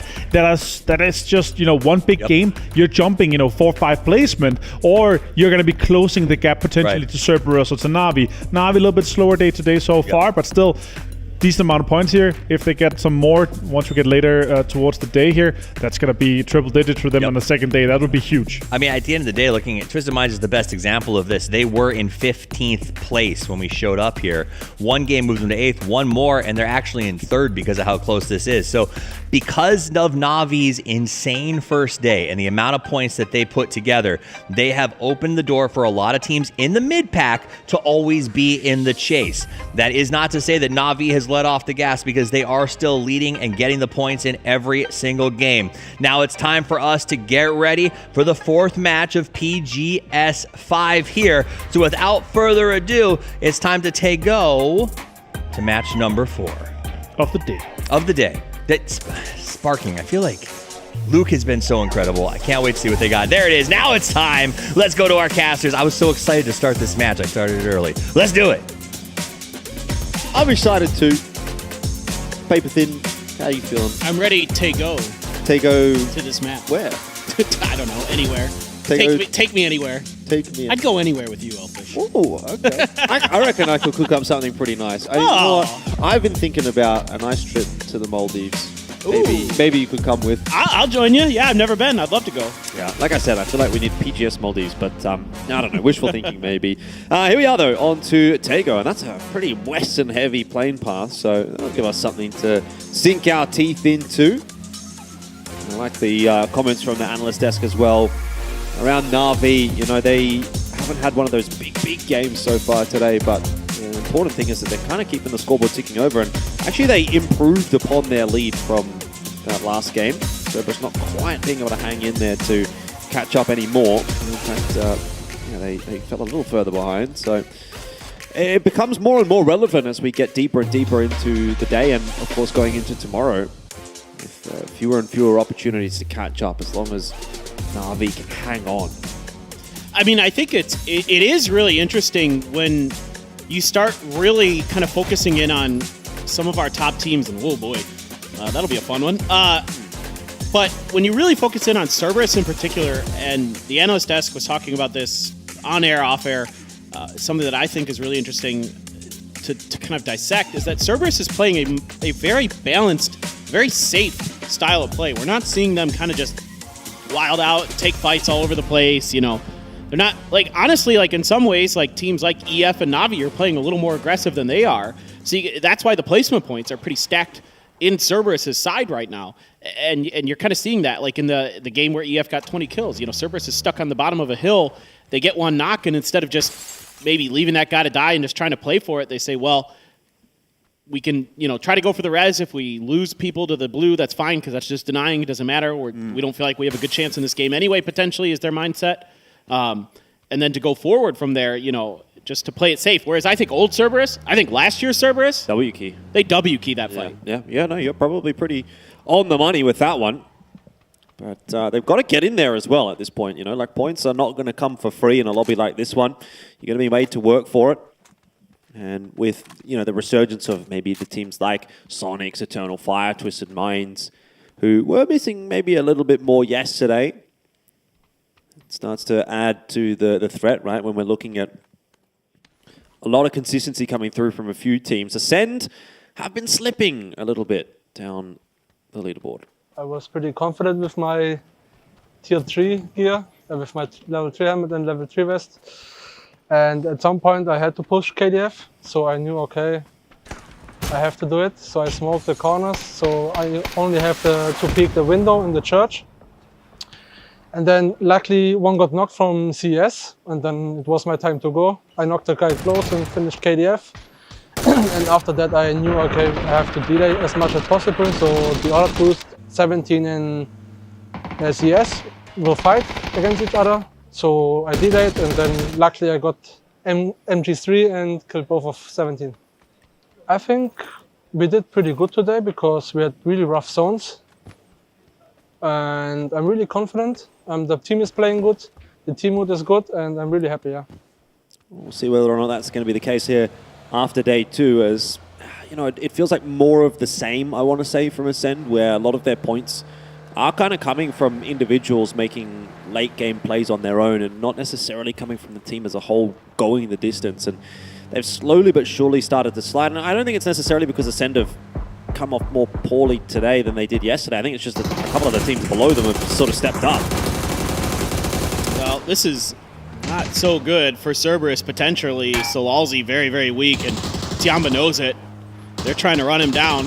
Now, how far are they going to press to go for that? Seems like they're going to pull off just outside of this compound here, up on the northern side of the circle. Himas sends some parting shots, saying, well, you guys tried, but not quite close enough. Still have Pow Pow danger close, though, actually. And he's kind of maybe caught in a weird spot. Himas might have an angle. It's so close, that vehicle just barely blocking it. And then he gets right in the car. Oh, there was a moment. Yeah. If he had like another half second to sort of line that initial shot up, he might have got that one done, but was just rushed a little bit too much. And so in the end, Tiamba and Cerberus both able to walk away from that one relatively safe, or drive away, as it were. But yeah, I wanted to sort of touch on that point I was making before the interview came up there with Chris, where, you know, we're getting that consistency, I think, from the top of the pack, right? Na'Vi, Cerberus, KDF, 17, that would probably be the 4 teams I feel like have been really consistent over these first couple of days. Sonics, Eternal Fire, TSM, Twisted Minds have kind of had their big moments, but they've also sort of had some games where they've been left lacking a little bit. But the thing is that some of those teams, like Twisted Minds in particular, you know, they didn't really do anything yesterday. Now they're starting to come alive maybe off of that last game.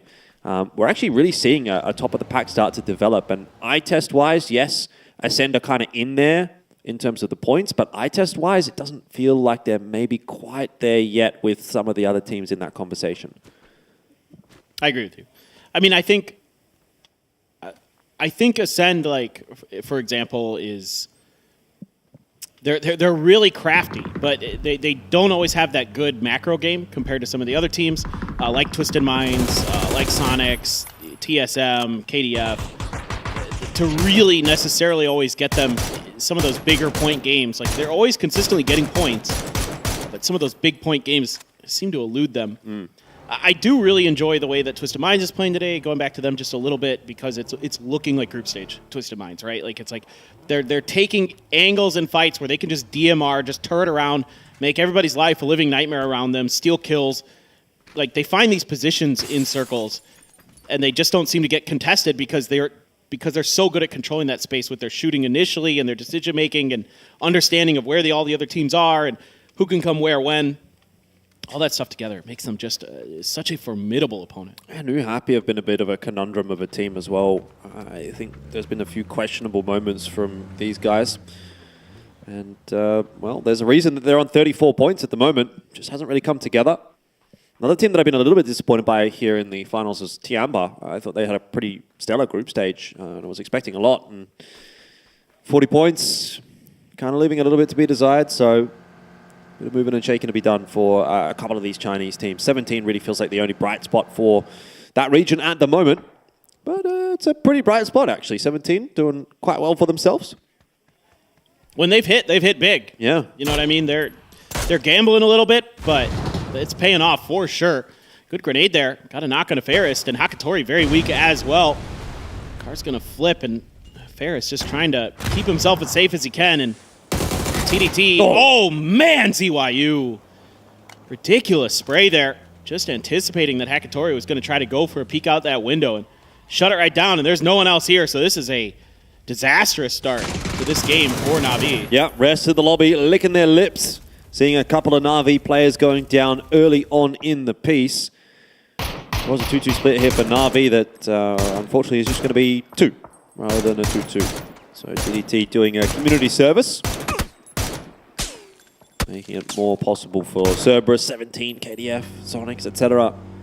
to start closing that gap. And honestly, if that's the case, we're going to be set up for quite a nice day tomorrow. I mean, you and I obviously got the opportunity to do Nations Cup earlier on, about a month or two ago, and we had a very good final day there. Yeah. The way things are looking right now here for PGS 5, I mean, it's looking pretty close at the moment. So I think tomorrow should be a pretty good one. I hope so. Yeah, cross my fingers for you. There's just too many good teams in these. I mean, at this point, you know, it's just...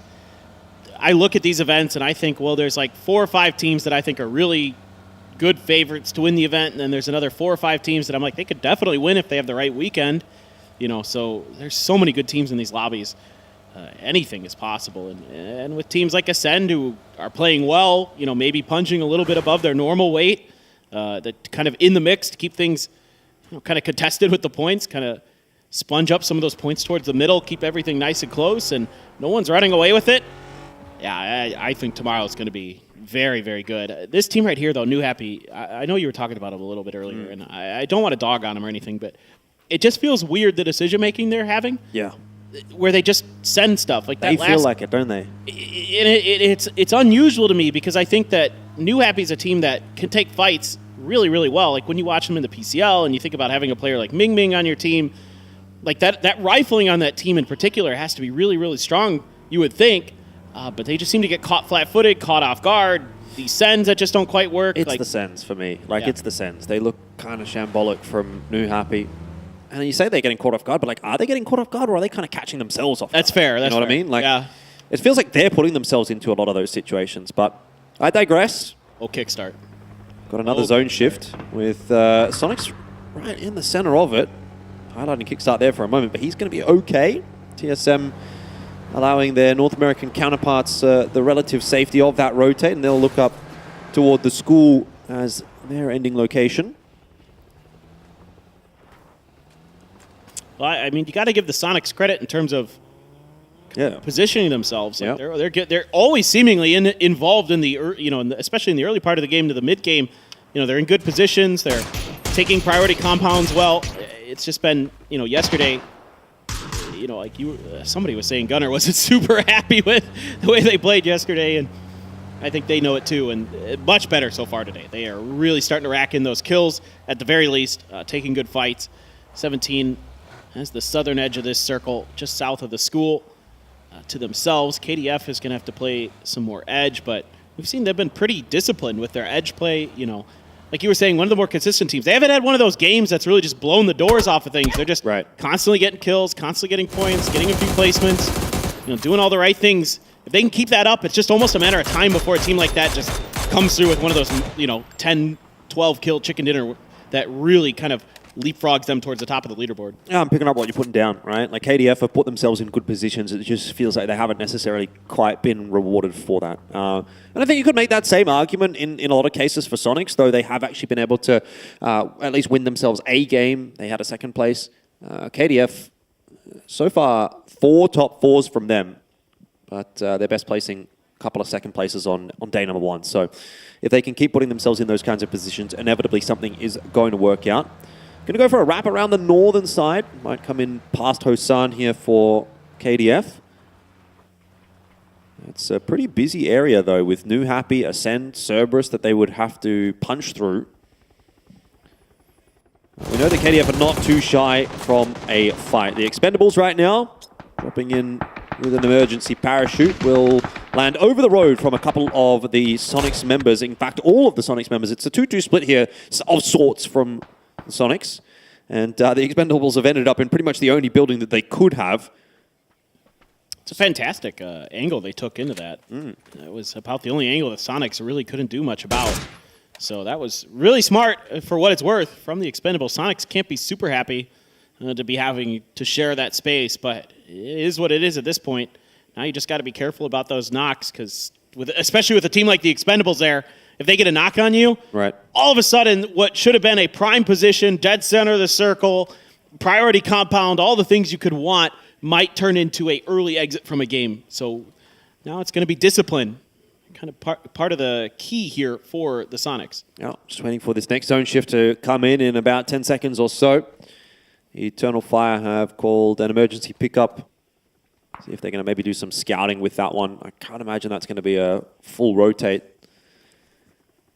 And the zone's going to pull right on top of them, so even then, maybe not a huge amount of scouting required. I mean, they don't necessarily have to move here. It is a 2-2 split, though, for Eternal Fire, so they're going to be thinking about where they want to end up. Yeah, in the end, the emergency pickup goes unused. Code Marco and Ruin are going to join back up with the other couple of members.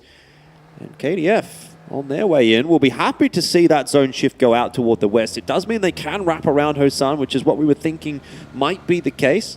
It's actually pretty open territory out there for them. I'm really curious about 17. I love that the observers are showing this team right now because, you know, Flood and Nomi drew us some lines on the map, showed us a red line here, which means it's a possible fight that could be brewing for 17, and they got to be really careful with the vehicle sounds. That's something that's really important. If you know there's a team up on that hill to northwest, you got to give yourself about a 200, 300 meter buffer to make sure that the vehicle sounds won't be heard. So that's why they're taking a pretty wide angle there to try to keep themselves as obscured from Twisted Minds as possible.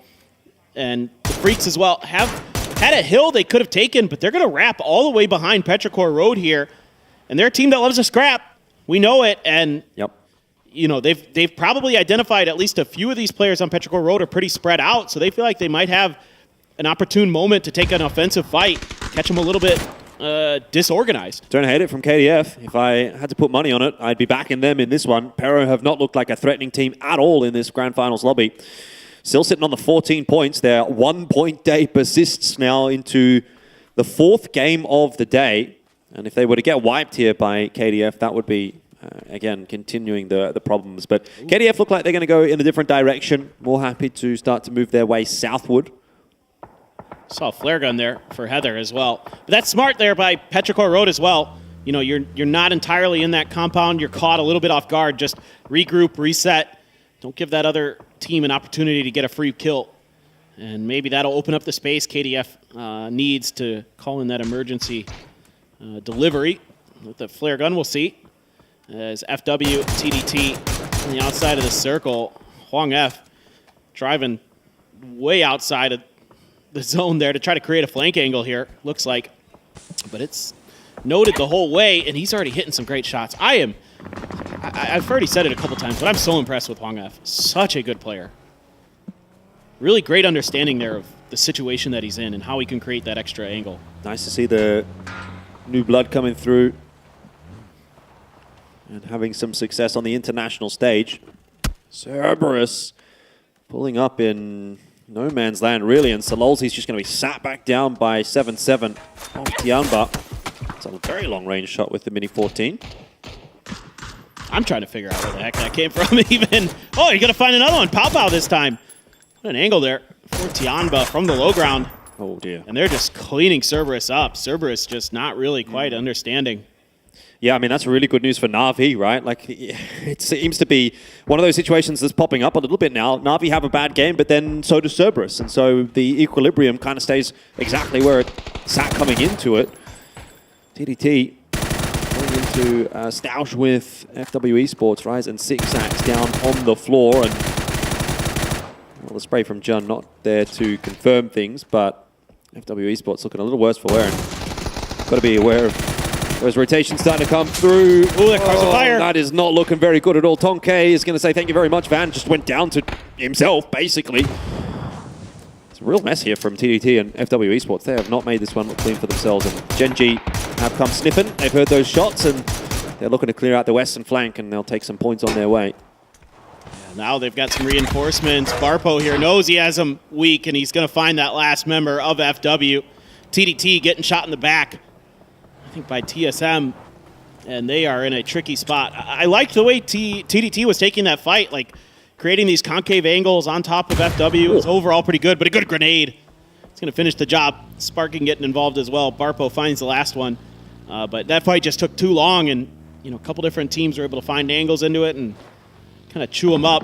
Petrichor Road actually just abandoning. They didn't even take this fight with the Freaks. They're just sending it. This doesn't look very good for Pero, does it? I mean, driving through the middle of the map, clown car style, and they're going to end up at a hut.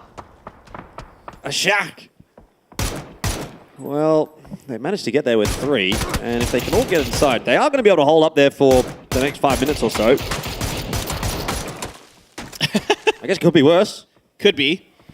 It is tricky, but it's doable. We've seen it already a couple times this event where you get those shacks, and sometimes they work out. It's part of the game. Good grenade. Softening up 17. 17 never felt like they could take a clean fight against Twisted Minds, so instead they ping-pong back over to the school. Try to find some safety along the wall there. KDF crashing. There's already one knock onto Ruin, and they are just so aggressive, this KDF team. Like, once they smell any weakness, they're going to try to take advantage of it. The res did come through, but Heather's got Code Marco. Ruin and Keppa super, super weak here. The Mad trying to find the flank. Is it going to be identified? Salute, I think, just got an eye onto him. Keppa with a grenade, trying to find a target. Throws it inside of the door, but nobody really home there as the Mad does get taken down. Salute nades Heaven? Question mark? That's a little bit unfortunate. That's okay. Heather got Ruin. Now you're just down to Ketpa here for EF. Yeah, there was definitely a swing point in this fight where if Heaven would have gone down, that might have opened up a lot of space for Eternal Fire, but we did not see the push from the Mad. He was stuck behind that wall, and Heaven not capitalized upon. Ketpa waiting outside of the smoke. The nade, the pin is pulled, so that's the information given over to KDF. He should be taken down here and will be. Eternal Fire eliminated in 14th place. They're not able to replicate the heroics that we saw in the Game 2 of Erangel. KDF continue their consistent streak. Yeah, they might be able to get the res. The big problem is that Twisted Minds, danger close. You can see Perfectix very close there. Ascend falling apart in a fight off the screen. Just it's Chris, and there's only so many times you can call upon this man to make heroic hero, solo plays. Sure, he's done it before. Sure, he could do it again, but he is in a very tricky spot right now. Yeah, we didn't quite catch it, but I think it might have been at the hands of Pero. I think Ascend was sending it in that direction, all in the same vehicle, or the vast majority of them in the same vehicle. And I just saw 3 players go down in the kill feed at the exact same time. So we might get a replay of that one at some point. But yeah, not great for Ascend. Too happy. Taking a little bit more of a methodical approach this time around, working their way forward, which is not the same that can necessarily be said here for Tianba. It's unfortunate for Ada because he's been knocked out in the middle of the open, but a 2-for-1 trade is not the end of the world as far as Genji are concerned, at least for their points, although being down to just 1 member is not ideal. Yeah, Barpo out in the open with the MG3. And he does get the knock. How many bullets does he have left in that chamber? It takes forever to reload that. A crash here onto Twisted Minds. Xiao Wu trying to do something, but it just isn't gonna work. Example finds the off angle, shuts most of 17 down, kind of bouncing around and tried to make a go of it. Twisted Minds, even with Perfectix out on his own, was able to hold on. Oh, there's a grenade. Bye, Chris. Yep. New Happy have bigger fish to fry, though, with KDF looking in their direction, and Pero right in front of them. Still, the 3 of them hold up inside of the shack. I wonder what kind of shenanigans Pero can get up to right here. I mean, if they could throw a spanner in the works for New Happy and for KDF, they might still have something to say about this game. The Tianba and Genji discussion is continuing back and forth, involving bullets. Doesn't seem like a very friendly discussion. No, it's Linshu and Barpo trying to figure it out amongst themselves. Meanwhile, the Chinese derby starts on the northern side of the map with New Happy and Pero launching some artillery at one another. Just need to find one more. You might be able to wipe Petrichor Road out. That's a good blue zone. Great blue zone. That's beautiful from Nan. He's bailing New Happy out of what should have been them potentially getting wiped. He's at least salvaging a few points here and there. Has 2 more frags. Has to get this first aid off, so it's going to be a trail here to set him up, to buy him a little bit extra time. Finally, this fight between the Expendables and the Sonics has to kick off. And Shrimzy trying to hold the line. Is going to let one go with that barrel. What a shot there. Right into the head of Tanbu. Is he going to find 2? Just barely can't find it. Dukju's weak, but taken down by Tiggleton. Working in tandem here. They're doing a great job, but Clories has been so good. Finally shut down by Shrimzy. Luke 12 is just popping off with the mortars, by the way. I want to draw your attention to that because I've seen it come up in the kill feed, and this is the exact result of it. A couple of Twisted Mind players going down to the same mortar. He got a kill earlier on with the mortar as well, I think, onto Linshu. So 3 of the knocks, at least, from TSM. 1 of the kills 1 out of 8 coming from the Mortars. They've been sitting in their compound doing a bit of work. TSM going to send it on to Twisted Minds. They know they need to take some space right here, and that's going to be a free couple of kills there for Alo to confirm 10 for TSM in this game as they continue to climb up the standings. Now up to 69 points. The only thing they have to maybe be aware of is Sosed behind them in the compound that they've just left. I don't think they're aware of his position. I think he's just crept in behind them, so he could still play spoiler here for TSM, who are putting together a very, very big game. Yeah, they're playing great today. Now, Nan still has something to say. Last grenade thrown out towards KDF. He gets 2. He's got an opportunity. Ming still inside the shack. It's actually Tiggleton from downtown with an SLR that shuts him out. But man, oh man, Nan is going to get another point out of that. Gyuming confirmed. Ming swings out. He's got some free points to claim. Great stuff here from Petrichor Road this game. Getting much needed kills and points. A little bit of help from afar, so salute. Left on his own for KDF. Can't believe that Pero have managed to survive this long. This is by far their best game of the day. And honestly, it might be their best game of the grand finals as well. Perfectix out in 6th place there for Twisted Minds. Sonics maintaining control over the north, TSM control of the south, but there's a few solos lurking around that could be real problems. Absolutely. Especially given who those players are. I'm very, very concerned for TSM. If Yes. Sosed gets his opportunity to take one out, that could just be game over for TSM. And then you got to hope that somehow Salute and Ming don't end up killing each other up on the top and that they do some damage to Sonics. But this is shaping up to be in America's battle. NA versus NA, TSM and the Sonics. It could be a really exciting finish. There's a crate drop right near TSM here, so a little bit extra gear floating around seemingly. Oh, there's that strike you were just talking about. Luke 12 so weak, just one of those bullets to connect to finish the job. Can't get to it. Purdy Curdy having none of it. That is a stroke of luck for TSM. If Luke goes down there, he might be a dead man. Sonics will get the feed. So the job continues to remain pretty difficult for TSM, but at least they've got 4 alive, and now you could maybe say Ming and Salute could be more of a problem for Sonics. Interested to see what the angles look like for Salute right now. If he can get some cross shots over onto TSM, if he even wants to fire cross shots at this point, or does he try to just wrap in maybe behind Ming? He'll be aware of Ming's position because there's a lot of shots going in that direction from Sonics. There was a lot of fighting around that hut, and maybe he can catch Ming as he exits the hut, snake an extra placement point or 2 away from him. Yeah, I think Salute's job right now is just survive as long as possible. At least out-survive Ming, and then from there, just see what other points you can scrape together. There is not a lot for him to work with, though. I already saw the grenade launcher out of ammo for that. No smokes in the bag. This is 4 bandages. Not looking easy for Salute. He's going to have to be really patient and just try to outweight Ming. TSM on the move, has to get into the next circle. Has some rocks. This rock in particular, I think just outside of the circle, but just using it to gather a little bit of info. Set up a firing position. Yeah, there's a little bit of defilade to play with there for TSM.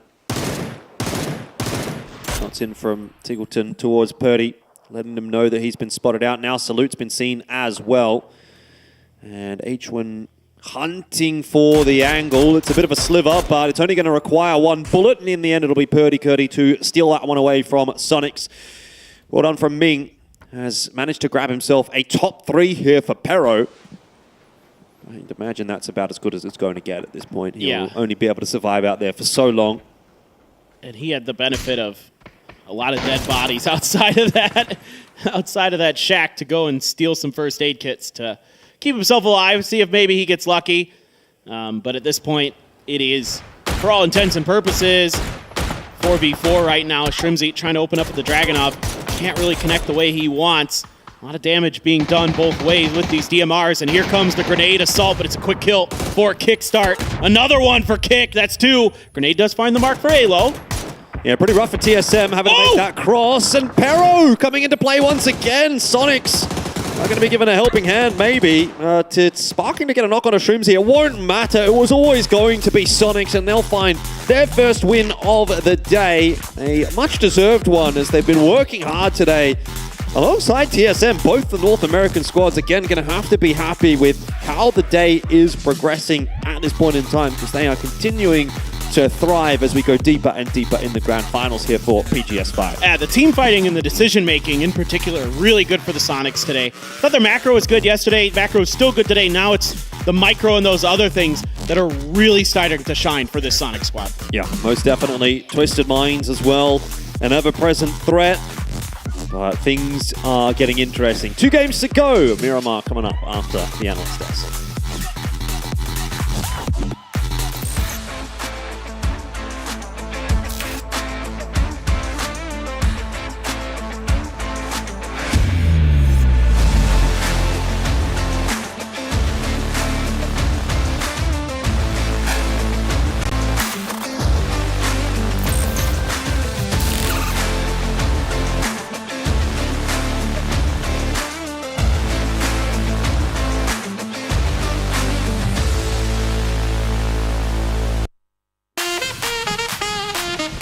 Tiggleton, H-Win, Shrimsy, Kickstart. If you don't know the names, you better memorize them, because this team looks like it is on track for one of the best years in their history as they come out with a big chicken dinner here. They were in 4th to start the day. Gunnar said that he thought yesterday was a bit sloppy. He wasn't happy with it. We stunk. He said we're going to avoid E-pickups. We haven't seen one that I remember, and it seems like they have changed things up and are playing so gosh darn well. I'm just sad for TSM because that's the second game they're supposed to win. I know, right? With that shift going straight onto Sonics' compound, TSM had to move 3 times. Yeah. And then inevitably they had to also do the pull-up on them, and it's just so hard to actually get anything out of that. But yeah, Sonics, they do pull up and have a great game here, and they managed to close it out. Also, previous game was also great for them, so they're going to be putting themselves into a really good situation to be in within striking distance of closing down Na'Vi. But Na'Vi actually managed to get, instead of 0-point game, they got a 3-point game. Their save was that, like the amount that they pulled out of, remember, losing 2 players pre-10 minutes was absolutely massive. And then we saw that last 4v4 kind of set up because there was a moment where Sonics pulled out of a compound. TSM could have fought them in cars and just chose to do a backfill. And then both of them were able to play out that spot for the end game of this match and get a little bit closer to it. Yes, that mortar. And there was just nothing you could do. They thought they were fine with the 2-1 split. Easily resable. Sure, I can peek, but not when the mortar comes calling. That's a perfect push there from the button of Luke's finger with that. That was, honestly, when you're able to get it that precise and get a 2-knock with a mortar, that's just different. But honestly, here, TSM, the amount of kills they got, they might even get more points. Nah, maybe not. They got stolen. Yeah, they might even get more points. Yeah, actually, I think they're gonna get more points than like overall than Sonics, because they didn't get that many points. And the Petrocor stealing a few there in the end, that was also Sonics points to be given. Nice. They're feeling a lot. Look at these guys, feel way better right now. But also, I will say this for TSM. You said, this got to be heartbreaking. It's the second one that they should have won. Right. But I will give them credit on this. TSM has been fighting Smash Mouth. They're making the most out of any lemon tossed in their direction and are walking away with huge points. Luke has looked incredible too. Yeah, Curdy, 5 kills I think. Purdy, right? It does insane game for them. But yeah, Sonics close it out. They get the chicken dinner, and they managed to get also a few kills going their way. It's unfortunate for them that Ming was able to survive for that long with 48 first aids, and then getting 2 of those steals that they had the knocks on TSM. Yeah, that was it's a difference maker right there. But he was able to do that because they went in, he got that double flush and had so many meds that he could just keep spamming it through the blue. And we've all been there. If you're going to deny in style with 2 extra bonus points. But that did set us up for what was a really cool 4v4. Let's take a look at those top 4 teams. Look at that. TSM, Sonics, that was the showdown at the end. 12 and 7 respectively. Petrocor waking up a little bit. 9 kills. Not bad. Is it too late though? Oh, it's so late. So late. We're more than halfway down here. They hit snooze on their alarm so many times already. I'm not sure that this is a bounce back. But it could, that said, they are a team that I expect to do better. So if they can even climb into the left side of the leaderboard, that would be, for me, a win for them going towards the next PG. Yeah, I'm just I'm looking forward to seeing what the difference maker is going to be at PGS6 if IXIF manages to get here. So huge. That would be huge. Yeah, but the winner chicken dinner here for the boys. Yes. A lot of damage kind of evened out. 400 almost for everyone. 649 for Kickstart though. 3 for Shrimsy. I would say at this point here, we had to almost give an honorary man of the match as well, but I think Shrimsy's gonna be able to close this one out. Maybe Kickstart, I don't know. We'll see. I think it'll because that damage. Yeah, the right. damage, yeah. Like might and 4 knockouts as well. Absolutely. So we'll see who gets the man of the match in a second. But either way, the Sonics played that as a squad. They did get a good spot early on. The circle moved over towards them. They were able to capitalize. That last shift really did work in their favor. And Shrimsy will officially be your man of the match as he walks away with those 3 kills, 2 knockouts. I think that's 2 players on my fantasy team that got man of the match, in back-to-back games. So that's great news for him as well as I. But I do want to give a shout. We often talk about Tiggleton, the big streamer, the great fragger. We talk about Shrimsy, who's really come into his own as a leader on this team. We talk about Kickstart as the newest member.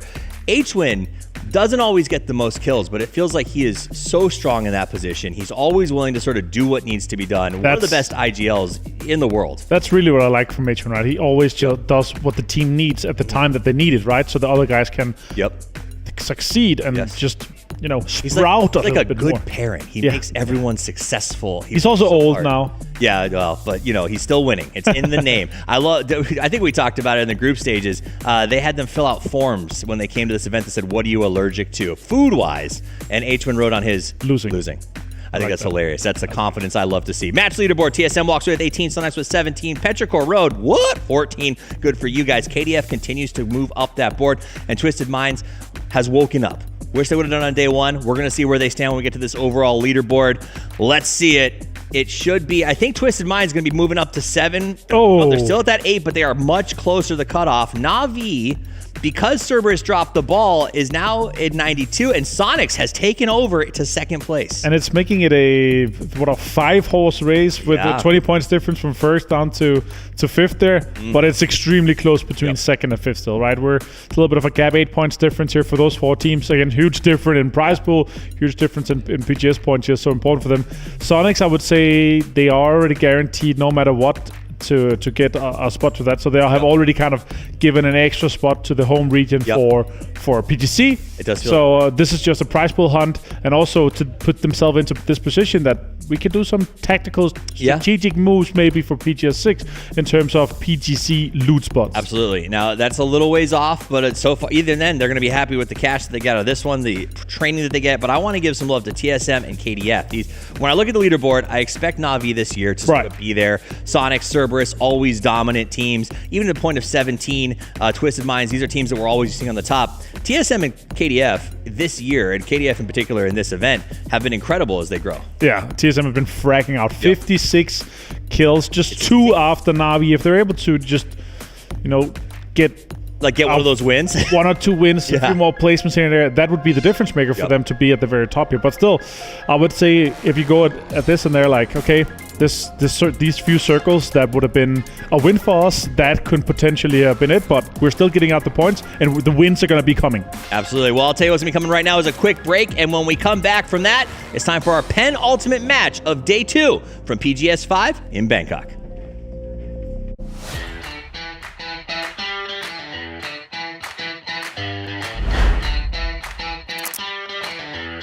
Information to try and help Luke out, but this is starting to look pretty doomed for Luke 12 and for TSM. Oh, never mind. Exciting team to watch here throughout. Tanwu for this, I told this yesterday, the jump, then with the AK, even the seed swap gets him. Former teammate there, grenade in hand towards Epion. He goes down, nice. If anybody's gonna make the push, opens the door, goes out, finds one. He's got the pump. Can he find another? He gets some damage, but doesn't get the knock. From the Bobo. Bobo and Wang Zai combining. We're gonna wipe New Happy out. Near that C-block compound west of Venus, so curious to see what they're doing. Well, what they're doing, they're getting shot. Heaven's got Jeems looking for another season. Pre-fires it. Heaven's got 2, looking for the 3rd. Heaven. They can find the flank angle on the Na'Vi, but Hakatori aware of it, keeping him at base. Good peek shot. Really nice stuff from Hakatori. You're kidding me. This is a gamble by Raining. As it's gonna not quite pay off, you'd have to imagine. He's out in no man's land, and Na'Vi.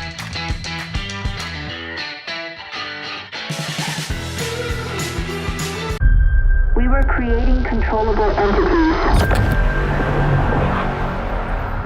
for the future of humanity.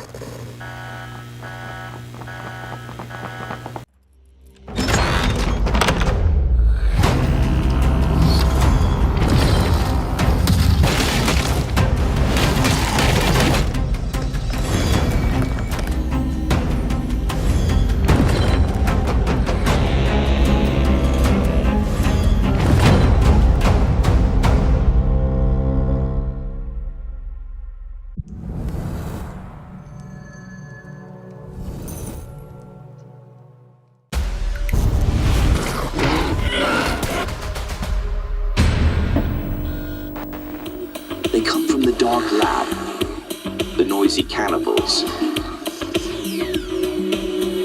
Only they can stop them. The Hunger Busters!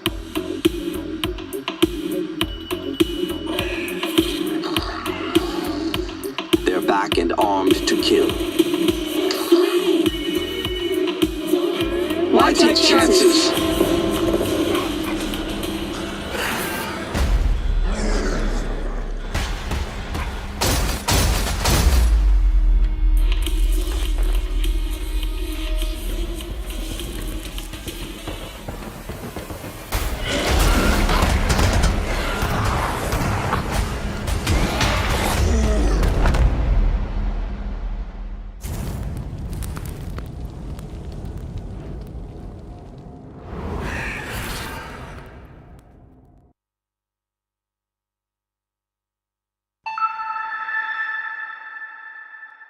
Have you ever imagined your dream life? We all have, but living that desired life in reality is a different story. If you could become a god and do anything you wanted, what choices would you make?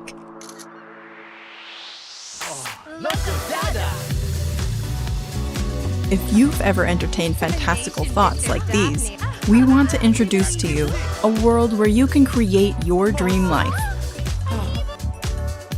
Welcome to Enoy.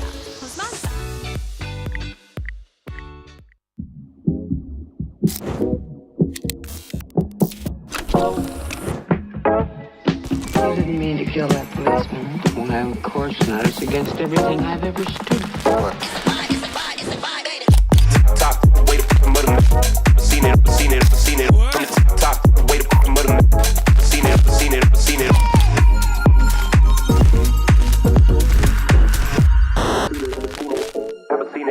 Never seen it. Top.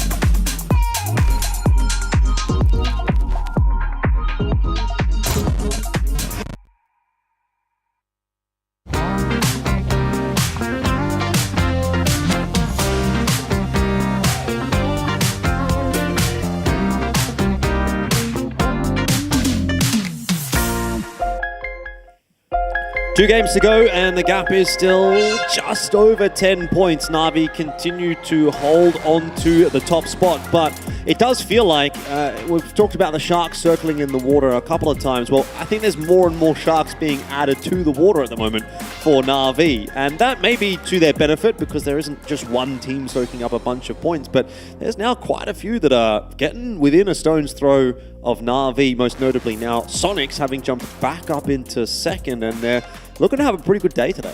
Oh, they are having a tremendous day. Them and TSM both. So the Americas region really showing up strong today. TSM is fragging out of their minds, like the desk was pointing out. I want to say it's like Luke 12 has like 17 kills. Alo and Sparking both have 16 right now. So, you know, out of your like top 6 players on the kill count leaderboard, 3 of them are TSM. 2 are Na'Vi, Diffix, and Hakatori, and then Salute right behind Hakatori right now to round out that top 6. But it's just really good decision-making right now from TSM, like when they decide to take fights, how they're taking fights, really, really effective. Even in that end game against Sonics, they did give themselves about as good of an opportunity as they could in a difficult situation because Sonics had that hill to themselves in the circle and they had to move in, and so they have to drive up to the front of that hill, try to throw grenades over. It's only so much you can Yeah, exactly. It's a better percentage play for the Sonics than it is for TSM, but they still made the right play. Yep, indeed, indeed. Well, we've got 2 games to go, and they're both going to be on a Miramar, so we might as well jump straight into it. Let's crack on in. After today, 1 more day to go. 6 more games after we're done today. So you want to be getting every little bit of advantage you can possibly take into tomorrow. I mean, a 12-point lead for Na'Vi going into tomorrow would be pretty sizable. It's not going to be day winning, it's not going to be tournament winning, but it would be something to play with. If they could push that out to 20, maybe it starts to become a bit of a different conversation. Absolutely. Just 2 Miramars to see exactly where it all shakes out after the second day here at PGS 5. And fair as it gets for the plane path, right down the center. And just keep your eyes out to see if there's anybody who wants to kind of dust up a little bit. Interesting to see Na'Vi going to Campo Militar instead of Impala maybe. Just felt like maybe that was too much of a stretch. Well, you get down to the ground a little bit faster as well, so get a little bit more looting time in as opposed to having to wait in the plane. Yeah. Makes a little bit of a difference. Yeah. Couple of minutes. I get it. It's just normally nobody likes to drop in combo, so it's like, it's nice to see. I'll say that. Okay, I was curious if there'd be anything. And EF and Tianba, well, the problem is Pao Pao's already on the ground. He's got an SKS. He's got an opportunity to just knock a player out before they even get started, but can't quite connect. It is going to be that eastern circle as well. So it'll be a little bit tough for a lot of teams. He'll be on the outside looking in. And already I could see TE on the map making some early moves to get some of those prio positions. KDF as well, trying to get in there. And Chumacera going pretty deep now is 7-7, even beyond the lines of where EF dropped. Trying to create some tough situations, and I think EF probably just wants to collapse onto 7-7 and knock him out of the equation. Tough situations for who is going to be my question, because I feel like he's just put himself in the pot of boiling water at the moment. Yeah, it might have been a little too much here from 7-7. I mean, I think you want to create that flank angle, but this is extremely difficult. I wonder if they know that they had actually damaged him up there. If they would have known, maybe Ruan would have fired a couple of shots off earlier. Either way, the patience will be rewarded, and yeah, that ends up looking a little bit silly for Tianba, because that's going to be 7-7 taken out in 2 minutes. Bit of a head scratcher. You just have to assume there was something in the comms that they wanted to try to create that X triangle, or maybe just maybe 7-7 was going to drop somewhere and it got cut off right before. Hard to say for sure. A couple ideas I can think of, but that's not a bad start at all for EF, and if they can get out of this unscathed, move into the late game, it won't be too bad at all. One of the absolute prio compounds that KDF is kind of driving around right now with this firehouse just to the north. It's a really tough spot. It's a really defendable spot. Well, it helps when Salute's doing that. Mm-hmm. That is a free point for him. Yeah, you talked about some of the teams that were making early rotates. Well, there's quite a few more starting to cotton onto that. TDT was, unfortunately for them, maybe a little bit slower to move than KDF, so not quite so well set up. So Luke's going to have to try and survive now. He's got a couple of TDT members looking in his direction. Huang on his way in a vehicle, but Heather there to back up and maybe even cause a bit of a problem for himself. He does go past Huang and will survive, but this is getting a little bit messy. It comes down to the individuals at this point. It's not so much about the team, so much as what can you do on an individual basis to hang on to your spot. Yeah, well, now KDF is going to have to cede some of that prime real estate to take this fight. Really wanted to back Salute up. Salute being really tricky with his positioning. Saw him out on an awning earlier. Now he's out on the ledge, trying to find that unexpected angle. There was a shotgun in ZYU's hands. Now Salute's wise to it. Immediately goes for the drop shot. And ZYU, too many bullets ringing in his ears to try to take that fight. Getting involved there as well. It's a game of inches, really. KDF do have the advantage, but still making their rotate in. So if TDT could grab one before KDF get properly set up, then maybe there's an argument to be made. But this is KDF we're talking about, and they're very used to these early game fights. So they'll be right up their alley. Yeah, this is not a situation I think either team wanted to find themselves in, but with Impala being open, you saw that team drop Campo Militar. There's only one team that's going to do that in this lobby, so you know that this other drop spot's open. Oh, that cross. Heather with the ace. Almost got the knock. CY's taking some damage, but he had an M4, and he's going to get a knock onto Heaven. So now you're trying to get through and see if you can do anything about this, but they try to pick him up. Gumin gets punished for it. That's probably 2 players down for KDF.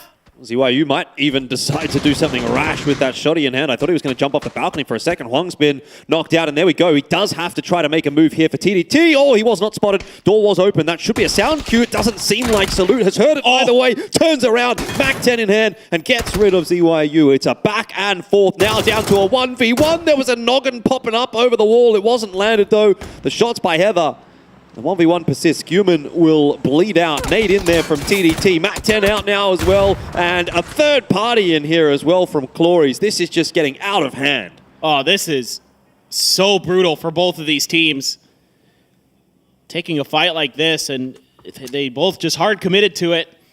And one or the other might have an opportunity to at least salvage something out of this, but KDF would love to get these points at the very least out of this fight. So Heather gonna pop another energy drink. Meanwhile, Jun gonna try to stick a res.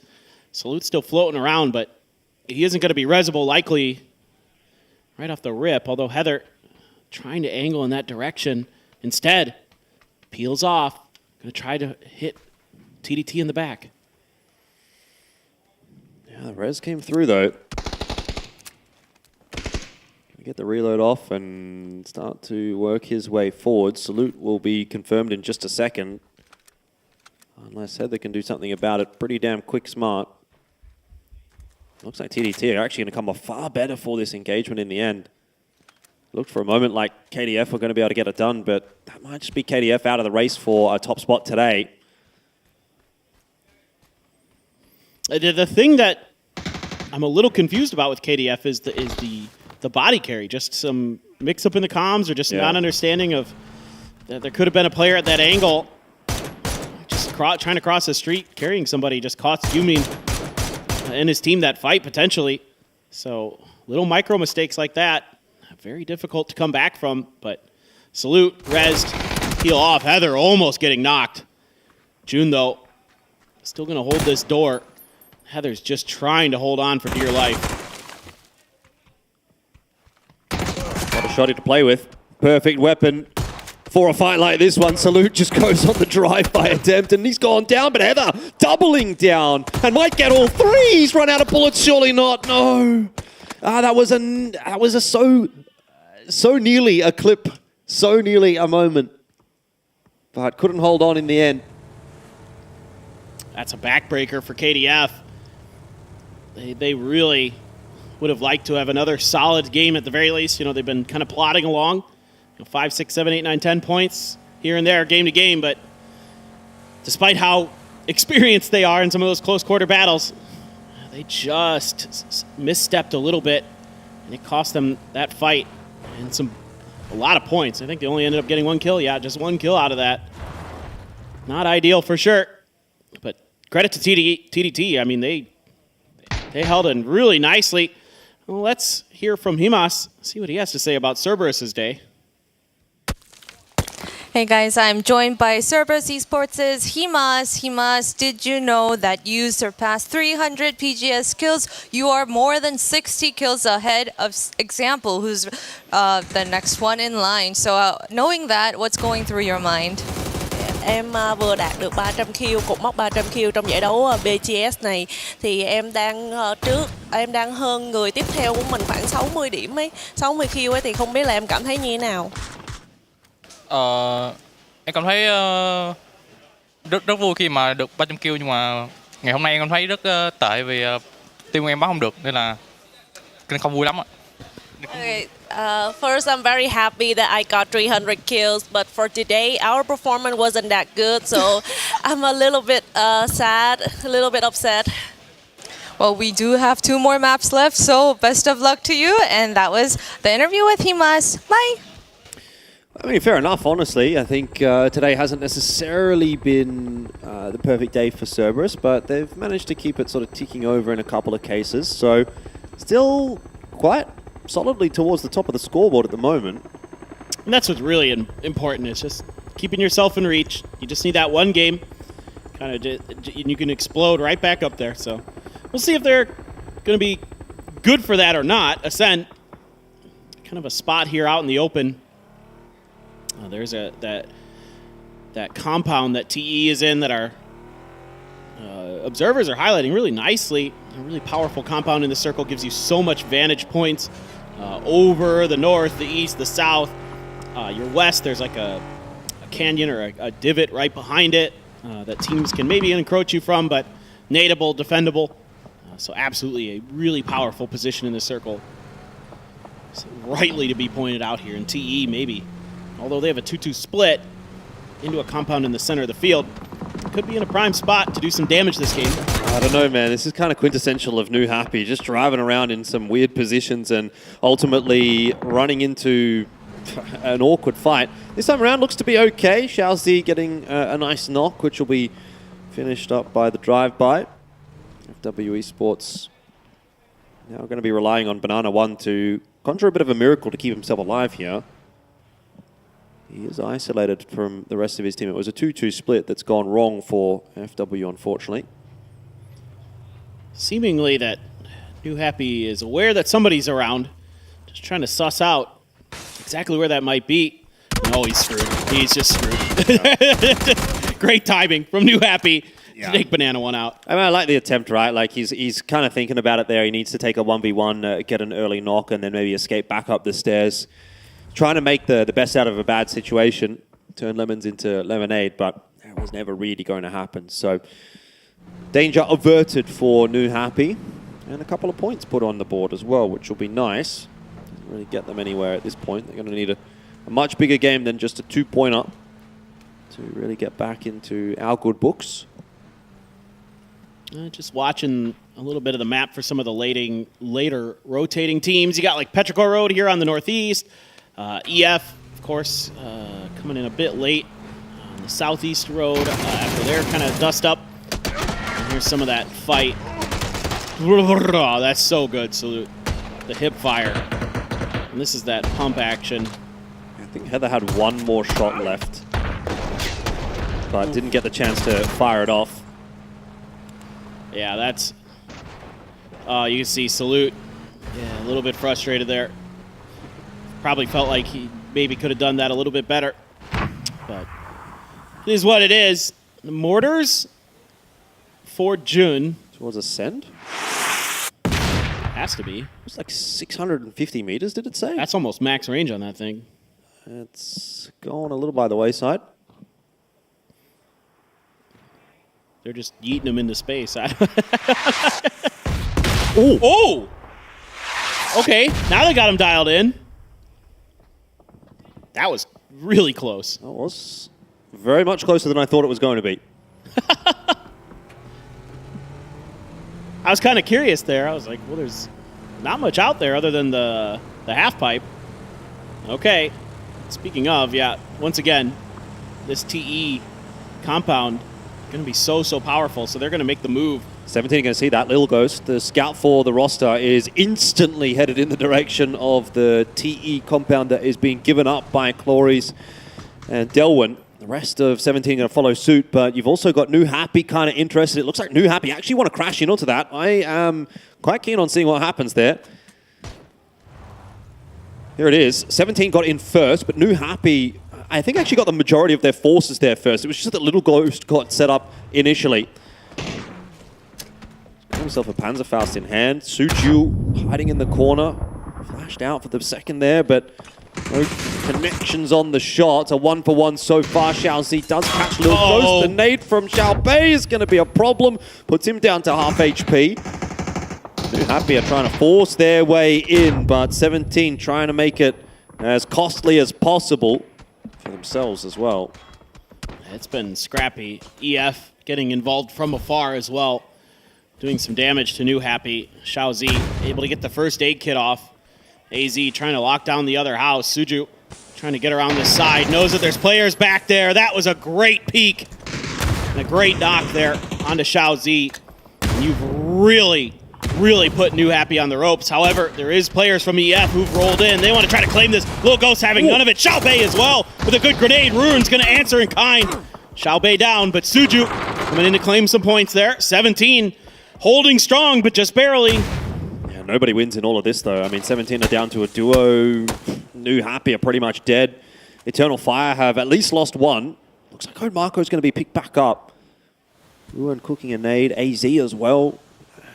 I mean, you don't have any control of this compound, and inevitably, maybe a team like TDT, who's kind of watching from the outskirts, could come in a little bit later on as well and claim this away from you. I would think somebody might, if EF takes some more losses, there might be somebody else who, if their kill feed tracking well, I might make a go of this. TE can just harass the heck out of this fight. However, TE has teams encroaching on them. You have Genji coming from the west, where that kind of divot is. Meanwhile, TDT and Petrichor Road are scrapping over in Impala. Lil Ghost does get rezzed again. I thought that one might be done and dusted, but he's able to get back, and EF wasn't able to punish it as they were trying to lick their own wounds. So now another push here for Eternal Fire to try to take firm control of this compound. Yeah, they're going to go together. Decent spacing from Eternal Fire here. Going to try and wolf pack it. They're out 17 before then dealing with AZ of New Happy. Lil Ghost cooking. How well can he cook? The nade's not going to be too much of a problem there for 17, but here comes the breach and enter Ruin. Nice and clean onto Suju. Code Marco, though, was traded in the meanwhile, and Ruin was low, so Lil Ghost holding onto it nicely. Kepler needs to get in there quickly to save his mates, and he's able to do so, but this will draw the attention of AZ, who is cooking a nade. Surely someone from Eternal Fire is going to have to die here. And in fact, it won't just be someone. It will be two of them. Code Marco and Ruin finished off by the nade. Yeah, that's just opportunistic and well done by AZ to wait that out. Lil Ghost almost spoiling that round. Just a hair off on Keppa. Keppa, though, catches AZ trying to come out the door. And he'll hang on for EF. So, yeah, like you said, mutually assured destruction.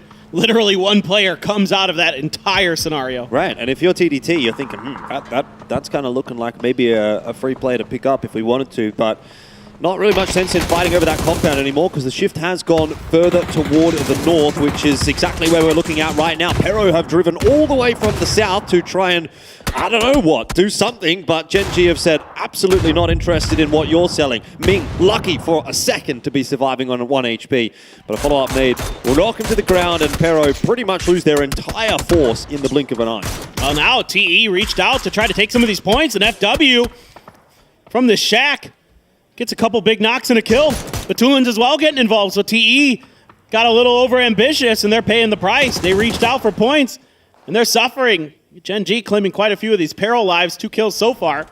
Great nades off the rip on this crash, but Petrichor Road, I mean, there just isn't much to work with in this circle. So you have to try to find cover anywhere you can. These fields are just absolute death traps.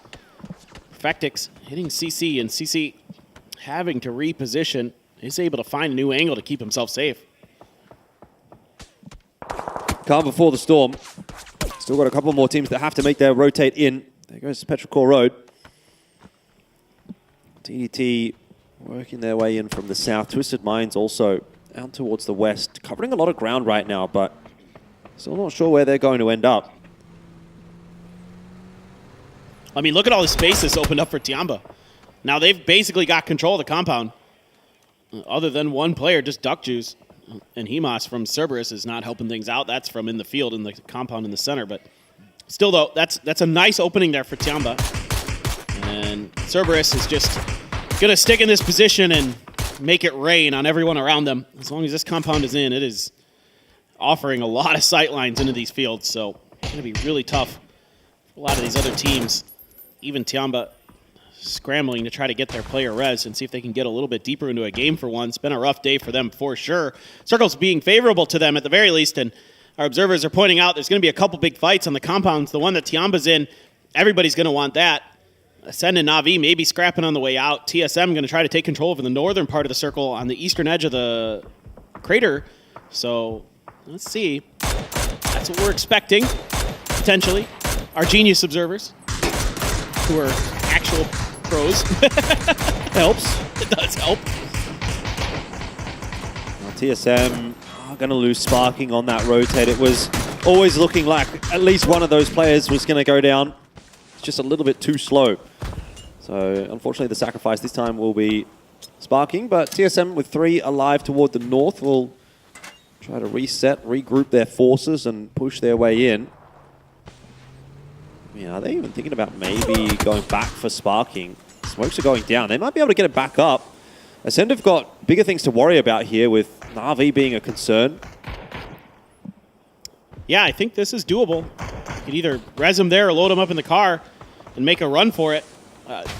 Key thing to note right now is Sonic still have control of Kantara. They have for quite some time, and no worries for them. They can chill. Great spray from Brex. Finds the first knock on the Ferrist.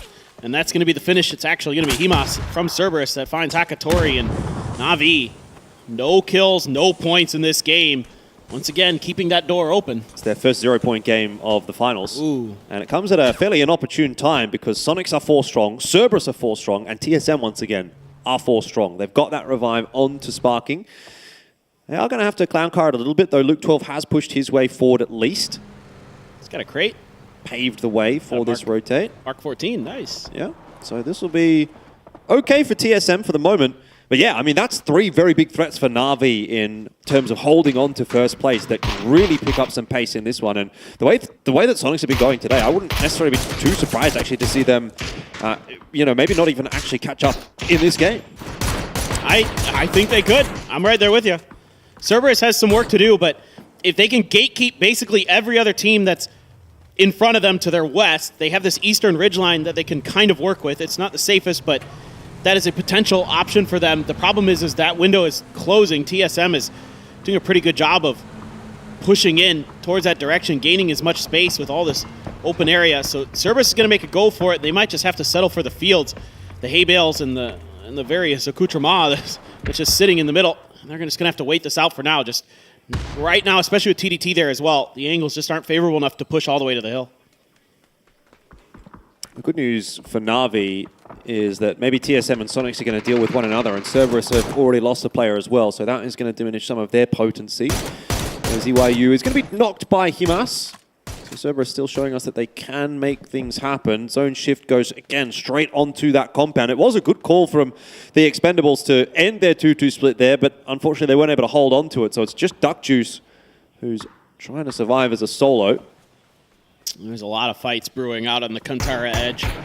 You got 3 heavy hitters up there. Twisted Minds, Sonics, TSM. May all be kind of duking it out. I think Twisted Minds is now trying to set up a bit of a barricade on the Sonics. Hemas takes a bunch of damage trying to get that grenade out. Didn't really connect with it. Still a bit too far, I think, are the players of TDT. Hemas, though, able to pull out the gun and do some damage as well. And there goes Twisted Minds striking. FW now coming into play. Tongke down. Jun and Huang F trying to push forward. Trying to keep these guys at bay. Raze, other side of the hill. behind the car. It's already exploded. Going to try to open up a little bit of extra room with a frag. But Hwang F, great positioning there. Just dodging it off the side. Has an angle down on top of him. That was so smooth. Seems like Sonics are fish in a barrel. And it is going to be TSM that will be claiming the vast majority of the spoils of war. Twisted Minds were able to get in there with a knock and kill onto H-Win, but it's kind of fallen apart from there for TSM.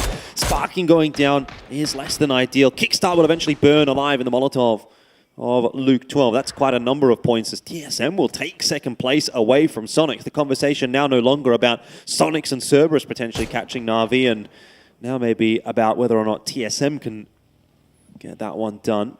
Luke 12 has a big job to do, being that anchor position to keep Twisted Minds from really being able to tear apart TSM potentially. Could get the angles. They're on top of the crater. They're kind of angling in that direction a little bit, but maybe for now, to pull off that fight. Duck Juice still hanging on, still making life miserable for Tiambo.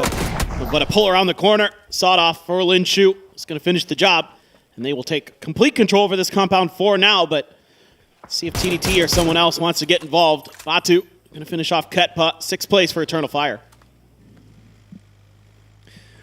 Yeah, Twisted Minds carving out quite a bit of space now that Sonics have been dealt with. They do have Gen G just below them, but Gen G are kind of in that crater. So they don't really have a lot of agency in that kind of a position. They're really waiting for teams to push over and peek them. Spotting out Halo is Jun.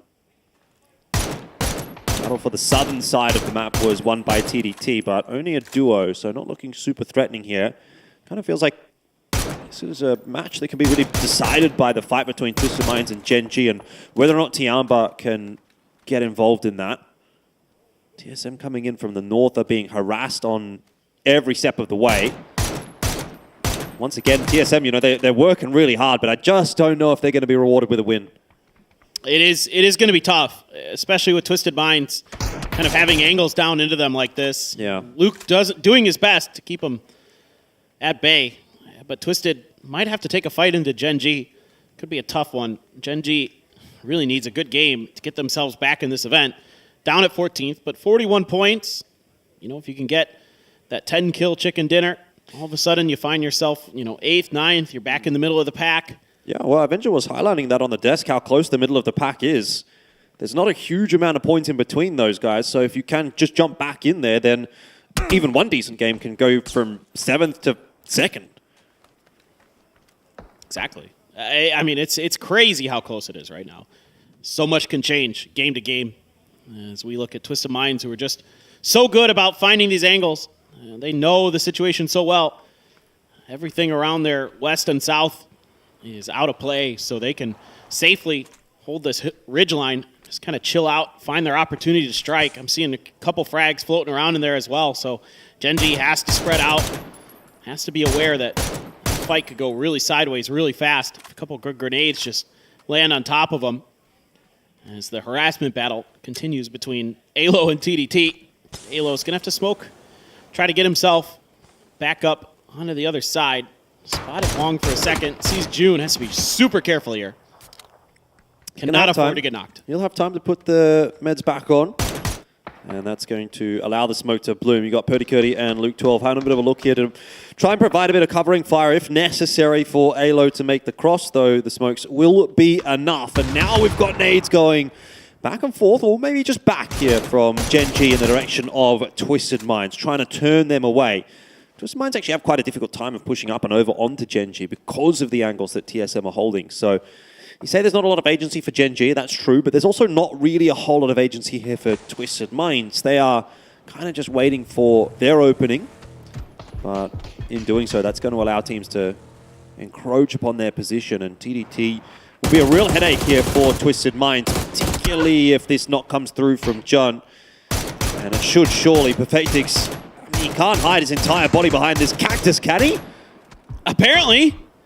Can't shoot the backpacks, but apparently it just gives him a sliver of enough cover.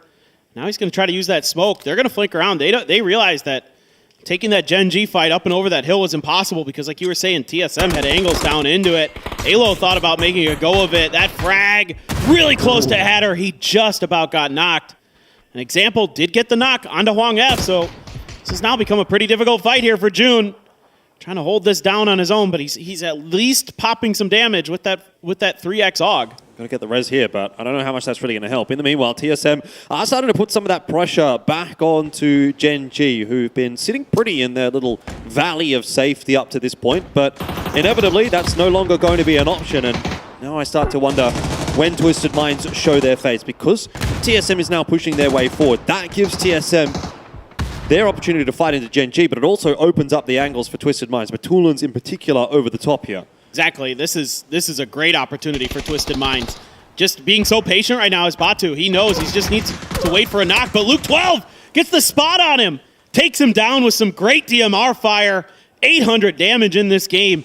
That is a pivotal knock here for TSM, because likely if they don't just have an ultra clean fight against Gen G, they would have just got swept apart by Twisted Minds. Rex now trying to push the issue. Saw Luke through the smoke, but now he's taking damage at the back, and Luke just turns on him. Yeah, Ada goes down. Luke is having a fantastic game right here. I just got to hope that he doesn't bite off a little bit more than he can chew, because Rex inside of the smoke is still a threat that I don't know if TSM's 100% aware of. I mean, the knock from Luke was onto Ada, not onto Rex, and Rex out the smoke, doesn't quite land his shots onto Alo, who survives again on low HP. He's the low HP master. We saw it last game as well. TSM do lose Alo in that. Meanwhile, he couldn't quite get his heals off. Curdy falls to Luke. And it might just be the end for TSM. It's been a valiant effort once again from them. But it's down to just Luke 12, 993 damage. The #1 damage dealer for this game, but only the 2 kills to show for it. He still might have a role to play in this. Gen G's trying to go for reses. Luke trying to see if he can cause any damage, but he pops his head up and immediately takes a face full of bullets and a grenade. So Gen G, Tosi trying to buy time, but the grenades are just too good right now. Tosi gets 1.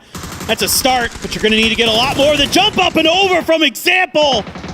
The spray through the air. Beautiful stuff from Twisted Minds. That's Giga Chad from Example. I love to see it. Tiamba have been keeping themselves pretty chilled inside of the compound, but now they've got to try and make advantages happen. They know that there's a player knocked on the floor by Twisted Minds. I don't know if they're going to quite get there in time. Twisted Minds have set themselves up to defend, and Tiamba may have missed their window.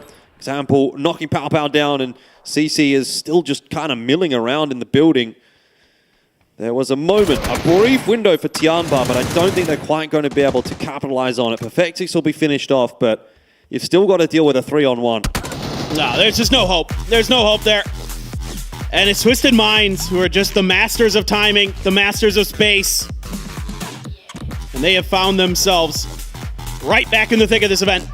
After a shockingly slow start, they are now shooting up the leaderboard, and they are once again a threat at this event. Yeah, gap's definitely closing for Na'Vi, though. I think TSM ended up getting within 6 points. And with how close TSM got at Esports World Cup, I mean, they're starting to feel like maybe they're due for something. They're due for a win at one of these international events, because they've been close, but they haven't quite got it over the line just yet. Wonder if that's a conversation that we'll hear a little more tomorrow. We're not quite there yet. One more game to go.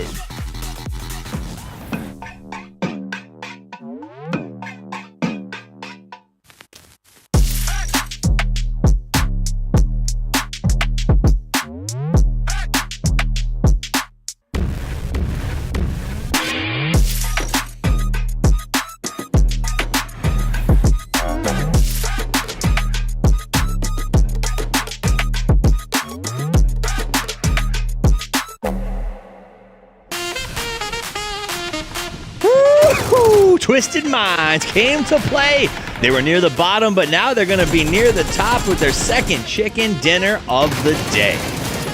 It's just a story of anyone else slowing down, they're going to be speeding up, right? And Twisted Minds, that is the story of the day for them.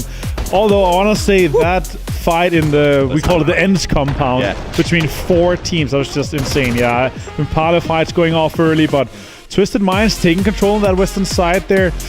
maybe a little bit too passive for Tianba, but once they were on the roof, they got shot down. Once they were trying to fight, they got shot down. This was New Happy. So this was that backfill moment. 17 saw it open. They got there from a little ghost just a second before New Happy. New Happy flipped the car, slowed him down, and then even more teams started to show up. Eternal Fire comes as well, and this ended up being I think it was 4 teams ultimately coming through here trying to get their hands on that compound. Yeah, that was funny. It's multiple things here, but Quetpa closing it down, and eventually it became a fight for a compound that wasn't even in the end game, right? So it was an early game fight. They were hoping for a shift coming their way, but didn't happen. Also a few kills coming in for Cerberus, and this is really the story of all the teams below Na'Vi getting points here in this game, right? TSM, another huge game for them. They are looking extremely strong and poised for this one here. That northern circle and control that they had, it's super unfortunate that Gen G was protected that much by Twisted Minds, because it definitely felt like TSM would have closed off the Gen G fight quite early if it wasn't for Twisted Minds just poking at TSM. Yeah, that end of that game, I wish we could have saw in the highlights the jump shots by example. Like, everybody was just playing out of their mind once they had cut loose, pushing Tiamba in that building. And to their credit, they converted the kill on Perfectix. They got an extra point or 2 out of it. But Twisted Minds just feels like they have flipped some sort of switch and are on a tear. Yeah, honestly, this game here, when Batulins walked out, he said to us, that's the last energy I have for today. So yeah, not sure how much he's going to be able to provide for the last one, but still, confidence into the last game. When you're going from 15th into whatever position they're going to be on, I think it's going to be like 79 or 80 points they're going to be ending on. Huge game. Even if the last game is total dog water, at the end of the day, the fact that they came out here and they played so well for the bounce back, and it wasn't even the first game or two. It took a little while to get their form under them. Once they got that first chicken dinner, it seemed to open the floodgates. Twisted Minds walks away with 11 kills on that one. Tiamba with 6, and again, we see TSM up here at the top. While they have not gotten their chicken dinner and placement points necessarily to go along with it, they are consistently putting those kills up on the board. Had Sparking been alive for the very later stages of the game, that would maybe have been a turning tide for the Gen G fight. But yeah, Sparking, he was fighting Sonics a little bit thirsty for that flush in the last player, and didn't have any cover, so Tianba could take him out and flush in early there. But yeah, if there were 4 guys strong in that situation, that could have been a completely different story. But yeah, we're going to chicken dinner team stats for this one here. 827 damage. I'm a little bit annoyed that I dropped Example. Ye of little faith. All of you who dropped him, learn your lesson here. You gotta try. You had him, so I had to change to catch up, right? But that's the thing about this team is, like, even when they do bad, because I think specifically because of the way the Batulin approaches things, you never count. Wow, Perfectix, 615 damage and 479 damage taken. Compared to Lou, you could definitely tell Perfectix is just in the front, dishing out damage. Example coming in there, the last hitter, doink, doink, doink, doink. I mean, and still 800 damage. Yeah, still also all the other guys get close too. But yeah, he of course the man of match, 6 kills for him overall. Of course, Twisted Minds, big games for them today so far. They're able to get an insane amount of points compared to what we saw for them. I think so far today there is no way they're not going to be the team with the most points going into that. They must be in their, I think, what are they going to be in their 50s? They were 24 when we started, right? So that'll be 56 if they end on 80 points total. 56 points with 1 game to go. That's pretty big. It's pretty big. Another 21 points for them pulled on this one. Tiamba and TDT both put up some numbers. TSM up there again. Gen G with some signs of life. And Eternal Fire has consistently been in this sort of like 6-ish range as they continue to grind their way up the board. Expendables, nice to see some signs of life. Petrichor and Na'Vi coming in with 0 points. And to me, that's, I think, where we're at with Na'Vi right now. They went from so fast to so little. 92 points at the top of the board. TSM jumps up to 2nd place with 87. They have had one heck of a day. Though every time that they have passed Sonics on the board, Sonics seems to have taken that personally and had a big game on the next one. So we'll see if that changes. And then Twisted Minds from 15th to 5th in, I think, 3 games. They started on, I think it was 22 points starting on today here, right?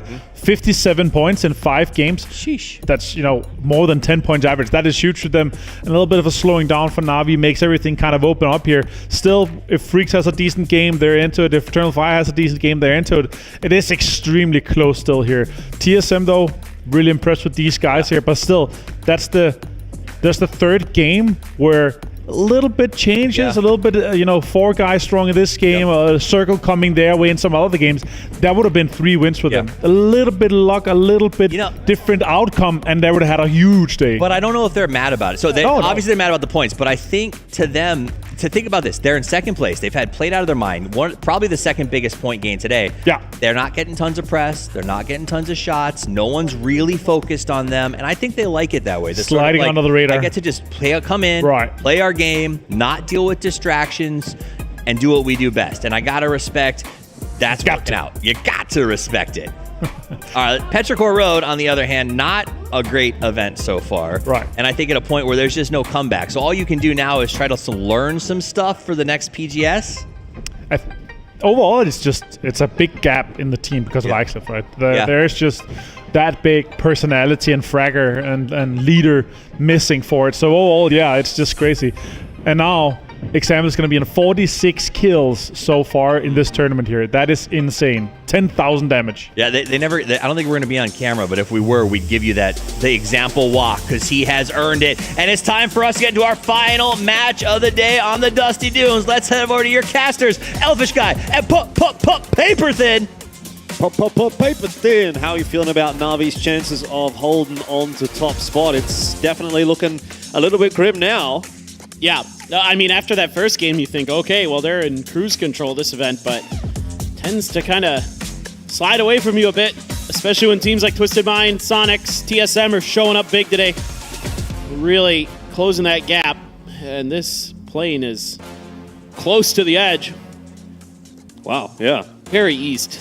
Holy dooly. Oof. I mean, I'm about it, but... Yeah, this one could be pretty spicy. This could be pretty interesting. I mean, I haven't seen an island circle one way or another in a while. I didn't want to be the one to say it. I'll say it. I didn't want to be the one to Even like a prison island circle would be fun. You don't get to see those very often either. True.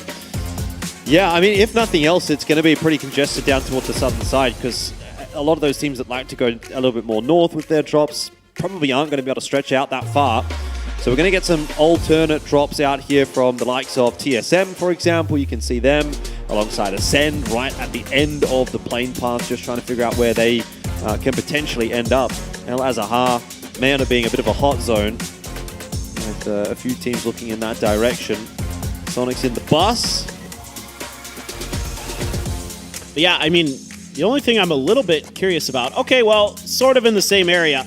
Doesn't necessarily have to end in those same kind of fields or near that compound, but definitely I was a little bit worried about TDT there for a second, watching the area near El Azahar, where TSM is settled up. Ace, as usual, Ascend wants nothing to do with any of this, so they're just driving around. But I think for now, you got to, once again, kind of consider what are your priorities. You know, KDF, very unlikely to end up in the same kind of scenario because obviously Na'Vi's going to drop Impala this time, so you're not going to think that it's free when it's actually being contested for a little bit of, you know, priority loot and that kind of thing. So Sonics, though, just going to make their way all the way to Monte Nuevo. They dropped early, got some vehicles on that western road, and are going to be heading their way to their normal drop spot. CES, a team that I think we're expecting to pick it up a little bit here. You know, Himas talked a little bit. Yeah, he's the first to 300 kills. That's cool, but he was not super thrilled with the way that the team has been playing today. So I want to get that picked up and be a good way to end the day. Find a big point game at the very least. Yeah, every possibility for Cerberus, but today has been a little bit disappointing in comparison to yesterday. Delwyn just having a jog in the fields. Ferris letting him know that maybe that's not allowed. I mean, I don't mind the setup here for Na'Vi, right? Like, been a little bit rough in the last couple of games, but pretty good phase one feed for them. Out towards Impala, they get to early rotate, and I know that's not necessarily in line with what they're often associated with, but if they can just sort of sit in a compound somewhere and, you know, get out another 5, 6, 7, 8 points out of this game, that probably is enough to hold on to first at least. Particularly with TSM on the northern side having to fight their way down, you'd think. It's going to be much harder for TSM this game, you would think. It just depends, I guess, on what TDT wants to do. And I mean, Ascend has shown us that they're willing to scrap a little bit early, but look at this. Is this real? This is real. TE is unafraid. If they want this compound, they're going to commit to it. So 2-2 split from Na'Vi. They're going to get those extra couple of members across, but crucial that these first couple are able to hold on, and that's a nice knock from Diffex onto Delwyn. Just slows down the pace a little bit. Got a Panzerfaust out here now as well. That one not really going to be too useful in the end. Tried to get it in the window. It's not quite. Tanvu, they knew he was weak. Tried to send a grenade to finish him off. It's actually going to be Heather that takes that kill for KDF. So no point to Na'Vi just yet. You talk about the Expendables being a bit of a W key team, and this is very much an example of that one. It's kind of drawn the attention of KDF. They were the team that actually took the kill onto Delwyn. And the Expendables decide, you know what, maybe this was a silly idea. So bad luck, Delwyn. Your death was for nothing. 'Tis a silly place. Can we start calling that area Camelot? Sure. You know, Monty Python, the Holy Grail? Yep. Okay. Oh no, non. What is, I mean, New Happy just... Yep. It's kind of the same story here, man. I don't know what else to say. They just kind of think that things are open and aren't really seemingly doing the proper scouting. TE, though, I can't imagine with those shots coming out from heaven that they're going to want to mess with that. I think they already overplayed their hand and now realize they need to play for salvage. They've tried it once. You can't be getting away with too much. So just try and slow it down a little bit here if you're TE. And so they'll take up residence in the southern side of Impala, which doesn't end up actually being too busy. Great drop here for Gen G if they want it. Got an MG3 in it. Well, they do like those. Those guns are... We already saw Barpo using one earlier, so if they can get to it, it's certainly going to be added to Gen G's arsenal, you would think. FW, a little bit close to Pero, but Banana 1 just on a bit of a scout mission. It's going to retreat back here as they kind of decide how they really want to approach this. I mean, they have the southern edge completely to themselves, so they have quite a bit of room to maneuver. Don't have to commit to much just yet. TSM, of course, going to have to be really diligent in the scouting, but that's something that generally, Purdy Curdy, very, very good at. So they can take their time on this, despite there being some congestion, some clutter.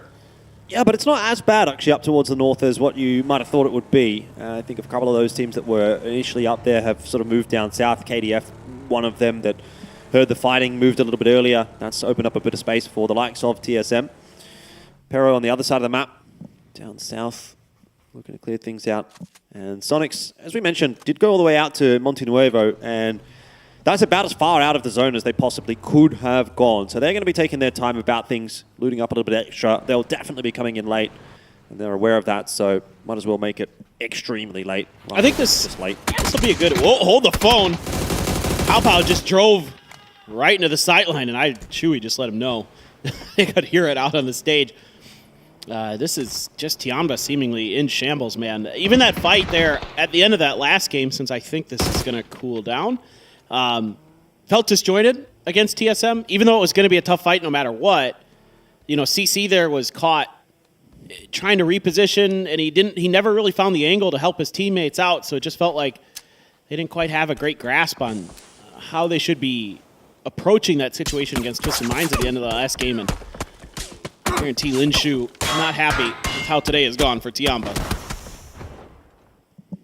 Yeah. I have to be a little bit disappointed after being the best Chinese team in the group stage to now not really holding much of a candle to 17, although the difference between 8th and 9th is actually not that far apart anymore. 17 have been dropping pretty quickly alongside the likes of Ascend. Those were two top teams yesterday, and hasn't really come together for them today. It's been a rough go of it here in the finals for the Chinese teams. I mean, it's just such a competitive lobby, right? Like, you can't be affording to make minor mistakes. You get punished for them, and it's not even necessarily if you're making mistakes and getting punished for them. It's more as well, like, you have some incredibly strong teams that when they get rolling, they really get rolling. You know, TSM today, Sonics today, Twisted Minds today have all gone bolting up the standings, and even Eternal Fire. Like, it's not so much necessarily that 17's having a bad day. I mean, you know, they won the first game. They won a game. They've had a couple of games where they've managed to make it into placements and get some kills here and there, but, you know, you're getting crazy big games out of the other guys, and it's a net negative still. Right, exactly. I think for me, like, I think 17 just seemingly at times making some good decisions, but getting caught in some slightly unfortunate situations. I'd say that last game probably, they tried to make a timing push and, Lil Ghost is already there, but, he's trying to be that scout to make sure it's safe before they fully commit, and then 3 other teams commit to that same compound, and it just kind of all comes crumbling apart. So it do be like that sometimes. I think 17 still has it in them to bounce back. Tiamba definitely as well. It's just today just doesn't seem to be their day. TSM, on the other hand, looking for another classic Purdy-Curdy early kind of scout mission with an emergency pickup potential. See if he decides to commit to it, but still, this is only phase 1. Maybe something you're just pre-setting up for after the next phase. Yeah, definitely want to wait and see where that next zone shift's going to come through. Got a little bit of a split there from TSM 2-1-1, but not a big split. Twisted Minds going to get a bit of a move on early to see if they can maybe catch Cerberus here as they jump into the emergency pickup would be my understanding of this situation. Example, he's keen for it. And Cerberus, they've got no idea right now. The shot's coming through, looking pretty good. Cerberus, they're getting minced apart, but they're all still alive. They're all still standing, as it were, or flying. And they might have just gotten out of dodge in time. That was a very near thing. We'll see the HP bars here of Cerberus. I think actually all 4 of them, or maybe 3 of them, might be below half. Is it all 4? I think it's all 4. I think it's all 4. All 4 below half. So they're very lucky that that damage has been spread out across the team. Oh, now you got to pray that no one hits you on the way down. That's true. Twisted Minds have started it. Can 17 or New Happy finish it? Cerberus got to get down ASAP. Shots headed in their direction. Himas connected. But surviving so far. High Saki is all it's going to take is 1 bullet. I can't believe it. Cerberus are going to get to the ground with all 4. There's no way. There's no way they've swindled that. High Saki will get knocked by Tosi, but that's Reservoir. That's absolute madness. That is unbelievable. TSM, actually, by the way, are flying through the air right now as well. What if they just dropped right on top of Cerberus? That'd be the best. Just from an entertainment perspective. Not sure they're going to do it, but I think they're going to go the rocks on the southeast side of Los Leones, is my guess, with what I'm seeing on the map. That was the spot that the observers as well circled, so I think they might be considering that. That's a powerful position that somebody might be considering. Coming up with the next phase. Pop. Ascend has TDT crashing right in here. Brex going to have to stand up to the challenge. Sees 1 player, but really wasn't quite ready. I'm pretty sure Huang F saw him when he went out the window, but he's got a Saiga. Oh. Got 2. Going for the flushes here as well. 3 bullets. That's enough. That's enough. Unbelievable. Going for the spray. Finally going to get taken down. It doesn't matter. TDT cut down in the end. Brex is going to survive. Chris and Pains are going to be able to get across and help him out. There's nobody else in that compound. Unbelievable solo hold from Brex, as it has been for Ascend. It continues to really be solo plays that have been the most impressive aspect of this team in the PGS 5 finals. But you'd be happy with that one? Sometimes I just feel like Ascend should just always carry off-meta guns. Right. Like all the time. Yep. Because they're just so damn good with them. Give me an MP5 play next. Yes, please. I'll pay to see that. Shrimsy definitely not looking to have the Scar for sure. Loading up the vehicle with some extra gear. Getting that level 2 helmet dragged on in there. Oh, Rex, that was fast. Rex trying to pick up where he left off in the group stage. Getting some big kills. Grenade though, oh, bounced right off of Luke. He's dead. What a nice throw.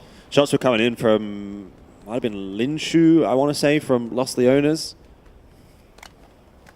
And so I think Luke was a dead man there, regardless of whether or not the grenade connected or not.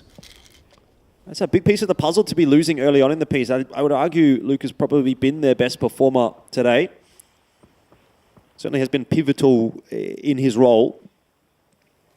So for TSM to lose him, it's going to make this chase to catch up with Na'Vi that little bit harder. Adder's being chased by FW. You can see that in the bottom of the screen here. I think he's going to be okay. I think FW is going to settle to just take this compound behind him. That machine gun, scary. I mean, you never know when one of those is just going to clip a bullet and you're going to go spinning out, or clip a tire and you're going to go spinning out. But Oh boy, that's scary. Gen G's trying to find some level of safety up against the mountain. You can be underneath there with the team above you, but it just depends on what's going on around you as well. New Happy, Ming Ming sat down by Tanvu, Duck Juice as well, getting involved, and it's just not looking great for New Happy today. That's all you can say. Yeah, continues to be a consistent issue for them, losing players early on in the piece. The Expendables will pull up and move in. Delwyn, of course, was taken down a lot earlier on. There's a replay of what we got from Brex. I reckon if he might not have gone for the flushes, may he have actually got all four himself if he was prepared for Huang coming through. Either way, it doesn't really matter. He survived, got rid of them all anyway. And it's a good little play for Ascend, but they've got a bit further to go. Gen G trying to make their way into Los Leones, trying to find some level of safety, but a grenade from Sparking and the follow-up shots are going to clean up Adder. It's revenge. Absolutely. It was Gen G that took one of TSM's members away, and so it seems only fair that TSM would do the same back. It's been a tough tournament again for Gen G.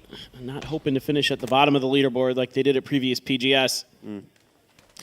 Well, in the grand finals. They at least got there. I was going to say, like, I think at least you can sort of say, well, we did make it into the final 16, so that's better than those teams that are sitting on the sideline at the moment.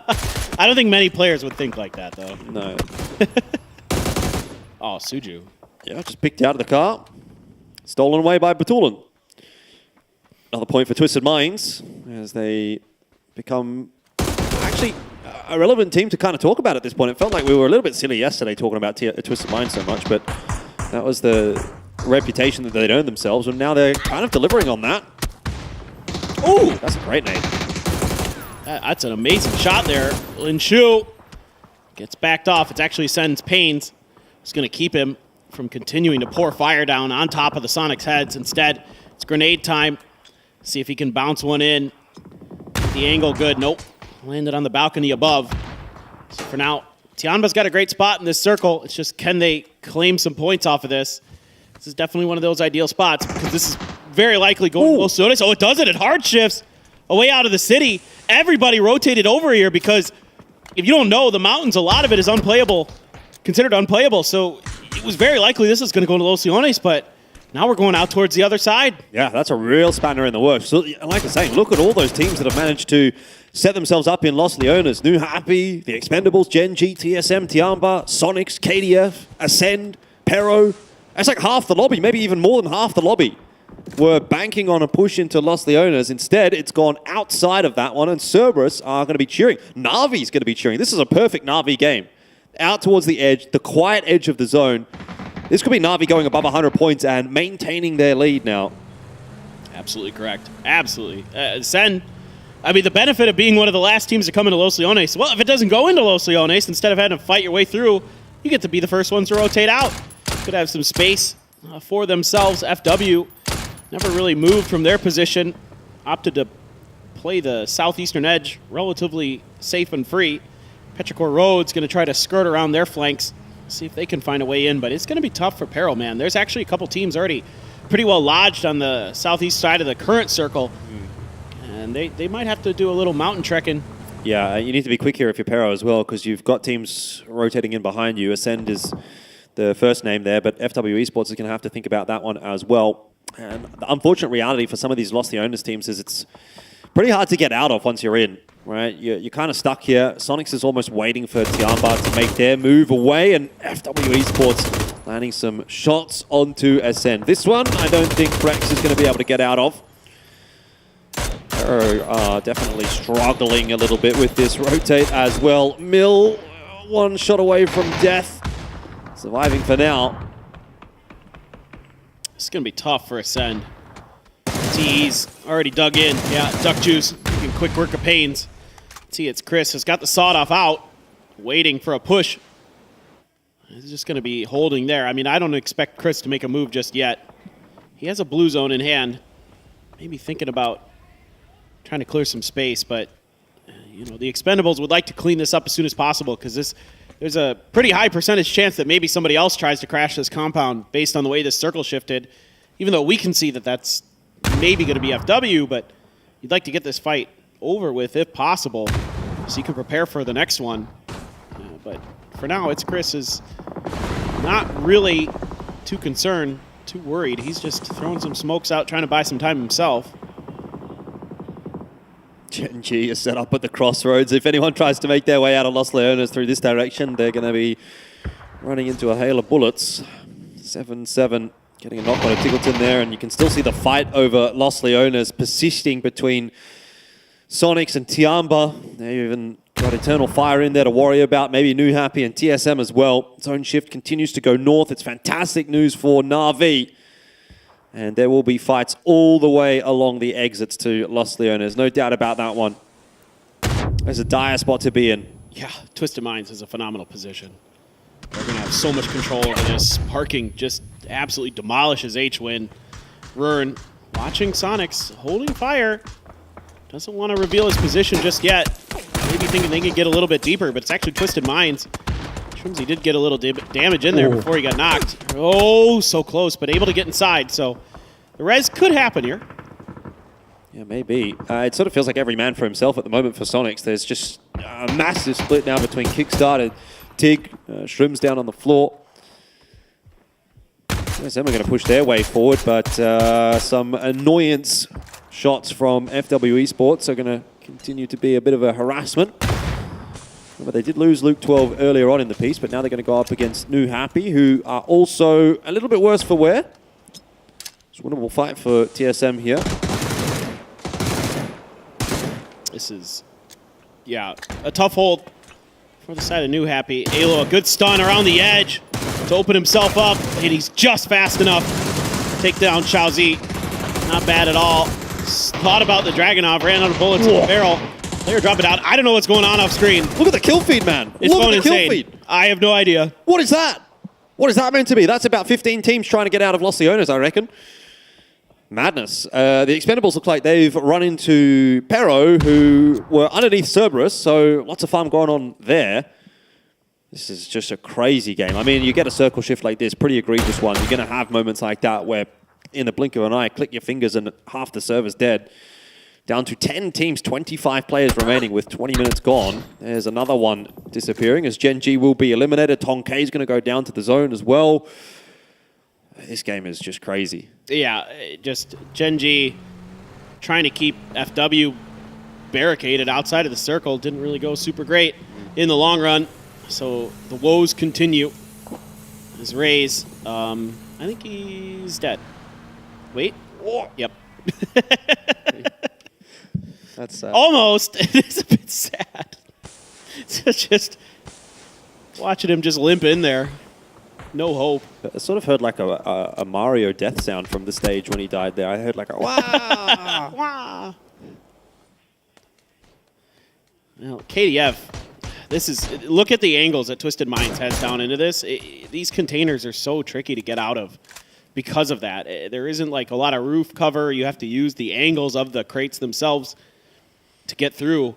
I just don't know what they do. I mean, if they don't have vehicles in here, I don't know how you get out of this. Unless Twisted Minds gets distracted by other stuff and you can find that extremely brief window, which I don't know that Twisted Minds is going to give you. Not to mention 17's already settled up on the eastern edge underneath the rocks themselves. So KDF, I don't know. I have a hard time imagining they're getting out of this without getting like 2 knocks on a Twisted up on top of those rocks. Yeah, it would be a miracle. It'd have to be a miracle workup. I just want to see how many points Na'Vi's going to get out of this game, because they are getting some. There's no doubt about that. They're obviously into the placements now. Can they get above 100? Can they build upon that lead? It certainly looks like they will, unless it's Cerberus to walk away with the win here. If Cerberus and Na'Vi fight and Na'Vi loses that to Cerberus, can't really see any other world where Na'Vi doesn't at least build upon the lead that they've got over the likes of TSM and Sonic. Sonic is down to just kickstart, TSM already out. Twisted Minds, maybe a worthwhile conversation point here up on the high ground, doing a good job of controlling those teams working their way out of Los Leones, but also having a bit of information, maybe a bit of a look in onto Na'Vi.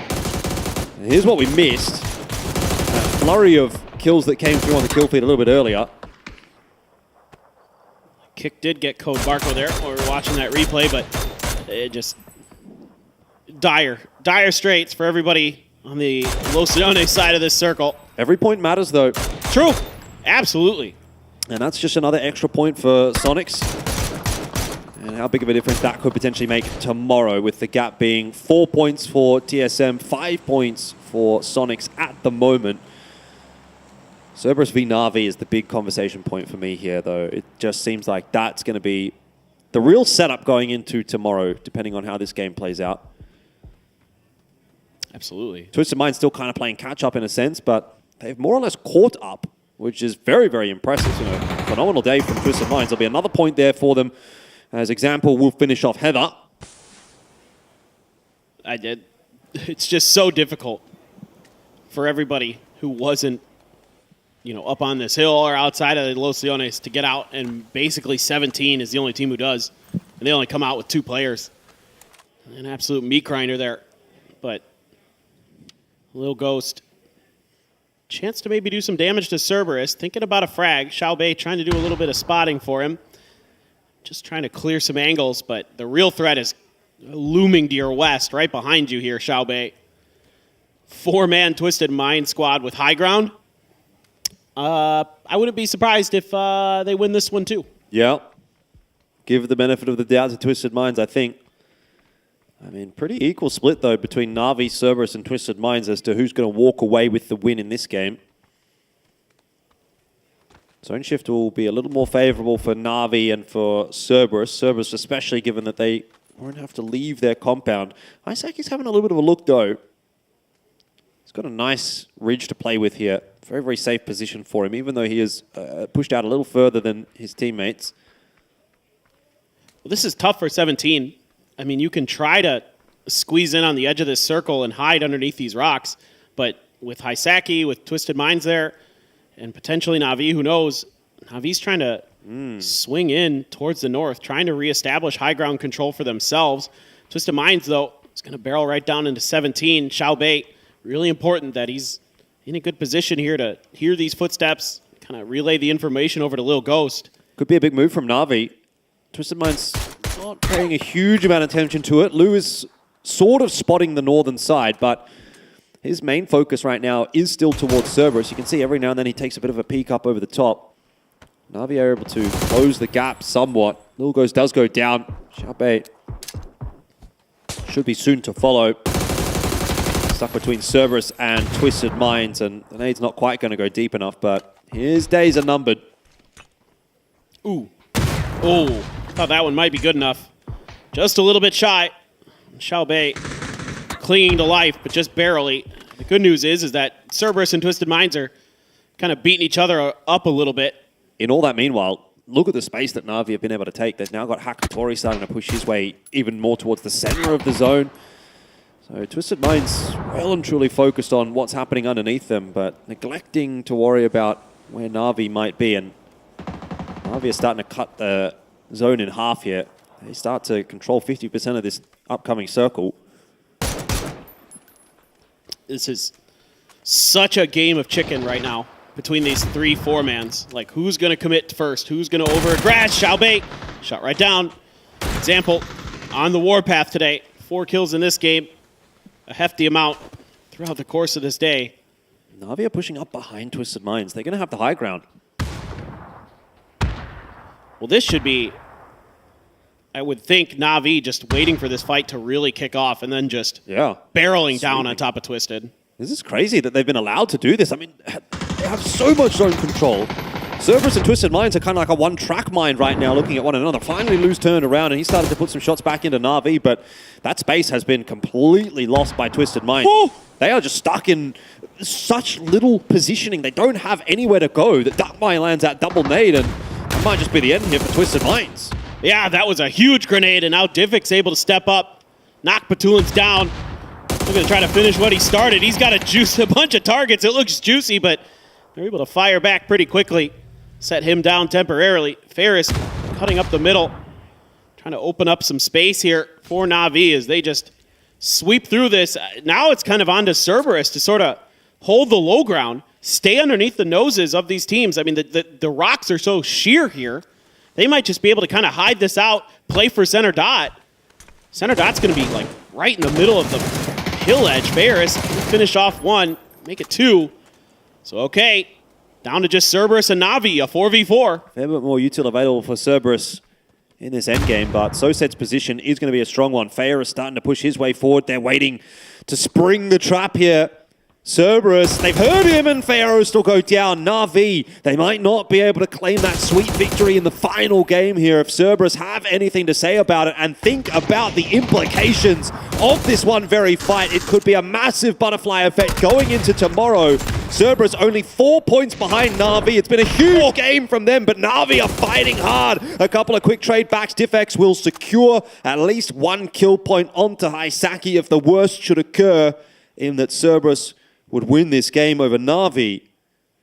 Oh, this is really nice for Cerberus. They can reset this fight. It's a lot more dangerous to res Hakatori here, but that grenade actually catches Himas right as they get the res up. Duckmai is going to be the difference maker here. He's going to have to be the X factor if he can knock one down right now. Cerberus can still win this one, but res coming through for Hakatori. And Duckmai decides not to push his way forward.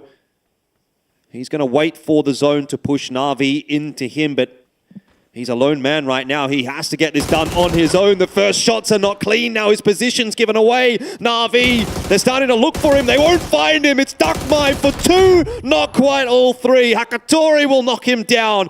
And it's a solo versus 2 for Na'Vi to try to hang on to this lead. Himas confirms the kill onto Soset. Sololzi cooking the grenade. It will go just perfectly on top of Hakatori.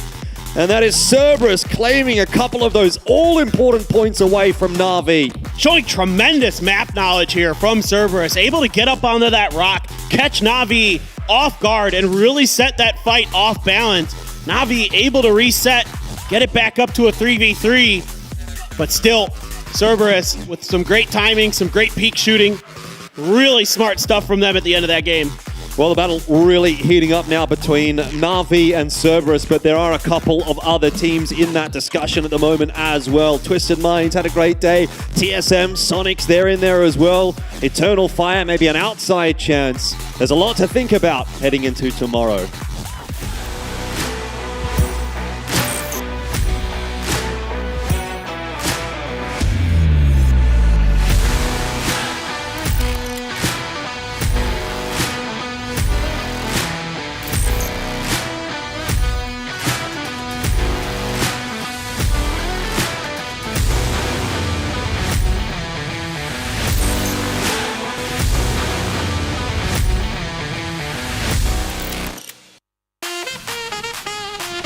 It may have taken all day, but they got the win when it counts. Cerberus, the three-headed dogs, go head-to-head against Na'Vi to battle for the first place at the end of day 2. And Cerberus makes it, I should say, Duckmai makes it happen. Yeah, huge clutch here, and also such a hard circle to end the day here.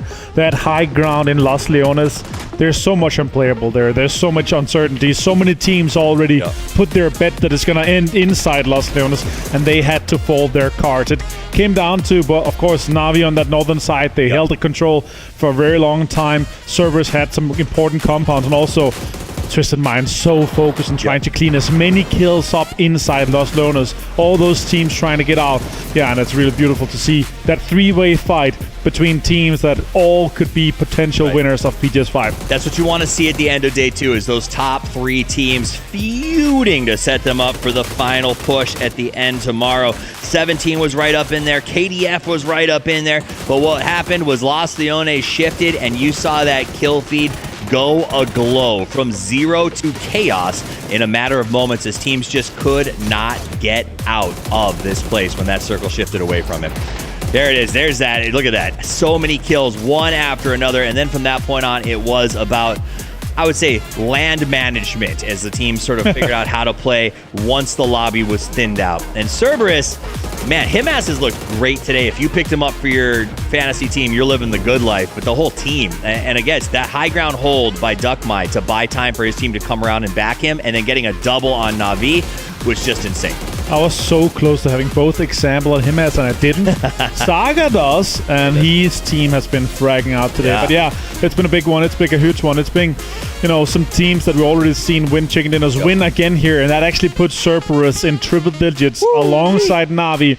And as you saw there in the very end there, that means that they are going to be jumping up and having that first spot going into that last day. But still, 2 teams in front. There are 3 teams chasing down, and they are extremely close. One big game for many of them could put them in first spot quite easily.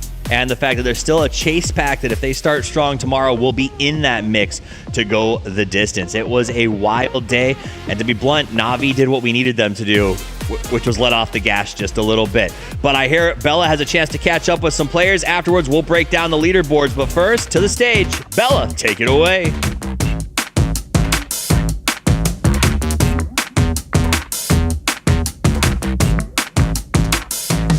Thank you, Steve. I'm joined by number 1 leaderboard, Cerberus Esports' Duckmai, and our lovely translator, Daisy. GG, Duckmai, that was amazing. A huge turnout for you guys. Did you expect the day to go like this? Là một ngày thi đấu rất là tuyệt vời cho team mình, thì em có nghĩ là em có kỳ vọng là ngày hôm nay sẽ như thế này không? Thực sự thì 4 game 5 game trước thì tụi em bắn chưa được tốt lắm, nhưng mà đến game cuối cùng thì may mắn mỉm cười tụi em được một chút nên là kết quả cũng khá là ok. I think like for the first 5 game we wasn't doing very great, but then the last game I think the luck is on our side, so finally we got a good results for today. Yeah, and that last encounter, the last fight with Na'Vi was crazy. You got huge 2 knocks in. So what was going through your mind at that moment? Nghĩa là còn mình có một trận comeback cuối với lại Na'Vi ấy, thì không biết là lúc đấy em suy nghĩ như thế nào? Lúc đó thì em thấy đồng đội em cũng knock được một người bên Na'Vi và họ bị hút qua hết bên phía Haisaki với lại Himas, cho nên là em quyết định là em mở cánh về sau lưng họ luôn, cho nên là lấy được cái lợi thế ở vòng đấu cuối. I think we got the first few knock from Na'Vi, and then I think they were too focused on Haisaki and Himas. That's why I was just gonna make them surprised. Yes. And it worked, right? And tomorrow is the day we're gonna meet our PGS 5 champions. What is Cerberus and Duckmai as a player? What are you gonna make sure you take it into tomorrow to seal the deal? Ngày mai là ngày thi đấu cuối cùng của BGS 5, thì không biết là em và các đồng đội của mình sẽ phải làm gì để có thể giành được chức vô địch vào ngày mai. Về ngày mai thì tụi em vẫn sẽ cố gắng thi đấu hết sức thôi. Nếu mà được chức vô địch thì càng tốt, còn không được thì cũng không sao hết. Tụi em vẫn còn nhiều giải đấu phía sau. I think we will just do our best tomorrow. If we get the trophy, it will be great. But even though we don't get the trophy, I think we will still have many tournaments coming up, so it's okay. Oh wow, I love that. And that was great today. Get some rest, and best of luck to you for tomorrow as well. Thank you. Thank you, Duckmai. 감사합니다. And off you go. And our second post-match interview, I am going to be joined by Twisted Minds Example, who will be joining me as we speak. The man, he is a searcher for damage. Hello. Oh, looking. Hello. Jolly. All right. Okay, a huge turnout for Twisted Minds, making a huge comeback. You bounced so fast. So, what are your thoughts on Twisted Minds' performance today? We just didn't fall mental and just keep up, and good circles got a little bit, and we just take ours, and that's it. That's it? Just circle luck? Are you saying that it's just circle luck? Yeah. No, that can't be. I mean, I've seen the way you guys play during the group stage, and I feel like it's more than just luck. But I wanted to ask, what is the biggest thing that changed for you between like the Erangel match 8 and Rondo match 9? Because it really seemed to work out for you post then. No changes. I just said that we had a good mental, just got a little bit good circle, and just take ours. And that's it. Are you saying that? I feel like he's just not letting all the secrets out. Well, then can you tell us what you will be doing tomorrow to keep that, to live up to your own standards and that try to live up to the defending the title? Of course, we will try to grab our first place, and yeah, we will fight for this. Well, I'm enjoying all the smiles that we're seeing on your example. All right, well, I wish the best of circle luck to you for tomorrow as well. That was Thank a you. wonderful day. And all right, that was a great interview. Thank you, example. Goodbye. All right. Thanks. That was Twisted Minds example for our last interview of the day. And back to the analysts. Wait up.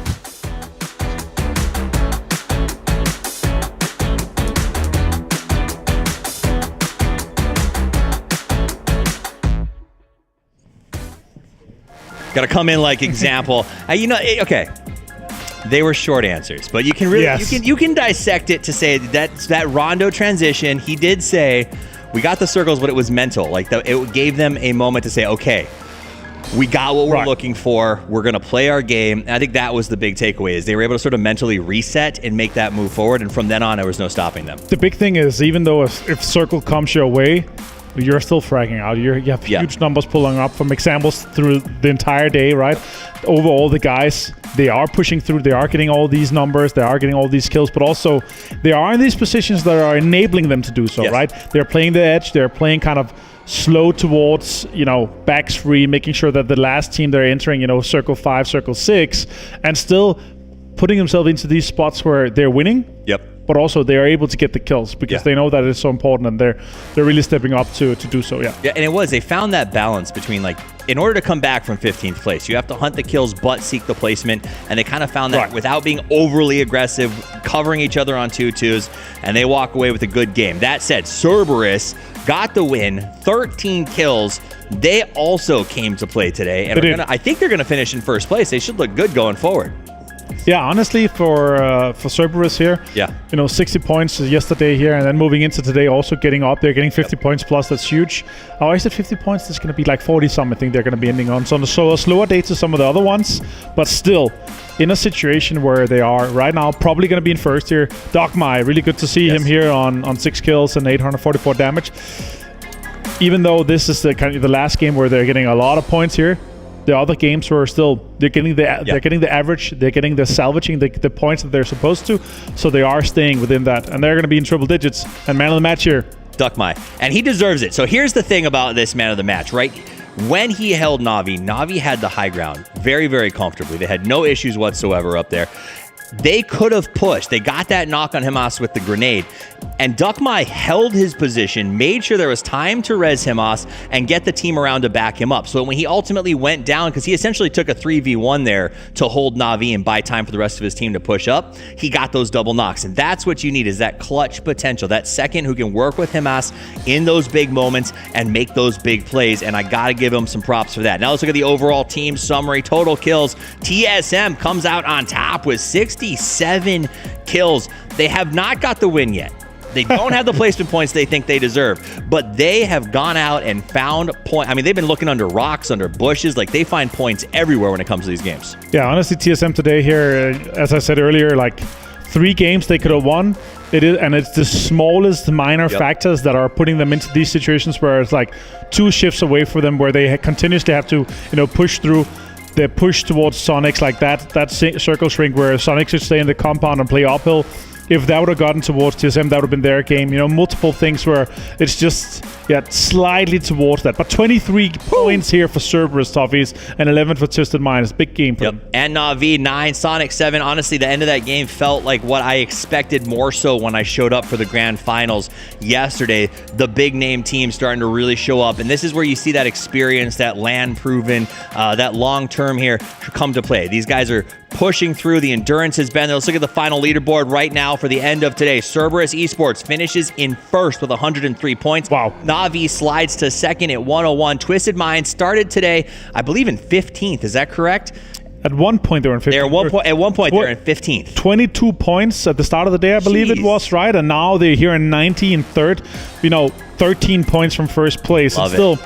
What makes me really happy here is we have 5 teams that are within 14 points of each other, and those 5 teams happen to be our first through 5th place. That is huge. That's going to make a really interesting and exciting day to watch tomorrow. It is. The fact that I was worried it was a 1-horse race when we got here today. Now being that it is 5, that's excellent. And that doesn't mean the teams below that are out. KDF, Eternal Fire. I mean, Eternal Fire had a 30-point game.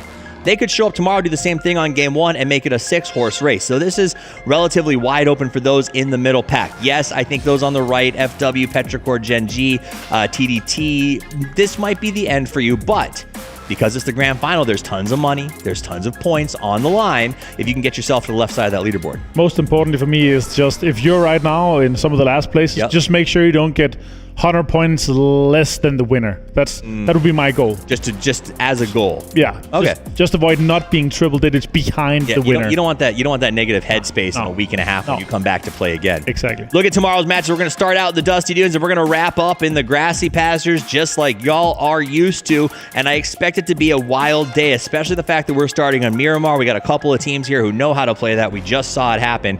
It's going to be everyone trying to establish that top 5 to get ahead right out of the gate, because you want to have a little bit of pacing when you get to that last 3 games and things get a little crazy.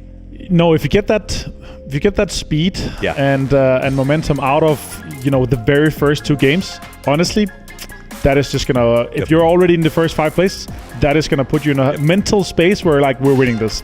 And having that is just such a huge advantage that is just unrivaled. Well, I'll tell you what else has been a massive advantage for us here at PGS5 that has been brought to you by VSPO and Crafton. That advantage has come from our partners. Now, I want to thank our number 1, our main partner. Thank you, OP.GG, for overpowering our game as well as yours. A big shout out to our hotel partner, Novotel Bang Na, for being part of PGS5, as well as our studio partner, Green Park Studio Bangkok, for this beautiful set you see behind us. And finally, TT Racing, thank you for being a part of PGS this season as our official gaming chair partner.